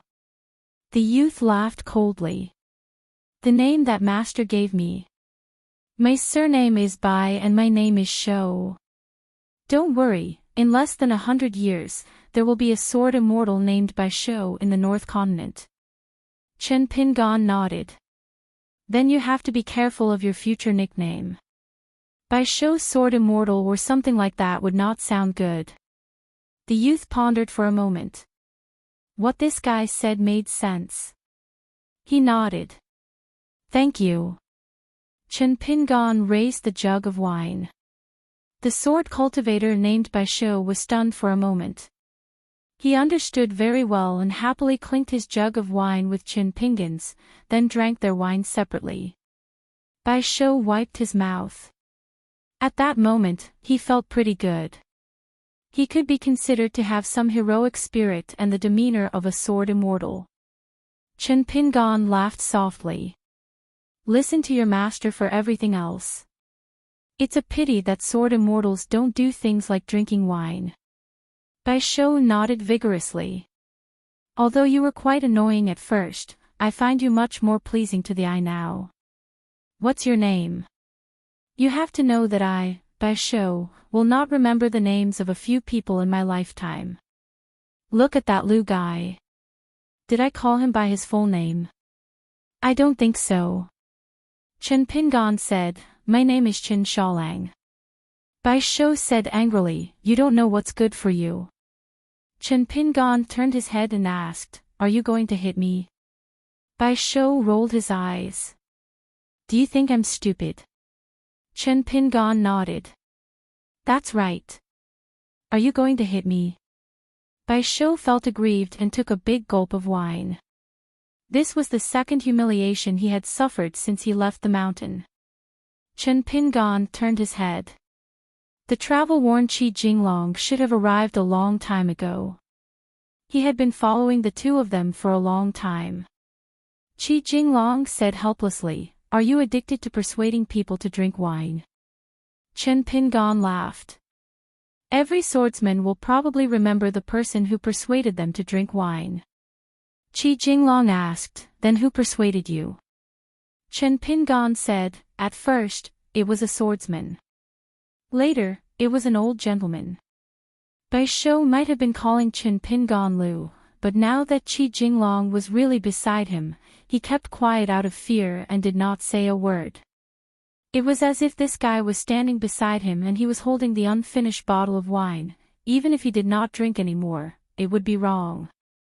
Lu Jinglong, the land dragon of the North Continent, really stood in place back then and let his master, the Mountain Master, attack twice. A seemingly casually drawn talisman array and a small world without flying swords. After his master attacked twice, he did not even have the courage to attack a third time. Qi Jinglong said, "I plan to return to the sect and cultivate in seclusion." Chen Pingan nodded. "The sooner you break through the realm, the sooner I can find you." But it had never been like this in the North Continent, where so many sword immortals and sword cultivators drew their swords in unison and lit up the entire continent at the same time. On the peak of a nameless mountain in the Futsu Kingdom, Qi Jinglong also began to offer his sword. This time, he did it with all his strength. His intrinsic flying sword, named Rules, rose from the ground. Its sword Qi was like a rainbow, and it was a magnificent sight. Qi Jinglong put his hands behind his back and looked at the long, thin lines that rose from the mortal world. They were all sword cultivators of the continent paying tribute to their comrade. At the same time, they were paying tribute to the common great Tao of sword cultivators. He suddenly turned his head and looked at Chen Pingan, who was beside him. He smiled and said, "Have you really thought it through? If someone with ulterior motives sees it and reveals your trump card, it might cause you a lot of trouble in your future travels." But Qi Jinglong actually knew the answer. Chen Pingan had unknowingly held his sword. The sword was named Sword Immortal. Chen Pingan looked up and said softly, "Aren't you thinking about so many things that others don't want to think about because there are some things that you don't need to think too much about?" His green robe fluttered on the peak of the mountain, and his sleeves flapped loudly. The white-haired youth, who had already been blinded by Qi Jinglong's sword light, subconsciously tried his best to open his eyes. Only then did he not miss the scene. When that person softly shouted, "Go!" a golden sword light appeared between heaven and earth, and the majestic sword chief shot into the sky. Not only that, there were two sword lights, one snow white and one dark green, that swept out of that person's acupuncture point and shot into the sky. When Qi Jinglong retracted his intrinsic flying sword, Chen Pingan raised his scabbard, and the sword immortal descended from the sky and returned to its scabbard. Then, this green-robed swordsman, who was traveling far away in the North Continent, gently carried him on his back. At this moment, the white-haired youth felt that the green-robed man had given him a bottle of wine to drink, and that it was something to be proud of. Both parties parted ways. Qi Jinglong rode the wind to return to the north, and the white-haired youth could also ride the wind to travel far away. The white-haired youth turned his head and saw that person standing in the same spot, and made a gesture of raising his head to drink wine. The white-haired youth nodded vigorously, and neither of them spoke. Unexpectedly, Qi Jinglong said, "Don't even think about drinking wine." The white-haired youth said angrily, "Lu, if you continue like this, I'll slip away and find your friend to be my master." Qi Jinglong said with a smile, "You can give it a try. He will definitely chase you away." The white-haired youth asked in puzzlement, "Why?" Qi Jinglong smiled and said, "Because he feels sorry for the wine money." The white-haired youth sneered and said, "Who are you trying to fool? How can he be so stingy?" Qi Jinglong nodded and said, "He's even more stingy than you think." The white-haired youth sighed and said, "I was blind to even want to acknowledge him as my master." The white-haired youth suddenly asked, "Then why don't you let me drink wine? Are you worried that it will delay my swordsmanship practice, or do you feel sorry for the money?" Qi Jinglong said, "Both." The white-haired youth said angrily, "Lu, then you're worse than him." Qi Jinglong turned his head and asked with a smile, "When did I say that I'm better than him?" The white-haired youth felt extremely aggrieved. After holding it in for a long time, he still could not hold it in and said angrily, "You and your friends are all like this. Damn it, didn't I fall into a den of thieves?" Qi Jinglong smiled and said, "That's not the case." The white-haired youth sighed. Life was really difficult. On the mountain peak, Chen Pingan, who had finally carried his sword on his back again, began to slowly descend the mountain. He thought that Qi Jinglong and his new disciple should be saying good things about him, such as being generous, and so on.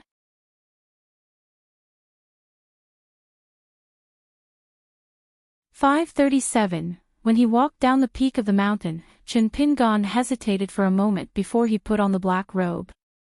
It was called the 100-eyed Tao Tai, and he'd picked it up from Yang Ningxing of the Deyuan dynasty's Chongxian bureau. The golden robe was still too eye-catching. Previously, he changed the Tao Tai robe into an ordinary green robe as a precaution. He was worried that he would attract unwanted attention if he traveled along this strange path that led to the sea at both ends. However, after following Qi Jinglong to the sword ceremony on the mountain peak, Chen Pingan changed his mind after some consideration. After all, he was now in the willow tendon realm, which attracted the most attention. Wearing a robe of good quality could help him absorb the spiritual energy of heaven and earth faster, which was beneficial to his cultivation. Lujiao County was one of the largest counties in the Fufu Kingdom. It had a rich literary culture. Chen Pingan bought many books from the bookstore in the county city.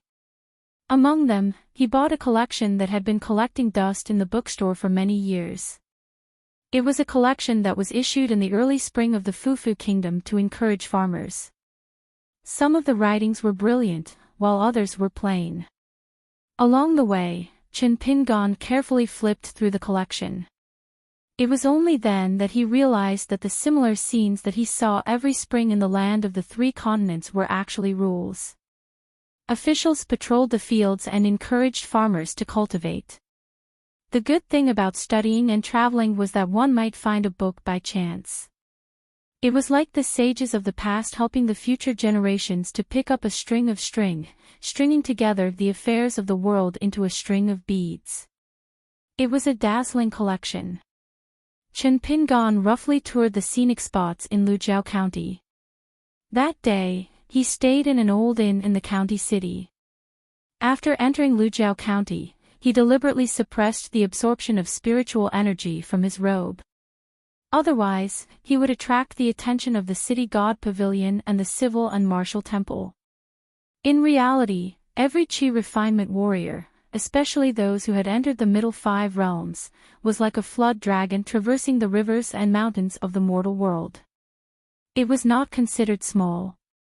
However, under normal circumstances, they would continue to cultivate after leaving the mountains and absorb the spiritual energy of the mountains and rivers of the world. This was in accordance with the rules.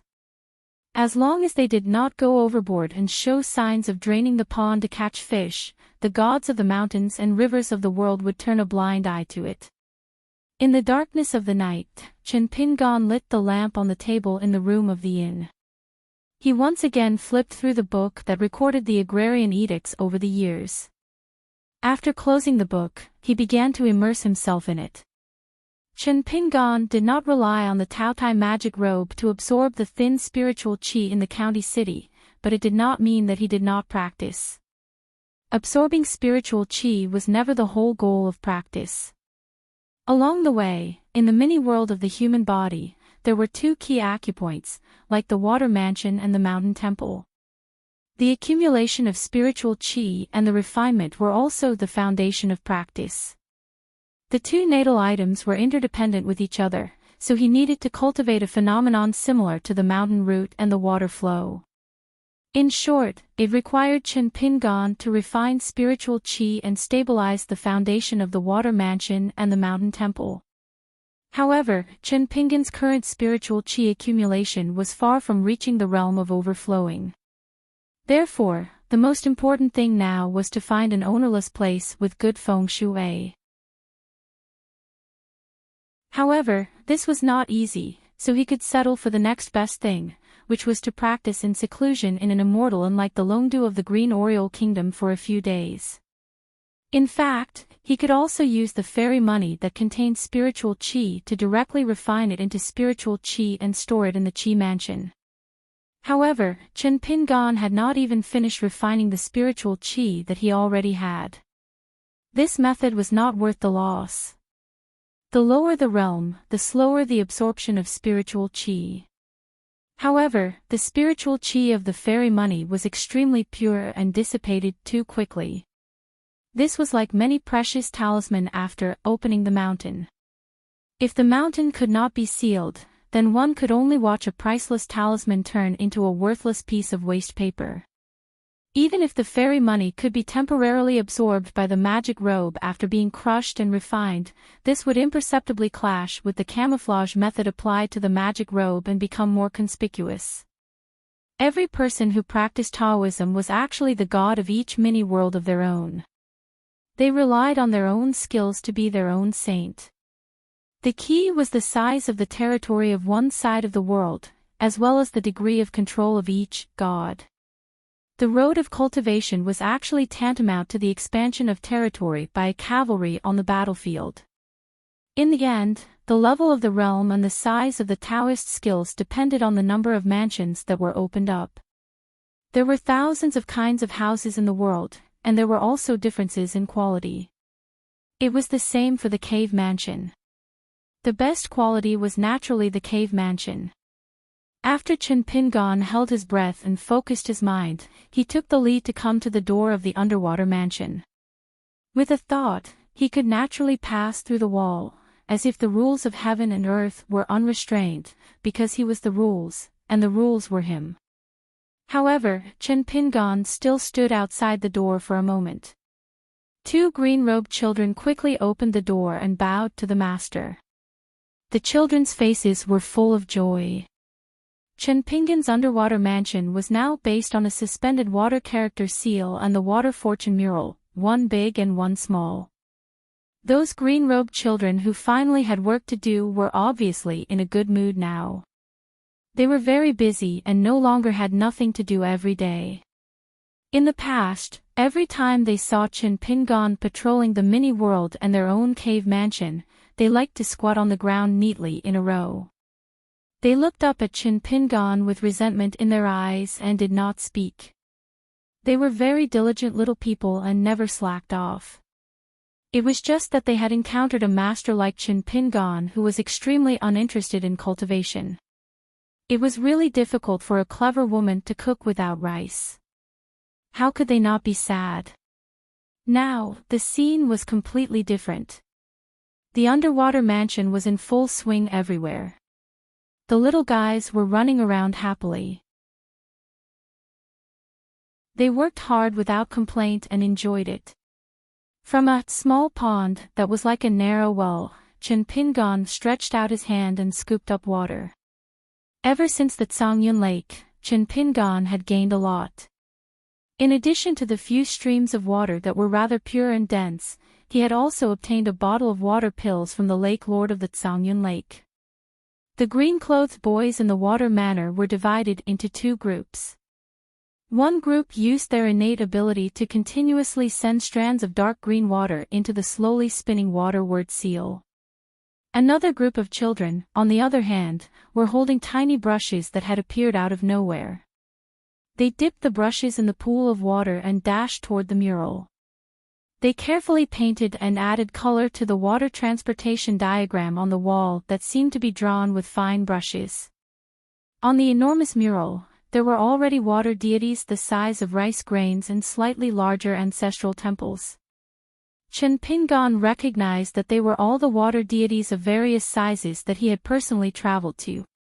Among them was the Azure Manor where the goddess of the river was buried in the Tongyi continent. However, it should be called the Azure Palace now. However, the water gods did not have eyes, and the water god temple did not have the lively scene of incense.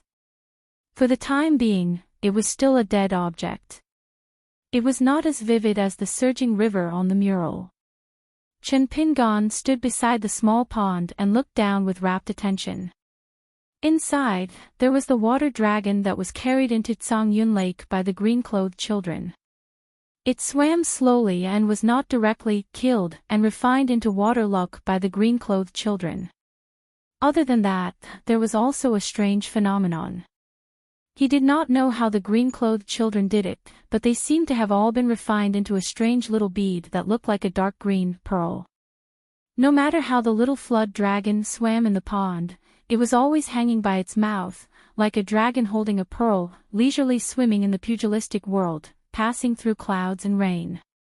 Chen Pingan planned to go to the temple to take a look. Some of the green-robed children smiled at him and raised their small fists. They should be asking him, Chen Pingan, to continue working hard. Chen Pingan was a little helpless. The more condensed it was, the more it was like a green jade, the more it was the foundation of the great Tao of the water god in the world. How could it be so easy to find? It was even an item that was difficult to buy with money. Imagine if someone was willing to pay 100 grains of grain rain money to buy the foundation stone of a temple with Chen Pingan. Even if Chen Pingan knew that it was a profitable business, how could he really be willing to sell it? It was just a paper business. The cultivation of the great Tao should never be settled like this. Chen Pingan went out of the water mansion and began to visit the mountains. He stood at the foot of a mountain that looked like a blessed land. He looked up at the top of the mountain that was surrounded by colorful clouds. The mountain was like a thick fog, showing a grayish-black color. It still gave people an ethereal feeling. The mountain's atmosphere was far inferior to the previous water mansion. Fortunately, there were some bright white stones at the foot of the mountain. However, compared to the entire towering mountain, the snow-white area was still pitifully small. But this was already the result of Chen Pingan's hard work after he left the ferry of the Green Oriole Kingdom. The big boss of the Great Wall of Sword Chi, Chen Qingdu's eyes were like torches. He said that if his natal porcelain was not broken, he would have the qualifications of an Earth Immortal. In the secular sense, Earth Immortals were Earth Immortals. Cultivators of the Golden Core stage were Earth Immortals. But perhaps in the eyes of the big boss, there was no difference between the two. Therefore, Chen Pingan would not be arrogant, but he also did not need to belittle himself. Chen Pingan knew very well that if it was a real genius like Qi Jinglong who carried the fate of a continent in the water mansion, the atmosphere would only be greater. But after all, the number of cultivators in the world was much smaller. If Chen Pingan did not even have this level of willpower, then he would have already suffered a setback on the path of martial arts when he was at the Great Wall of Sword Chi. As for cultivation, his mental state would be shattered time and time again, and he would not be any better off than the broken longevity bridge.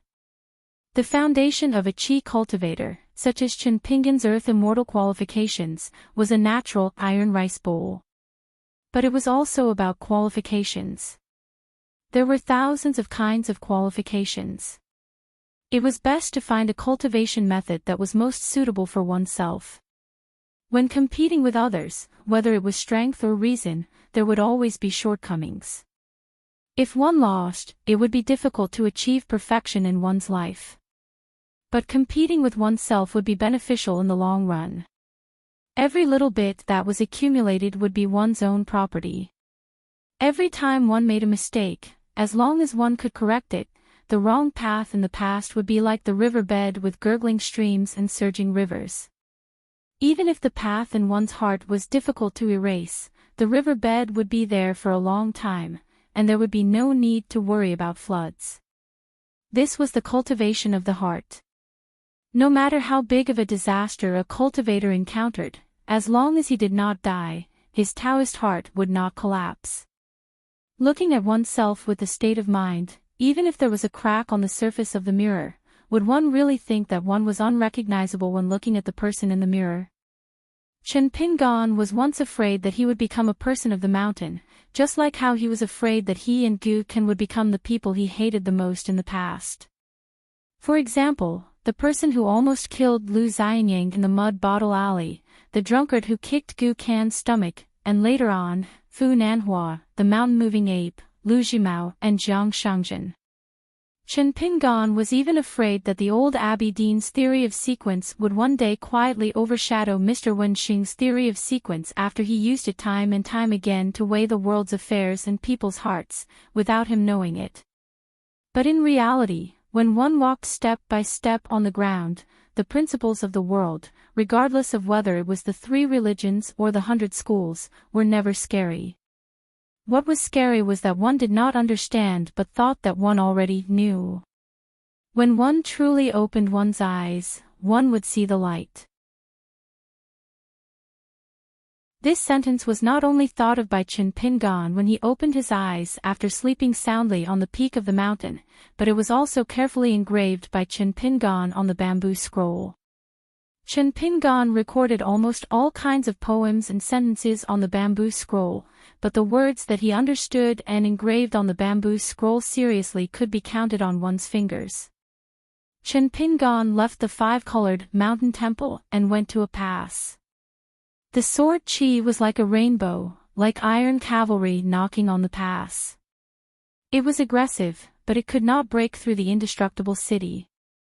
This was the final pass of the 18 halts of sword Qi. Chen Pingan stood on the peak of the mountain where the iron cavalry and the pass faced each other. He sat cross-legged, holding his chin, and was silent for a long time. After getting up, he went to the 2 sword tombs, which were the refining grounds of the 1st and 15th. The 2 flying swords, which were pocket-sized in people's eyes, were in Chen Pingan's 2 Qi residences. The swords were as large as mountains, suspended upside down. On the 2 large and flat mountain plains, the sword tips were pressed against the stone plains formed by the beheading dragon platform. Sparks flew everywhere, and the entire Qi residences was a magnificent scene of fire splashing everywhere like rain. Even though Chen Pingan had already experienced this scene, every time he saw it, his mind would still be shaken. He could imagine, if the 2 flying swords left the small world of Qi residences and returned to the vast world, if they were also like this, how would his enemies feel? Chen Pingan's mind left the place where he sharpened the swords, collected his thoughts, and left the small world. In fact, there was another place like the Heart Lake where he cultivated, but whether he saw it or not did not make any difference. Because it was all him. Even if he did not use his spiritual sense, Chen Pingan could clearly see it. After opening his eyes, Chen Pingan gently exhaled a mouthful of turbid air, and then continued to close his eyes, using the breathing method to slowly refine the spiritual energy in the mountain temple of the water residences. Soon, it was dawn. Chen Pingan stopped refining the spiritual energy. After practicing his stance for 2 hours, he paid the bill and left the inn. There were no immortal inns in Lujiao County, and there were no major immortal schools in Fufu Kingdom. Although it was not a vassal state of the Diyuan dynasty, the emperors and ministers of Fufu Kingdom, as well as everyone in the court, all admired the literary tradition of the Diyuan dynasty. They were almost obsessed with it. Not to mention the strength of the country, just this point alone was a bit similar to the literary world of Dali in the early years. Almost all the scholars stared at the moral essays and poems of the Lu dynasty and the Great Sui Kingdom with their eyes wide open. No matter how good their own knowledge was, without the recognition of these two academies, they would still be considered vulgar and inferior. There was once a young arrogant scholar in the Liu dynasty who once said that even if he used his foot to hold the brush, the poems he wrote would still be better than those written by the Dali barbarians. Later, it was said that this arrogant scholar, who was drunk every year in the capital of the Liu dynasty, encountered the horse hooves and sabers of the iron cavalry under the command of the Dali Song Jianqiang. No one knew what exactly happened, but in the end, this person changed his life and became one of the civil officials stationed in Dali. Later on, he went to the Hanlin Academy in the capital of Dali and was in charge of editing the history books of the previous dynasty of the Liu dynasty. He personally wrote the biography of the loyal minister and the deceitful minister, and put himself in the last chapter of the deceitful minister. Some people said that the imperial tutor Cui Dong hated this person. After this person finished writing the two biographies, he secretly poisoned him to death and then disguised himself as the deceitful minister. There were also people who said that this arrogant scholar, who was never able to become an official in the Liu dynasty, had become a historian of the Dali barbarians. Every time he wrote a biography of the loyal minister, he would place a pot of good wine on the table. He would only pick up his brush at night and drink as he wrote. He would often shout loudly in the middle of the night. Every time he wrote a biography of the deceitful minister, he would write in the daytime. He said that he wanted to expose these traitors and traitors to the sun in broad daylight. Then, this person would vomit blood into an empty cup. In the end, it would gather into a jar of wine of regret. Therefore, he did not commit suicide by hanging, nor did he commit suicide. He was depressed. There was a celestial fairy in the neighboring country of the Futsu kingdom. Moreover, there was a special route that led directly to the grotto heaven of the Dragon Palace. The fairy route would pass through the Great Blasphemy. Along the way, most of the scenic spots were scenic spots. Moreover, there were many stops to allow passengers to tour and explore the scenic spots. This was actually a sightseeing route in itself. The trading of celestial wealth was secondary. If not for the relationship between the Chongshan Bureau, the Yunshao Palace and Yangningsing, the Dragon Palace Grotto Heaven was a must. Chen Pingan would have made a trip to this famous Grotto Heaven for generating wealth. The Dragon Palace Grotto Heaven was owned by 3 families. Other than the Chongshan Bureau of the Diyuan dynasty and the Yang family, the Fuping Sword Lake of the female sword immortal Luo Kai was also one of them. Logically speaking, the Fuping Sword Lake was an important protective talisman for Chen Pingan to explore the Dragon Palace Grotto Heaven. It would definitely prevent many accidents. However, friendship was a matter of incense and incense. If he could save it, he would save it. According to the customs of his hometown, it was better to have leftovers like the New Year's Eve dinner and the first day of the Lunar New Year. Many of the relationships between friends were necessary. However, the prerequisite was that one had to return the favor at any time. Chen Pingan did not feel that he could return the favor of the hemp sect's Zhu Quan or the Fuping Sword Lake's Luo Kai. As for Qi Jinglong, he was an exception. Why was he being polite with him?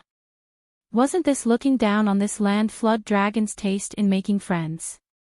Chen Pingan left the Luzhou city without any wind or waves. With the sword immortal on his back and the green bamboo staff in his hand, he slowly traveled through mountains and rivers to the neighboring country. In the end, he did not have the chance to meet the scholar from his county who called himself Lu Dun. Life was often like this. Once you met, you parted, and you would never see each other again. There was no feeling that even if things remained the same but people had changed, there would still be stories left in one's heart. Chen Pingan walked on the path of cultivation. Everyone was.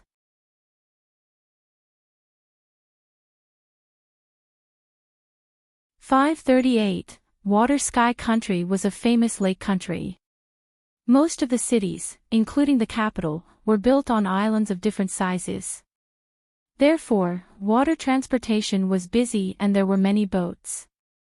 There was a big stream that entered the lake called Peach Blossom Water. The water was very soft and peach trees were planted on both sides. There was an endless stream of tourists on the road. Most of them were elegant scholars and celebrities from neighboring countries. Chen Pingan followed the stream and did not go straight to a lakeside county. Instead, he branched off into a small path and came to a fairyland called the Peach Blossom Crossing. Cultivators only needed to break through a shallow camouflage spell to enter the crossing. After entering the secret realm, their vision suddenly opened up. There was a green mountain at the Peach Blossom Crossing. Surrounding the mountain was a tranquil lake. The lake water was dark green. White clouds hung above the crossing all year round, like a fairy in green with a snow-white crown on his head. Ferries to and fro had to pass through the sea of clouds. Ordinary people often could not see the ferries. Peach Blossom Crossing belonged to the biggest fairy mansion in Water Sky Country, Sparrow Mansion. The mansion was full of female cultivators. They purified the water of the Peach Blossom Creek and many fairy plants and flowers all year round. They also used an ancient secret technique to weave a kind of robe.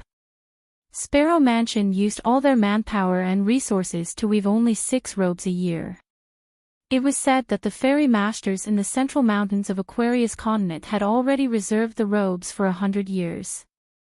Most of them were prepared for the direct disciples of the Hall of Patriarchs near the bottleneck of the lower 5 realms. Chen Pingan was already familiar with taking the ferry. He asked about the ferry in a tall building with a plaque of "Spring" at the head of the stream, hanging at the ferry. He paid for a peach wood plate with a delicate pattern and set off for the cave of the Dragon Palace at midnight tonight. He would stop many times along the way because he would stop at many immortal scenic spots so that the guests could get off the ferry and travel around the mountains and rivers. This way of making money was actually available in the underground dragon path of Aquarius continent and Osmanthus Island of the Fan family in Old Dragon City. Passengers liked it. They enjoyed the beautiful scenery and bought some fairy specialties. The local fairy mansions were even more popular. People came and went, and all of them were fairy money. The fairy could earn some incense from the fairies along the way and maybe even a bonus. It was killing 3 birds with 1 stone. The Sparrow Manor had set up a heavenly clothing workshop at the ferry. Tourists could enjoy the weaving process of dozens of robes without having to pay deity fees. Anyone could enter the workshop to enjoy the process.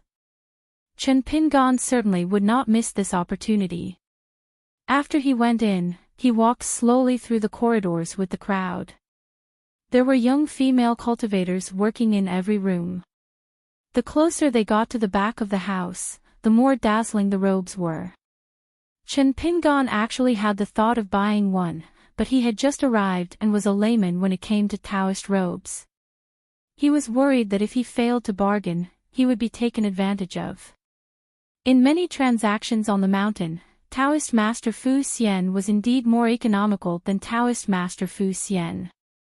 The reason for this was that it was not a one-off transaction. When the seller made a bid, they would think more about the background of the Taoist Master Fu Xian. As for Taoist Master Fu Xian, who was in a precarious situation, his head that was tied to his belt could fall to the ground one day. Chen Pingan believed that the Sparrow Mansion would keep 1 or 2 of the best quality robes, as well as a collection of robes in the treasury in case of emergencies. However, the Sparrow Mansion would not care about ordinary cultivators.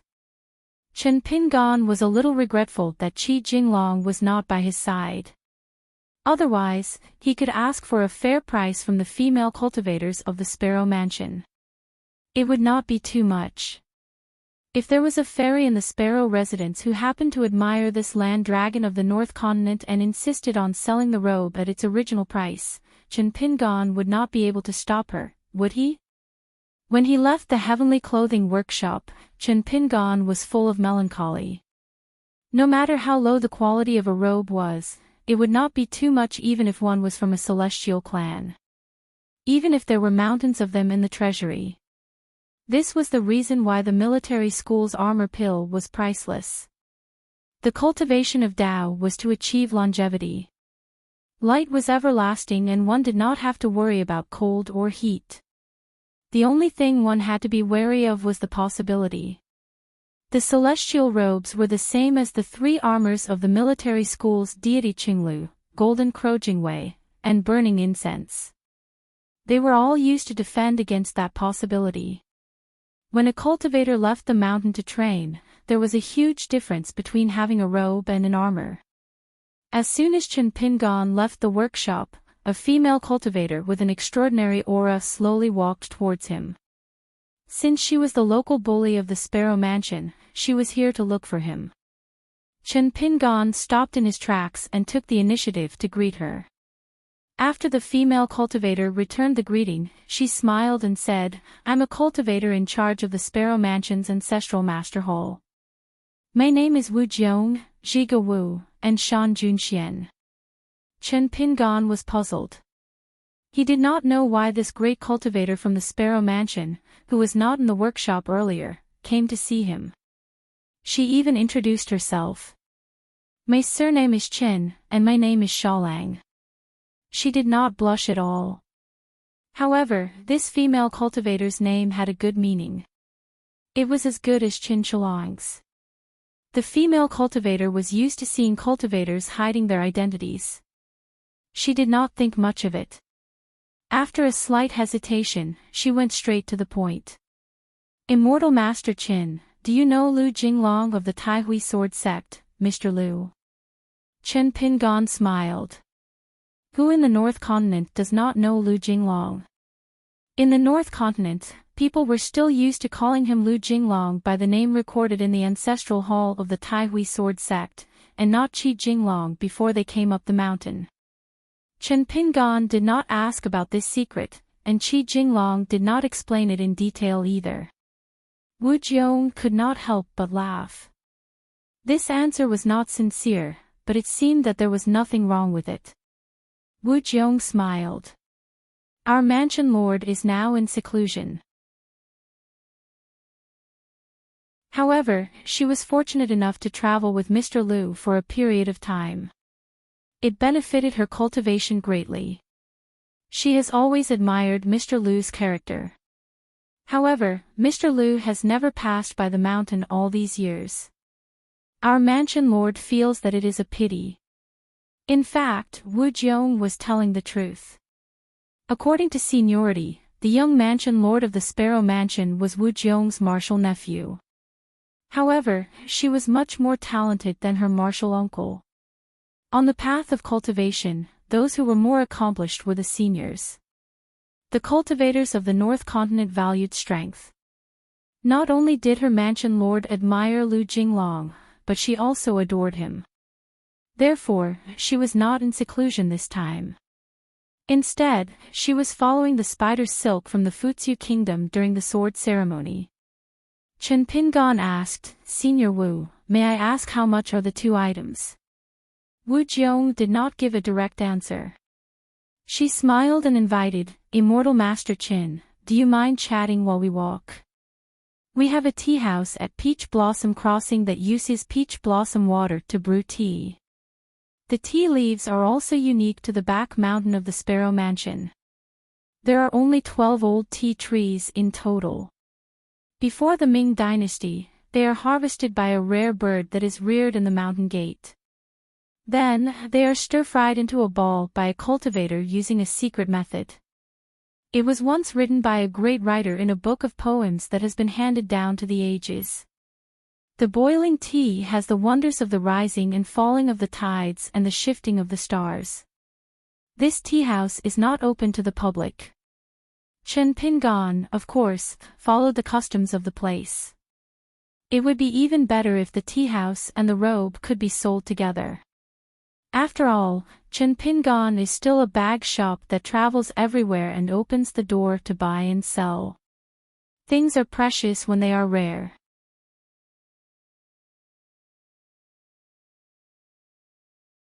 539, 90 o'clock was also known as man's meditation. Especially for qi cultivators, man's meditation was the most important time for cultivation. It was the best time to calm down and concentrate. Because Chen Pingan needed to catch the ferry that would depart at midnight, he had to temporarily give up his peaceful state of mind and withdraw his mind from the small world of the human body. He no longer continued to squat on the mountain top to watch the scene of the sword qi knocking on the pass. He got up and prepared to hurry. However, the owner of the tea house had already walked over with a celadone teapot in her hand. She was standing outside the pavilion. Chen Pingan walked over quickly. The female cultivator from the sparrow house bowed and handed him the celadone teapot. She smiled and said, "Immortal Master Chen, this is the small Xian wall that we picked this year. It's just a small gift." Chen Pingan took the celadone teapot and asked, "Is there any small Xian wall left in the tea house? I want to buy some." The female cultivator shook her head and said apologetically, "There are only a few old tea trees in the back mountain of the sparrow house. Most of them have been reserved. The tea house only has a limited supply and there are not many left." Chen Pingan smiled and said, "Then I'll take the teapot for free." The female cultivator nodded and smiled without saying anything. Chen Pingan asked, "Is there any autumn landscape bulletin in the peach blossom crossing that I can buy? I've missed a lot of them on my way here from the Luing Kingdom." The female cultivator said, "There are some in the tea house. Immortal Master Qin, you don't have to pay for them. It's meaningless for us to keep them." Chen Pingan lifted the teapot and said helplessly, "It's not good to drink tea with Senior Wu. Take a bottle of small Xian Wall, and ask for a few more landscape bulletin for free." The female cultivator smiled and said, "It's just right." Chen Pingan said helplessly, "You're right." Trivial favors were also real favors. In his memory, Sun Jiashu in Old Dragon City, the female cultivator in Qing Fu Fang who hid her identity and the female cultivator in front of him were all good at these things. He just had to remember them. On the road of life, there were too many sceneries to look at left and right. There was no harm in not forgetting them as you walked. The female cultivator asked Chen Pingan to wait for a moment and went to get 3 copies of the Immortal Bulletin to give to the distinguished guest. After Chen Pingan left the tea house, he began to read the court bulletin as he walked. The reason for Wu Jiong's hospitality was simple. Fu Chu country was right next to him. If he and Qi Jinglong performed the sword ritual one after the other, it would cause too much of a commotion. The North Continent's landscape bulletin, which seemed to have no scruples, had another unwritten rule. When a sword immortal died in battle at the Great Wall of Sword Qi, the news would quickly spread back to the North Continent. The landscape bulletin would not record anyone's sword sacrifice. Qi Jinglong had given a clear reason, because this was not something that could be used as a pastime. Every custom in the world has its own logic. Over at the tea shop's waterside pavilion, the patriarch of discipline, Wu Jiong, was sitting in his original position. However, the person opposite him had already left. Wu Jiong had no intention of drinking tea. He just sat there quietly, admiring the lake water under the moonlight. The female cultivator stood outside the stairs of the waterside pavilion. Wu Jiong asked, "Is there not a single mountainhead who knows about the happenings in the capital of Dezhuan and wrote it in the Shanshui Imperial Gazette?" The female cultivator shook her head and said, "It seems that the Emperor of Dezhuan Lu had given a strict order not to leak any information."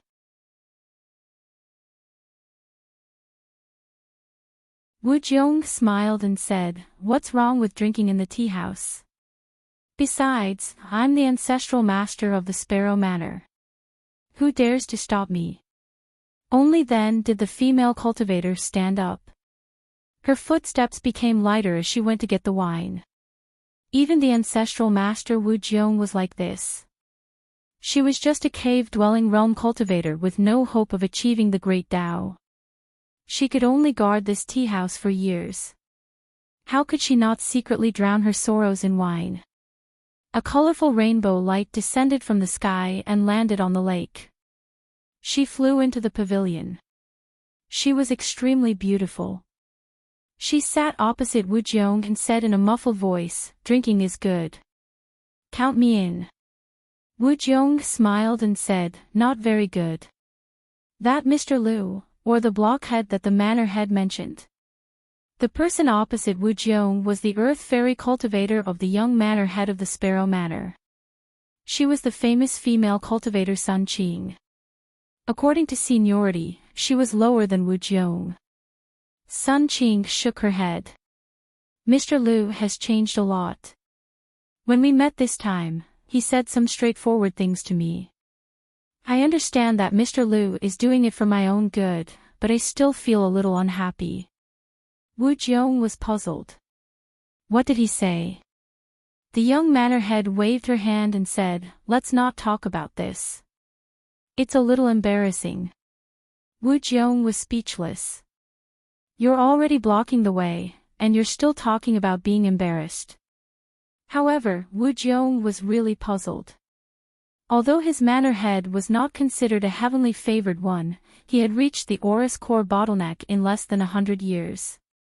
He was also one of the 10 fairies of the North Continent.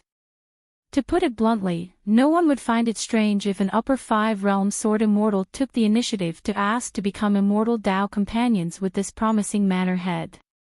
But then again, if this was a utilitarian calculation, to be fair, his manor head really could not compare to the water classic mountain fairy Lu Sui. Not only was she in the 10 fairies of the North Continent with Lu Jinglong, but she was also more beautiful than Sun Qing. Wu Jiong asked softly, "Have you completely given up on Mr. Liu?" Sun Qing laughed loudly and said, "How can that be? I like him even more." Wu Jiong face-bombed and was speechless. Why was Mr. Liu, who loved to reason the most, so unreasonable? The three of them drank together. The female cultivator in charge was still a little reserved. However, when the three female cultivators of the same sect, whose seniority and status differed greatly, deliberately gave up on the abhijna of cultivators, they would get drunk and their faces would become as beautiful as peach blossoms. In the end, the three of them were just women. When a woman spoke dirty words, it was true that nothing was taboo. She had a unique charm that was especially moving. The adult and the child rode the wind north to the Taihui sword sect. As Qi Jinglong had to take care of the new disciple, Whitehead, whose cultivation level was not high, he did not travel quickly. Then, he bumped into the manor head of Sparrow Manor, Sun Qing, on the way. Qi Jinglong was now quite confident. It was nothing more than applying what he had learned and talking to Fairy Sun step by step. The extremely beautiful Sun Qing did not act strangely from the beginning to the end. However, when she left and her graceful figure disappeared, the white-haired young man shook his head and clicked his tongue. "Surnamed Liu, such a beautiful fairy sister actually likes you. You must be blind. If I remember correctly, Manor Head Sun is one of the 10 fairies of the North Continent. Mr. Liu, it's not that I want to criticize you, but so what if you don't become Tao companions? I think that Sun Qing will still agree to you."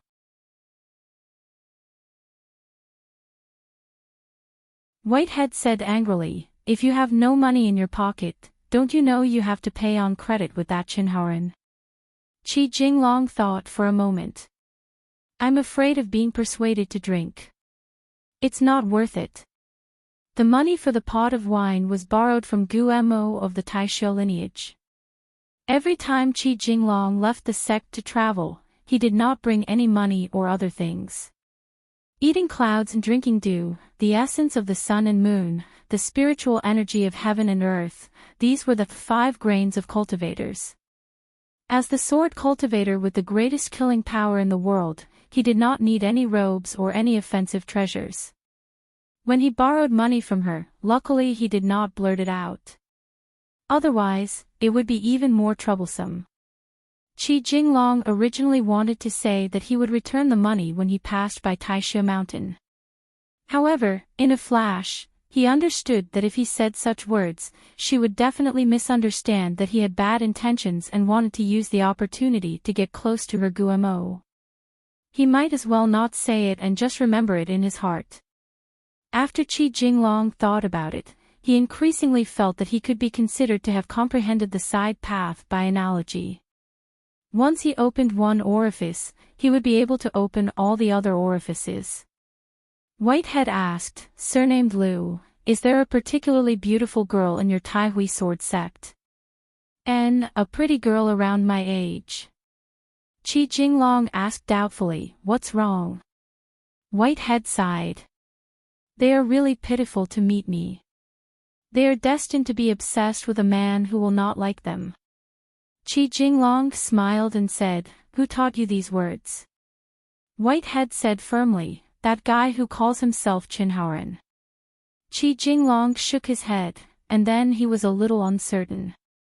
In order to persuade people to drink, that guy would do anything. He could really put a lot of luck into a wine pot and drink it all in one gulp. So he asked, did he really tell you that? Whitehead began to exaggerate. Qi Jinglong smiled.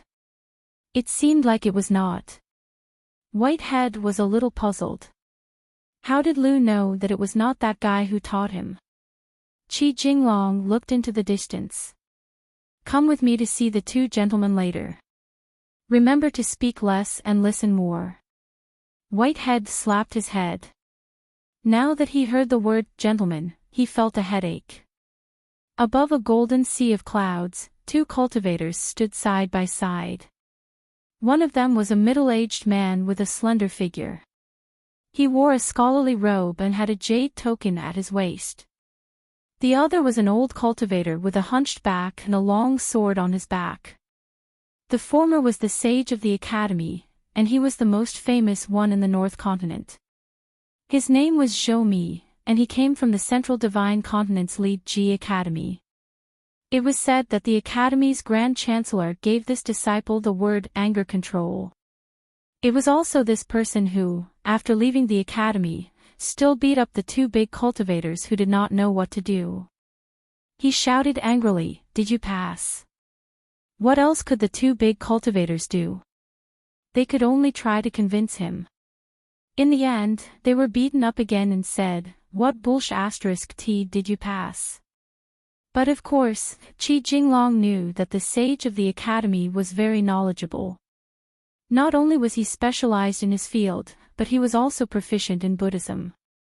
He was once praised by someone as rigorous in his knowledge, impenetrable, gentle, kind, respectful, and prudent, a pillar of the academy. In fact, if there were only 12 words in the 16-word evaluation, no one would question it. Unfortunately, because of the 4 words, gentle, kind, and prudent, this scholar of the Li Ji Academy was controversial. Think about it, a disciple of the academy who was about to rush to another continent to be the sage of the academy was given the word anger control by his own teacher. Was it really related to gentle, kind, and prudent? But Zhou Mi himself was the most proud of those 4 words. But he never admitted the other 12 words. The other old cultivator with the sword on his back was called Dong Zhu. He was a sword cultivator who had fallen in the Jade Realm. He was a big cultivator who had ascended to the immortal realm but did not establish a sect. He had always considered himself as a mountain cultivator.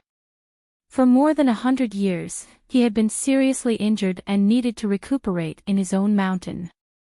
Otherwise, he would suffer every time he went out, which was why he did not travel to the inverted mountain. There was a rumor that sword immortal Dong Zhu was actually the disciple of the young rogue cultivator, Huang Shi. However, both parties never said anything about it, allowing the outside world to speculate. As Huang Shi was not a sword cultivator, most of the mountains thought that it was nonsense. During the battle between Qi Jinglong and Huang Shi, he also thought so. But after the real fight, Qi Jinglong was not sure. This was because Huang Shi was indeed a sword cultivator and possessed 2 intrinsic flying swords. Huang Shi was willing to reveal his identity as a sword cultivator and not escape directly because his opponent was called Lu Jinglong. In fact, for so many years, Qi Jinglong had never mentioned it to anyone. Qi Jinglong brought the young man and landed in front of the 2 seniors. Qi Jinglong bowed to both sides. Dong Zhu did not think much of it. A good young sword cultivator who had a chance to reach the top of a continent. Why did he have to learn to be a scholar? He really did not like it. If the academy had not discovered Qi Jinglong's whereabouts and wanted to talk, Dong Zhu would not have bothered to talk nonsense with this land dragon. If they really wanted to talk, he would wait until Qi Jinglong broke through the realm and ascended to the pure Jade realm. Then, he, Dong Zhu, would go to the Taihui sword sect to ask. The white-haired youth hated these complicated formalities and messy politeness the most. The young man simply hid behind Qi Jinglong and acted like a wooden man. You don't know me and I don't know you. Why are you being so polite? Qi Jinglong did not deliberately force the young man. Everything would wait until they reached the Taihui sword sect. The saint of the academy was Zhou Mi. At first glance, he was actually an ordinary scholar with an elegant appearance.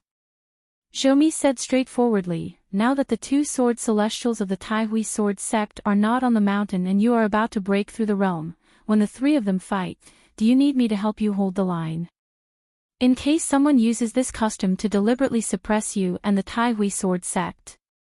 Qi Jinglong bowed again and stood up with a smile.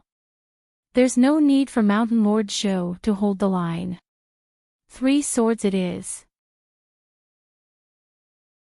Even if there are senior sword celestials with selfish motives, I can't block them. I won't complain. Zhou Mi turned his head and smiled. Old Dong, how about it? Dong Zhu bared his teeth and said, all right, count me in. Together with Li Kai of the floating duckweed sword lake, the last one is the most dangerous. Dong Zhu said to the young man in green, don't thank me. I'm asking the sword. I won't lose weight. Kid, don't cry for your father and mother when the time comes. I don't have an illegitimate child outside. Qi Jinglong nodded and said, it's better to accept. Then I won't thank you. Zhou Mi smiled knowingly. Dong Zhu reached out and rubbed his chin. Why are you so annoying? Qi Jinglong smiled and said, Senior, let me break through first. The young man who pricked up his ears hid behind Qi Jinglong and muttered in his heart, cut him, cut him, cut him. Don't waste time. Cut Lu and I'll run away. Zhou Mi smiled and said, why did you take in such a disciple? Qi Jinglong said, his heart isn't bad, but he's hard to teach. He needs to be taught well. Zhou Mi nodded. That's not bad. The white-haired old man sighed. Dong Zhu also felt bored. Actually, with the old and the young together, it would probably be easy to talk. Zhou Mi said, Qi Jinglong, I came to see you this time to hold the line. Since you don't need it, I can save some effort. Qi Jinglong hesitated and asked, Mountain Lord Zhou, can I ask about the result? Zhou Mi smiled and said, Kid, you also care about this. Why, do you have some relationship with those 2? Qi Jinglong thought of the guy who took 3 punches from Gu Yu and smiled. Somewhat. Zhou Mi said, let's talk as we walk. I'll tell you some of my reading experience and make old Dong feel disgusted. It's not a wasted trip. Dong Zhu was helpless. Zhou Mi's bad temper was to Dong Zhu's taste. He asked for it. Dong Zhu didn't want to talk about knowledge with these 2 guys who read a lot. He squinted at the young man. The young man squinted at him. Dong Zhu stared and said, Hey, kid, haven't you heard of the great sword immortal Dong? The young man stared and said, So what if I know? I have a father, mother, and ancestors. I'm not related to you. Dong Zhu clicked his tongue and said, "Little bastard, you're quite bold." The white-haired old man raised his eyebrows. "When I reach the upper 5 realms, if you have the ability, come and try it. Then you'll know who's the bold one." Dong Zhu slapped the young man's head, and the latter fell to the ground. He laughed and said, "Don't you know that when you say these words, you're still wearing open-crotch pants? You're learning from those old playboys and saying that you're in love. Who taught you that?" "Your master, Lu Jinglong." The white-haired old man stood up, but he didn't shout at the old man. He wasn't an idiot who had water in his head. A real man knows when to stand tall. The white-haired old man snorted and said, "The one surnamed Lu is not my master. I only have one master in my life, but I still have a drinking friend who hasn't been recognized by me. His name is Chen Haoran. If you have the ability, go find him." "What kind of senior are you bullying me? He can make you cry for your parents and run away with one sword." Qi Jinglong turned his head and frowned. The white-haired old man. The young man immediately said in a sickly voice, "Well, Chen Haoran is not as good as senior for now." On the ferry, Chen Pingan had already put away the mountain and river court bulletin. He didn't find the result he wanted to know. The latest court bulletin didn't mention anything about the situation in the capital city of Great Seal Country. In the battle between Gu Yu and Ji Yu, the sword immortal of Ape Toot Mountain, it was unknown whether they were dead or alive. Qi Jinglong had mentioned this before, saying that Gu Yu had always been cautious in his actions. He definitely wouldn't do it purely because of personal feelings, and wouldn't just go to Jade Seal River to throw his life away and wash Ji Yu's sword. Chen Pingan stood at the railing of the ferry's bow and flipped through several mountain and river court bulletins. It wasn't that he didn't gain anything. For example, in 10 days at noon, there would be a great battle on Julie Mountain. The two sides who would fight to the death on this mountain had great backgrounds. One was the famous wild cultivator Huang Shi, the other was a female martial artist Xiao Nyang. Both of them were among the top 10 youths of North Continent, and their rankings were close, one 4th and the other 5th. As for the reason for this battle, the two mountain and river court bulletins had different records. One said that Huang Shi returned to his old profession and met that female martial artist with a strange name in Jianghu. Another said that the two of them fought in a broken heavenly abode for the sake of an immortal treasure. They couldn't determine a victor, so they agreed to fight on Julie Mountain. This battle was extremely eye-catching, and would definitely attract the attention of many cultivators of the upper 5 realms. It was completely conceivable that the mountain near Julie Mountain that was bought by the Jade Forest sect and built many immortal residences, would definitely be packed with people. In the Su Hen shop on the cross-continent ferry of the Hemp sect, Chen Pingan had bought a spirit tool that could be used on Julie Mountain's mirror flower, water and moon. It was a glazed, glossy and lustrous porcelain brush washer. However, although it was said that he had bought it, it was only later that he found out that it could be recorded on Julie Mountain. Regarding the Aquarius continent, the mountain and river court bulletins actually had a few pieces of news, and the length was not small. From this, it could be seen. Regarding the small Aquarius continent that no one would pay attention to, after the hooves of the Song clan's cavalry trampled all the way from the northernmost to the southernmost Old Dragon City, the cultivators of the other continents already had a big change in their perception of the smallest continent under the heavens. The true master of the Dali cavalry, the martial artist Song Jianqiang.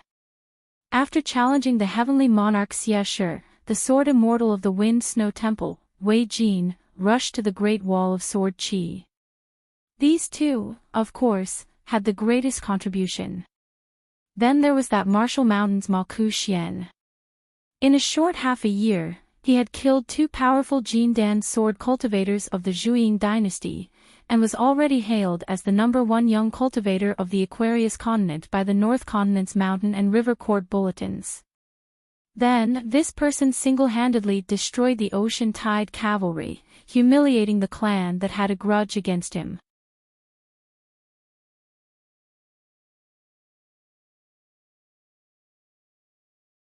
This was because there were many tricks to drawing talismans, and the strokes were cumbersome. Moreover, it was very different from the main branches of the talisman sections. It was only because Qi Jinglong explained it in detail and helped Chen Pingan repeatedly ponder over it that Chen Pingan was able to learn the two talismans. Therefore, Chen Pingan always felt that it was a pity that Qi Jinglong didn't go to the academy to teach. A martial artist drew talismans to maintain a breath of pure Qi. However, the talisman didn't last long. It could only open a mountain, but not seal it. However, the advantage was that it didn't need to consume the spiritual qi of a cultivator's qi dwelling. Moreover, talisman drawing itself was an uncommon martial art practice. It could refine that breath of qi. However, Chen Pingan discovered that after reaching the third realm of qi refining, talisman drawing became much smoother. However, the benefits to his body were extremely small. Chen Pingan didn't want to use too much cinnabar talisman paper. After all, a talisman that couldn't retain spiritual qi was equivalent to losing divine money every moment. Moreover, if a real battle were to break out, his little talisman skills wouldn't be enough. It wouldn't even be the icing on the cake. Instead, it would delay the battle. However, when a cultivator drew talismans, they would naturally seal the mountain. The spiritual qi in the talisman gallbladder would dissipate very slowly. However, the more powerful the talisman was, the easier it was to wear out the gallbladder. According to legend, the ancestor who slayed demons and devils, the celestial master mansion of Longhu Mountain had a forbidden area. There was a talisman that required the grand celestial master of each generation to bless it once every 60 years. Historically, there was a great disturbance in the celestial master mansion. After the old celestial master ascended, the candidate for a new celestial master was still undecided. It just so happened that the 60-year cycle of talismans was critical. However, if the new celestial master didn't appear, the celestial master seal wouldn't be handed over to others. Therefore, the new talisman couldn't be completed. This caused a slight flaw in the ancient talisman, which allowed it to escape from a great demon that had been suppressed for countless years and disappeared without a trace. For some unknown reason, the first thing the new celestial master did after succeeding the position was to personally take the immortal sword and Dharma seal to White Emperor City. The talisman Chen Pingan sold was all talismans drawn after the mountain temple and the water mansion formed a landscape. Otherwise, it would be a scam. Although the business of the bag shop depended on the eyesight of the buyer and the seller, similar to the antiques in the secular world, there would be some who would be eye-catching if there was a bargain. However, Chen Pingan was still willing to talk about Jianghu ethics. To talk about ethics, one had to spend money. Because these talismans required Chen Pingan to consume a considerable amount of spiritual qi in the water mansion. However, there were gains and losses. What he lost was some savings in the small pond in the water mansion. What he gained was that he could try to gradually open up a fundamental meridian for the operation of the water mansion, similar to a hidden water vein in the rivers and lakes. Therefore, the group of boys in green didn't have any objections. On the contrary, they supported Chen Pingan's talisman drawing. On the path of cultivation, how to view gains and losses was Tao. As for the balance between gains and losses, it required Chen Pingan to draw talismans for a long time. He had to constantly explore and ponder. Fortunately, the boys in green in the water mansion would also remind him. Chen Pingan wore a black robe and held a green bamboo cane. He walked out of the house and looked up. In the secular dynasty, there were families in the depths of the clouds and immortals in the mountains. As expected, there was a city above the clouds. Outside the city, there was a small market town that was brightly lit. The city above clouds was an important place for cultivation. It was heavily guarded and very few outsiders were allowed to enter. It was probably because of the different environment. The city above clouds, which was under the jurisdiction of the water heaven country like the Sparrow Mansion, also made robes called the Cloud Robe. However, the quantity and quality of the robes were far less than the Sparrow Mansion. It wasn't famous and its business was mediocre. Most of the cultivators in the lower 5 states, especially those in the mountains and lakes, would weigh their money and buy one. It was probably because of the limited financial resources of the sect that the bag shop appeared in the market. Not to mention the shops that didn't have legs, even the stalls with legs had to pay a sum of money to the city above clouds. The ferry stopped at a distance of 500 feet from the sea of clouds. It couldn't get any closer.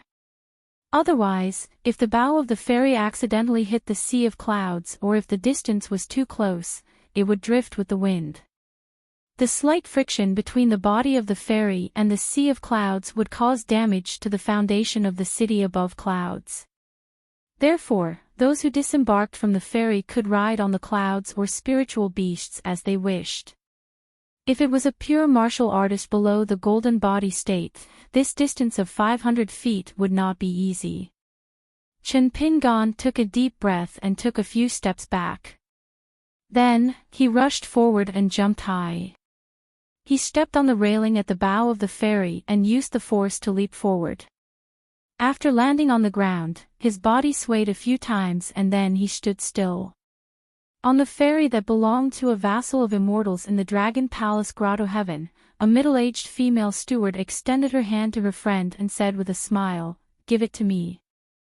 The two of them were betting on whether the young man with a sword on his back who boarded the ferry at the Peach Blossom crossing of the Sparrow Mansion was a sword cultivator from the mountains or a swordsman from the Jianghu. The woman on the ferry guessed that he was a pure martial artist who carried a sword on his back, while the old cultivator in the sea-viewing realm guessed that he was a young sword cultivator who hid his strength. The old cultivator shook his head and said, "Can't this person deliberately use a camouflage?" This was stubbornness. It was obvious that he was going to renege on his debt and not pay. The woman sneered and said, "The young sword cultivators of our continent, those sword embryos, which one of them doesn't have the cultivation of the cave state, the demeanor of an earth immortal and the tone of an upper 5 state? Is there such a person?" The old cultivator said seriously, "The world is vast. It's not strange for there to be someone who is willing to hide his strength and be cautious." The woman steward said angrily, "Don't use your mouth to shit. Give me the money. One small sum of money."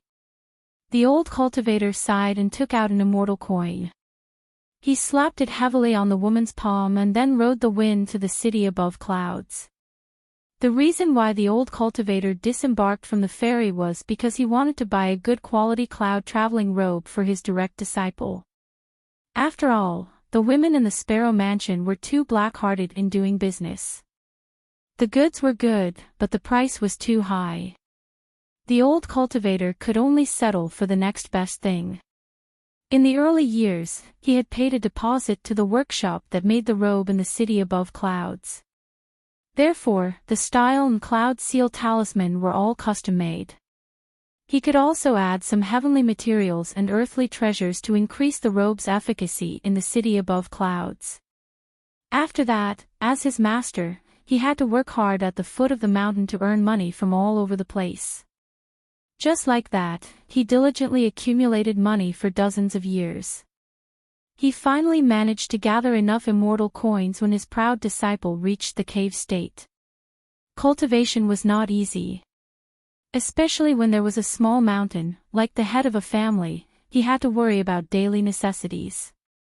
The woman steward was just about to be happy when she suddenly realized that the weight of the immortal coin in her hand was not right. The spiritual energy did not match the immortal coin.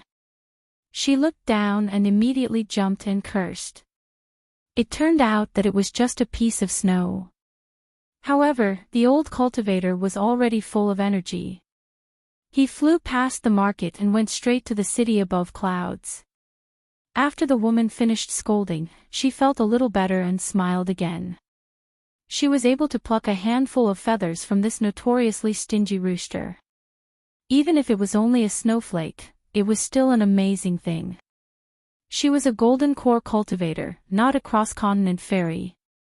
A golden core steward was enough. Moreover, a golden core cultivator in the Dragon Palace Grotto Heaven could be treated as a nascent soul cultivator in terms of status. This was because, besides her own sect, she was also related to the Cloud Palace of the Great Yuan Dynasty and the floating duckweed Sword Lake.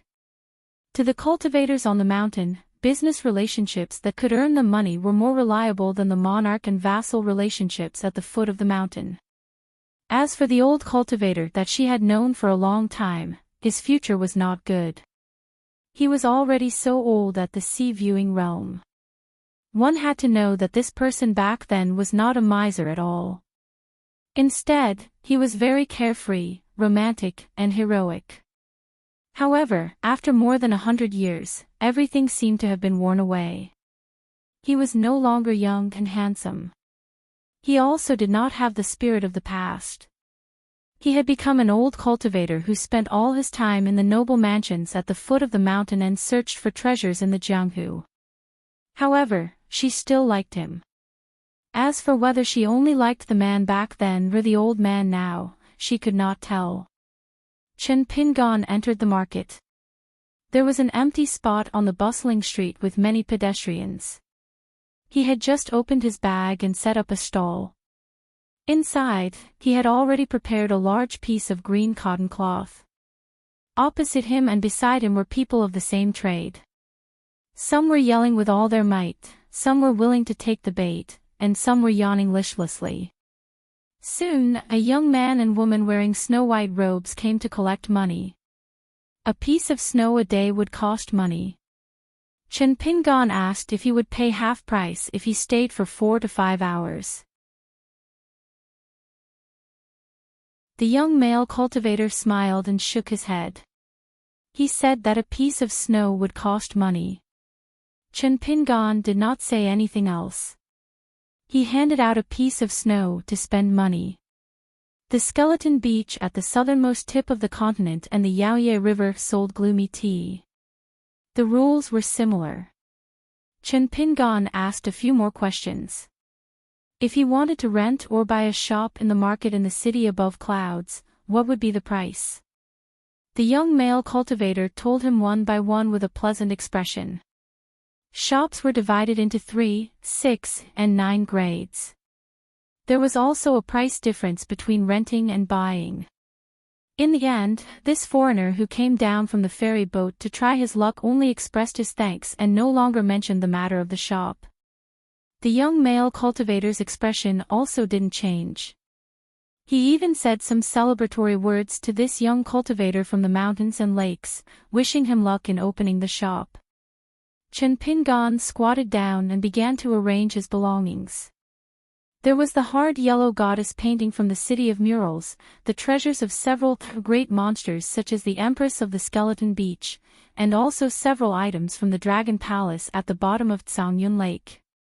There were more than 20 scattered items, all of which were far from being magic treasures. However, there were even more talisman sheets. The 5 types of talisman were neatly arranged on the green cloth like soldiers in a battle formation. Chen Pingan looked up. The young man and woman from the city above clouds were walking side by side on the main street, slowly disappearing into the distance. The young man seemed to be the manager of this market. He was familiar with the shopkeeper and many of the bag dealers. The young woman did not speak much. She looked more at the man beside her. Her eyes were whispering to him. Chen Pingan held his hands in his sleeves, calmly watching this scene. The scenery was excellent. The tourists on the streets here, because they were all cultivators, were much more taciturn compared to the mortals who visited temple fairs, shops, and stalls. Moreover, they were much more patient. Almost all of them strolled through the various bag dealers, but they did not casually ask about the price. Their footsteps were slow. Occasionally, they would come across an item that caught their eye. Only then would they crouch down and carefully examine it. After some inspection, they felt they had a good idea of what was going on, so they silently stood up and walked away. Some would try to haggle. Generally, they would ask for a cut in half when they opened their mouths. The good-tempered stall owners would stubbornly explain the origin of the immortal artifact, how it was not easy to obtain and how it had a great origin. The bad-tempered stall owners would simply ignore them. Buy it if you want. I don't want to serve you bunch of poor people who don't have good eyesight. Chen Pingon soon welcomed his first customer.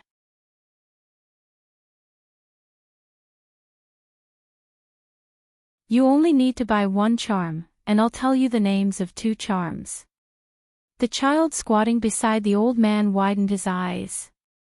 Damn, this guy's skin is really thick. The old man nodded and said, okay, then I'll buy this talisman. The old man pointed at the Sword Energy Bridge talisman. Chen Pingon smiled and asked, won't you ask about the price first? The old man said, it's good luck to open a business in this world. I see that the shop has just opened and I'm the first customer. Even if it's for good luck, I should sell it at a lower price. What do you think? Chen Pingon nodded and said, the original price is 15 snow coins. For this good luck, I'll sell it for 10. If the talisman's true meaning of the Sword Energy Bridge talisman could be exchanged for divine money, it would be much more expensive than the Heavenly Thunder talisman, the Great River talisman, and the Earth talisman. However, the price of the magic arts and treasures on the mountain had always been much higher than the price of the defensive ones. Moreover, the talisman-breaking talisman was the entry talisman of the world's talisman, so it was difficult for the seller to raise the price. They relied on small profits and quick turnover to win by quantity. Often, the cultivators of the mountains and lakes needed more offensive magic treasures, while the masters of the archives were more willing to pay for talismans like the talisman-breaking talisman because the latter had more people and more consumption. The old man took out a money bag from his sleeve, took out 10 snow coins and handed them to the other party. After Chen Pingon received the money, he was just about to pick up a talisman-breaking talisman. Unexpectedly, the old man smiled and picked up one himself, putting it into his sleeve. Good fellow. His eyesight was really sharp. This was the talisman with the most divine intent among the talisman-breaking talismans. It was the last talisman of the talisman Chen Pingon drew. Chen Pingon glanced at the other side of the street from the corner of his eye, and told the old man with the increasingly skilled Heart Lake ripples, the talisman old Sir bought is called the Sword Energy Bridge talisman. It contains sword intent and is the rarest. While it breaks through the fog of mountains and rivers, it also has an invisible deterrence. As for the other talismans, they are guide talismans. When Chen Pingon mentioned the second type of talisman, he intentionally omitted the 2 words, by Zai. This was because when Qi Jinglong taught this talisman, he did not directly call it, by Zai.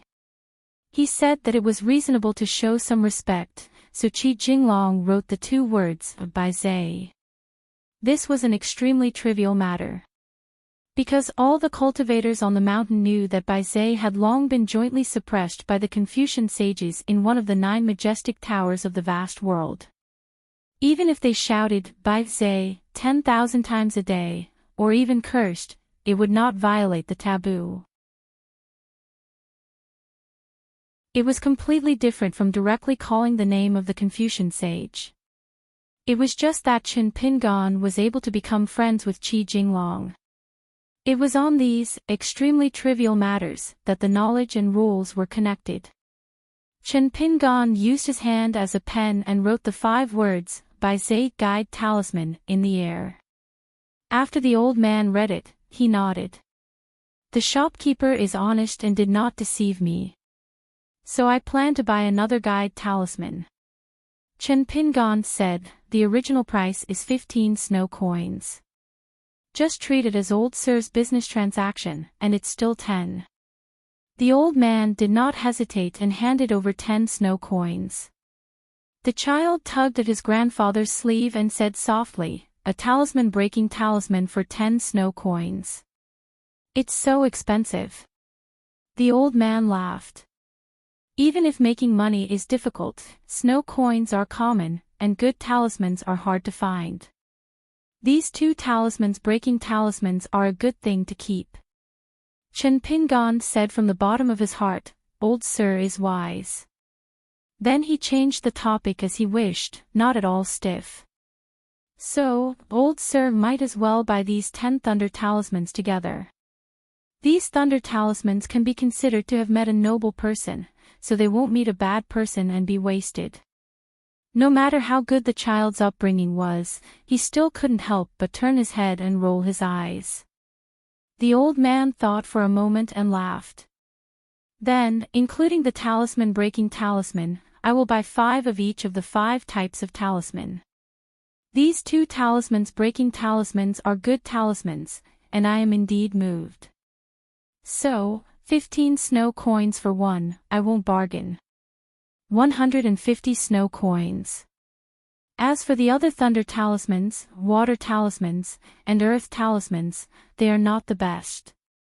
I am only willing to pay 120 snow coins. Chen Pingon frowned and said, after dividing it evenly, 1 talisman is only 8 snow coins.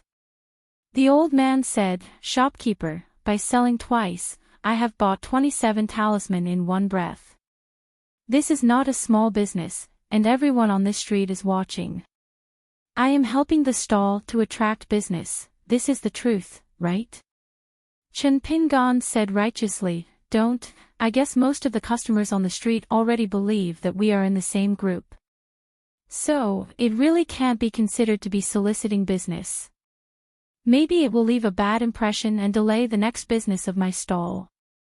Old sir, to be honest, I am also telling the truth, right? The child only felt that it was an eye-opener. The old man laughed and said, okay, then I will add 10 snow coins for the remaining 3 talismans. Chen Pingon said with emotion, old sir, you have such good taste, you should have that kind of magnanimous demeanor of doing business, so that it can match old sir's vision and identity. The old man shook his head with a straight face and said, shopkeeper, if you continue to bully honest people like this, I will not buy a single talisman. Chen Pingon smiled and said, good, good, good. Old sir is so kind. My little bag shop, it is rare for me to puff myself up at my own cost, so I will be magnanimous this time. I don't want the 10 snow coins that old sir increased the price. 25 talisman, I will only charge old sir 270 snow coins. The child didn't feel that this guy was magnanimous at all. He raised his 2 small hands and moved his fingers slightly. He quickly calculated the price in his mind, worried that this guy would cheat people. Fortunately, the price was like this. The child put away his palm, still feeling that it was too expensive, but his grandfather liked it and felt that it was good, so he didn't help to bargain. Otherwise, when he haggled, even he felt afraid. The old man took out 3 pieces of small summer money from his money bag and used the extra 30 pieces of snow money to bargain with the young man.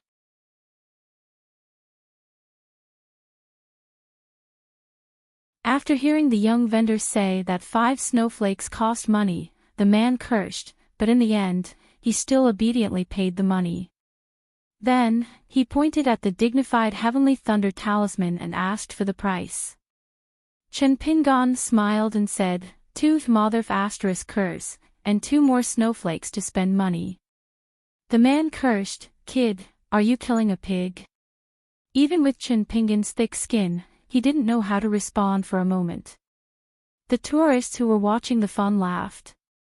The man also realized that his words were inappropriate. He scolded others and himself. No matter how he looked at it, it wasn't worth it. The man scratched his head. He really needed to buy an offensive thunder talisman to deal with a great demon that occupied a mountaintop. If he succeeded, he would be able to plunder the great demon that occupied the top of a mountain. If he succeeded, he would be able to plunder the great demon, and it would be a steady profit. However, if he failed, then he would be in for a huge loss. In the end, the man still couldn't bear to cut the meat and left resentfully. Chen Pingan didn't ask him to stay. The man walked out for a distance and couldn't help but turn his head to look. He saw the young man smiling at him. The man's thoughts fell through, and he felt even more uncomfortable. He strode away. Out of sight, out of mind. Chen Pingan continued to do business. It was also worry-free. In any case, the price of the talisman and all the items were fixed. After earning 3 small coins, his bag shop became more and more stable in his fishing platform. In any case, less than 2 hours had passed. There was still quite a bit of time before the ferry set off.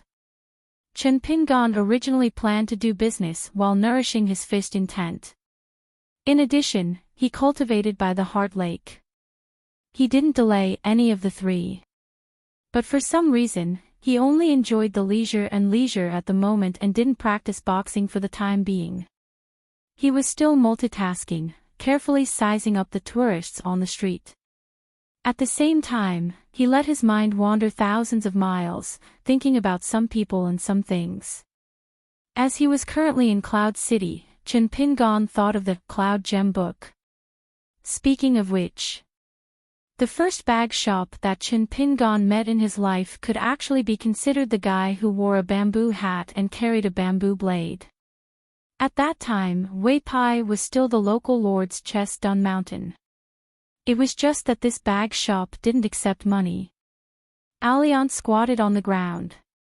In front of him, the long wooden box called Delicate Yellow was placed. He shouted for business and called for everyone to go over and pick a treasure. Zhu He and Zhu Lu were also there at that time. Lin Shui ran the fastest. He was the first to choose the Thunder Technique secret manual of love at first sight. Li Huai was clever. After he chose an item, he desperately urged Lin Shui and Li Baoping to pick the narrow saber, auspicious symbol.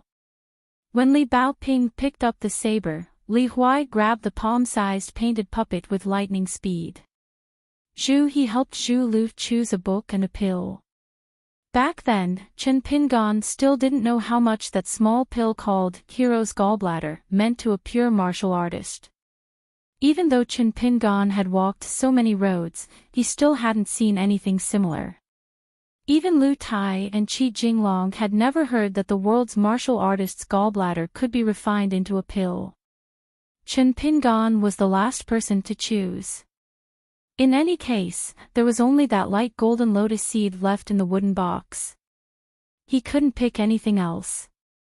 Chen Pingan, who was no longer a teenager, now hoped that one day in the future, he could learn from Alliance and give the good things in his hands to those juniors who could pick them up and receive them. Not only would they not feel distressed, but they would also be filled with anticipation.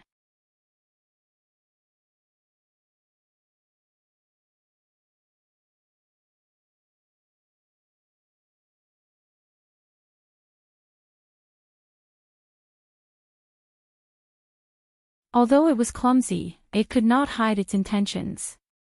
This was equivalent to giving money to the seller. Chen Pingan basked in the early winter sun and closed his eyes to take a nap. On the street, the people with ferry passengers had already begun to pack up their stalls.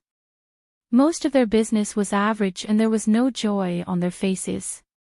After the time it took for an incense stick to burn, a man pretended to shop around a few bag shops. Then, he dawdled over to Chen Pingan's side. He did not squat down and smiled. "What, you can't sell these?" Chen Pingan raised his head and said unhappily, "What, did you pick up money on the road? You want to buy them all? I'll give you a 30% discount, including this thunder talisman. How about it?" The man was very sullen. Chen Pingan did not speak anymore. The man squatted down and picked up those items. However, he did not look at the thunder talisman. The man occasionally asked about the price of some miscellaneous items. The stall owner would answer all of his questions. However, he did not speak much. It seemed that he was about to pack up and leave. When Chen Pingan stretched his hand out of his sleeve, the man gritted his teeth and asked, "Since you can't sell this thunder talisman, how about you sell it to me at a discount?" Chen Pingan glanced at the man's boots. They were carefully sewn, but they were very worn out. They could not be considered good craftsmanship and could not be compared to the ones sold in shops. They were only good at heart. He smiled and said, "You're a cultivator. Don't you think it's shabby to wear such rags when you're outside?" The man was stunned for a moment and subconsciously withdrew his feet. Then, he became angry out of humiliation. "Why do you care what kind of boots I wear? It's fine as long as the boots can be worn. What else do you want?" Chen Pingan also said angrily, "Show me some respect. You're just a little cultivator of the fourth realm. How dare you talk to a great cultivator of the cave realm like that?" The man was a bit stunned and also a bit guilty. He glanced at the black robe on the other party. If it was really a robe that not even the immortal masters of records on the mountain could afford to wear, then he could not afford to offend him. The man became more and more helpless and decided to give up. If he did not want to buy it, then he did not want to buy it. There was no reason to be humiliated. Unexpectedly, that person suddenly said, "I'm going to close my stall. Today's luck is not bad. I have a good start, so I won't keep this thunder talisman. I want to start well and finish well so as not to ruin my next fortune. That's why the item you bought earlier, if I remember wrongly, cost 5 snowflakes. If you sell it back to me, I'll sell you this priceless thunder talisman that only appears once in 100 years at a 50% discount. How about it?" The man was in a dilemma. He lowered his head and glanced at the pair of old boots on his feet. It was not that he did not have the money to buy a new pair. No matter how expensive the boots on the street were, how many taels of silver could they be worth? It was just that traveling far away, he had to have something to think about. Especially for a cultivator of the mountains and swamps like him. His realm was low, the mountains and rivers were dangerous, and his life and death were uncertain year after year. Without any thoughts unrelated to cultivation in his heart, life was really difficult. The man waved his hand and stood up. "Forget it." Chen Pingan once again covered his hands in his sleeves. He pointed his chin at the thunder talisman. "Forget it. Earning money is a small matter, but fortune is a big matter. I'll sell it to you at a 50% discount. 8 pieces of snow will cost me." The man asked, "How about 7? Chen Pingan said straightforwardly, "Get lost."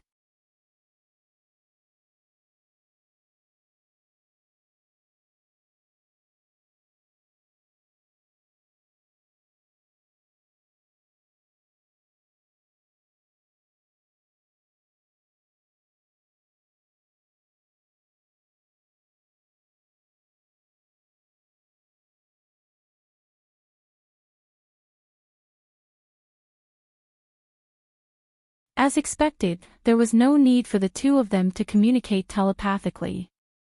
Di Yuanfeng asked, "Brother Qin, this is our first time meeting. If it were you, would you randomly have an unknown companion?" Chen Pingan gritted his teeth and slowly took out a stack of yellow paper talisman from his sleeve. He sorted them out in order beside him. Other than the heavenly thunder talisman, there were also 2 great river talismans and 2 earth-picking talismans, as well as several mountain and water barrier-breaking talismans. They were all drawn with gold and silver powder. Compared to the 50 talismans sold in the above Cloud City, Other than the fact that they were made of the most common yellow paper, the rest of the talismans were worlds apart in terms of brushwork, appearance, and power. The price could not be compared. There were many rules in talisman drawing. In terms of dipping the tip of the brush in ink, there were ordinary cinnabar, gold and silver powder, and immortal cinnabar. As for immortal cinnabar, it was a bottomless pit with a great disparity. Therefore, for chi refinement warriors who cultivated the talisman, drawing talismans was burning money. The more authentic the talisman was, the more immortal money it would consume. Fortunately, as long as a talisman cultivator reached a higher level, he could immediately earn money to support the mountain. However, for a talisman cultivator, it was too much of a test of one's aptitude.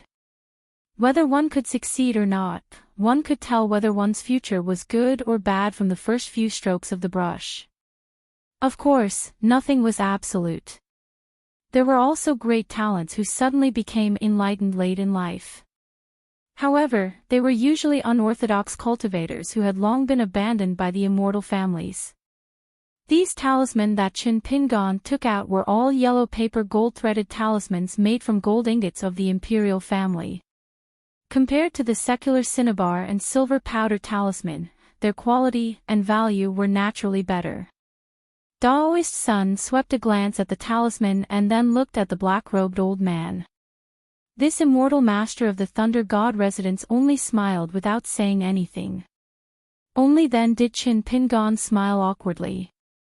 He took out the first talisman of Tian Bu drawn with cinnabar from the Spring Dew Garden Mountain and gently placed it on the ground.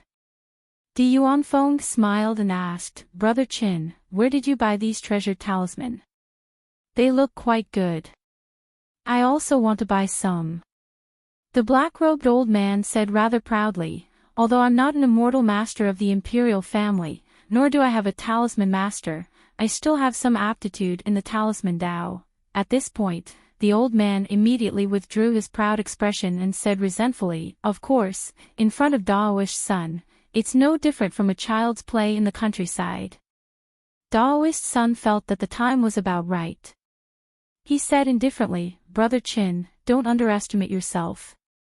To be honest, although I've cultivated in the infant mountain for many years, Brother Chin should know that the Thunder God Residence's Taoists can be roughly divided into two types apart from the direct disciples of the five immortals. One is to focus on cultivating the five thunders Dharma, and the other is to study the talisman, hoping to be bestowed a secret method of the direct talisman from the ancestral hall. I'm the former. Therefore, if Brother Chin is really an expert proficient in the talisman, we're actually willing to invite you to visit the mountain." The sloppy man who called himself Master Huang said, "I wonder how powerful the talisman that Brother Chin painstakingly drew is." Chen Pingon hesitated for a moment. He picked up a great river traversing talisman and formed a seal with one hand. He seemed to be chanting something, and after a moment, he threw it into the stream. With a light shout, his hands quickly formed seals, dazzling the eyes. The talisman melted as soon as it entered the stream, but the talisman glowed with spiritual light. In the stream, it shone brightly, like strands of intertwining fishing lines. The three of them saw the black-robed old man give a light shout. He no longer formed seals, but put two fingers together and shouted the word "rise." Then, with a light swipe, a flood dragon rushed out of the stream. After circling around Shurya, it returned to the stream where the old man's two fingers pointed. The old man obviously wanted to show off more of the talisman's demeanor, and indeed, he still had some strength left. The rank of the talisman was quite high. After this, there was still more. Because in the stream, more than half of the sparkling silk lines were still there. The black-robed old man raised his sleeves, and pillars of water rose from the ground. They rapidly revolved around Shurya and the other three people. For a moment, mist filled the air, and a chill seeped into their bones. Di Yuanfeng asked Master Huang telepathically, The latter used his martial arts ability to condense his voice into a line and replied, "He has some skills, but his killing power is weak. These tricks look powerful, but they're actually broken with a few punches. However, if this person can control all the talisman, it will be of great help. After all, we lack a cultivator who can attack from afar. Moreover, a talisman cultivator is most suitable to be in charge of breaking the barrier and opening the path." The black-robed old man withdrew the talisman's divine ability, and the stream returned to its calm state. There were no more talisman galls condensed from spiritual chi in the water. Chen Pingon looked around and sighed. If he was alone in that cavern, he might be able to find some clues if he pondered for a while. However, the place where Di Yuanfeng's palm was placed at the death gate of the 8 trigrams formation might have made his heart beat like a drum. However, this Daoist son was able to rely on the compass to calculate that it was indeed an auspicious place where life and death would change. This was why that young Master Qin didn't hesitate to punch. As for the matter of needing the water talisman, Chen Pingon didn't deliberately hide it.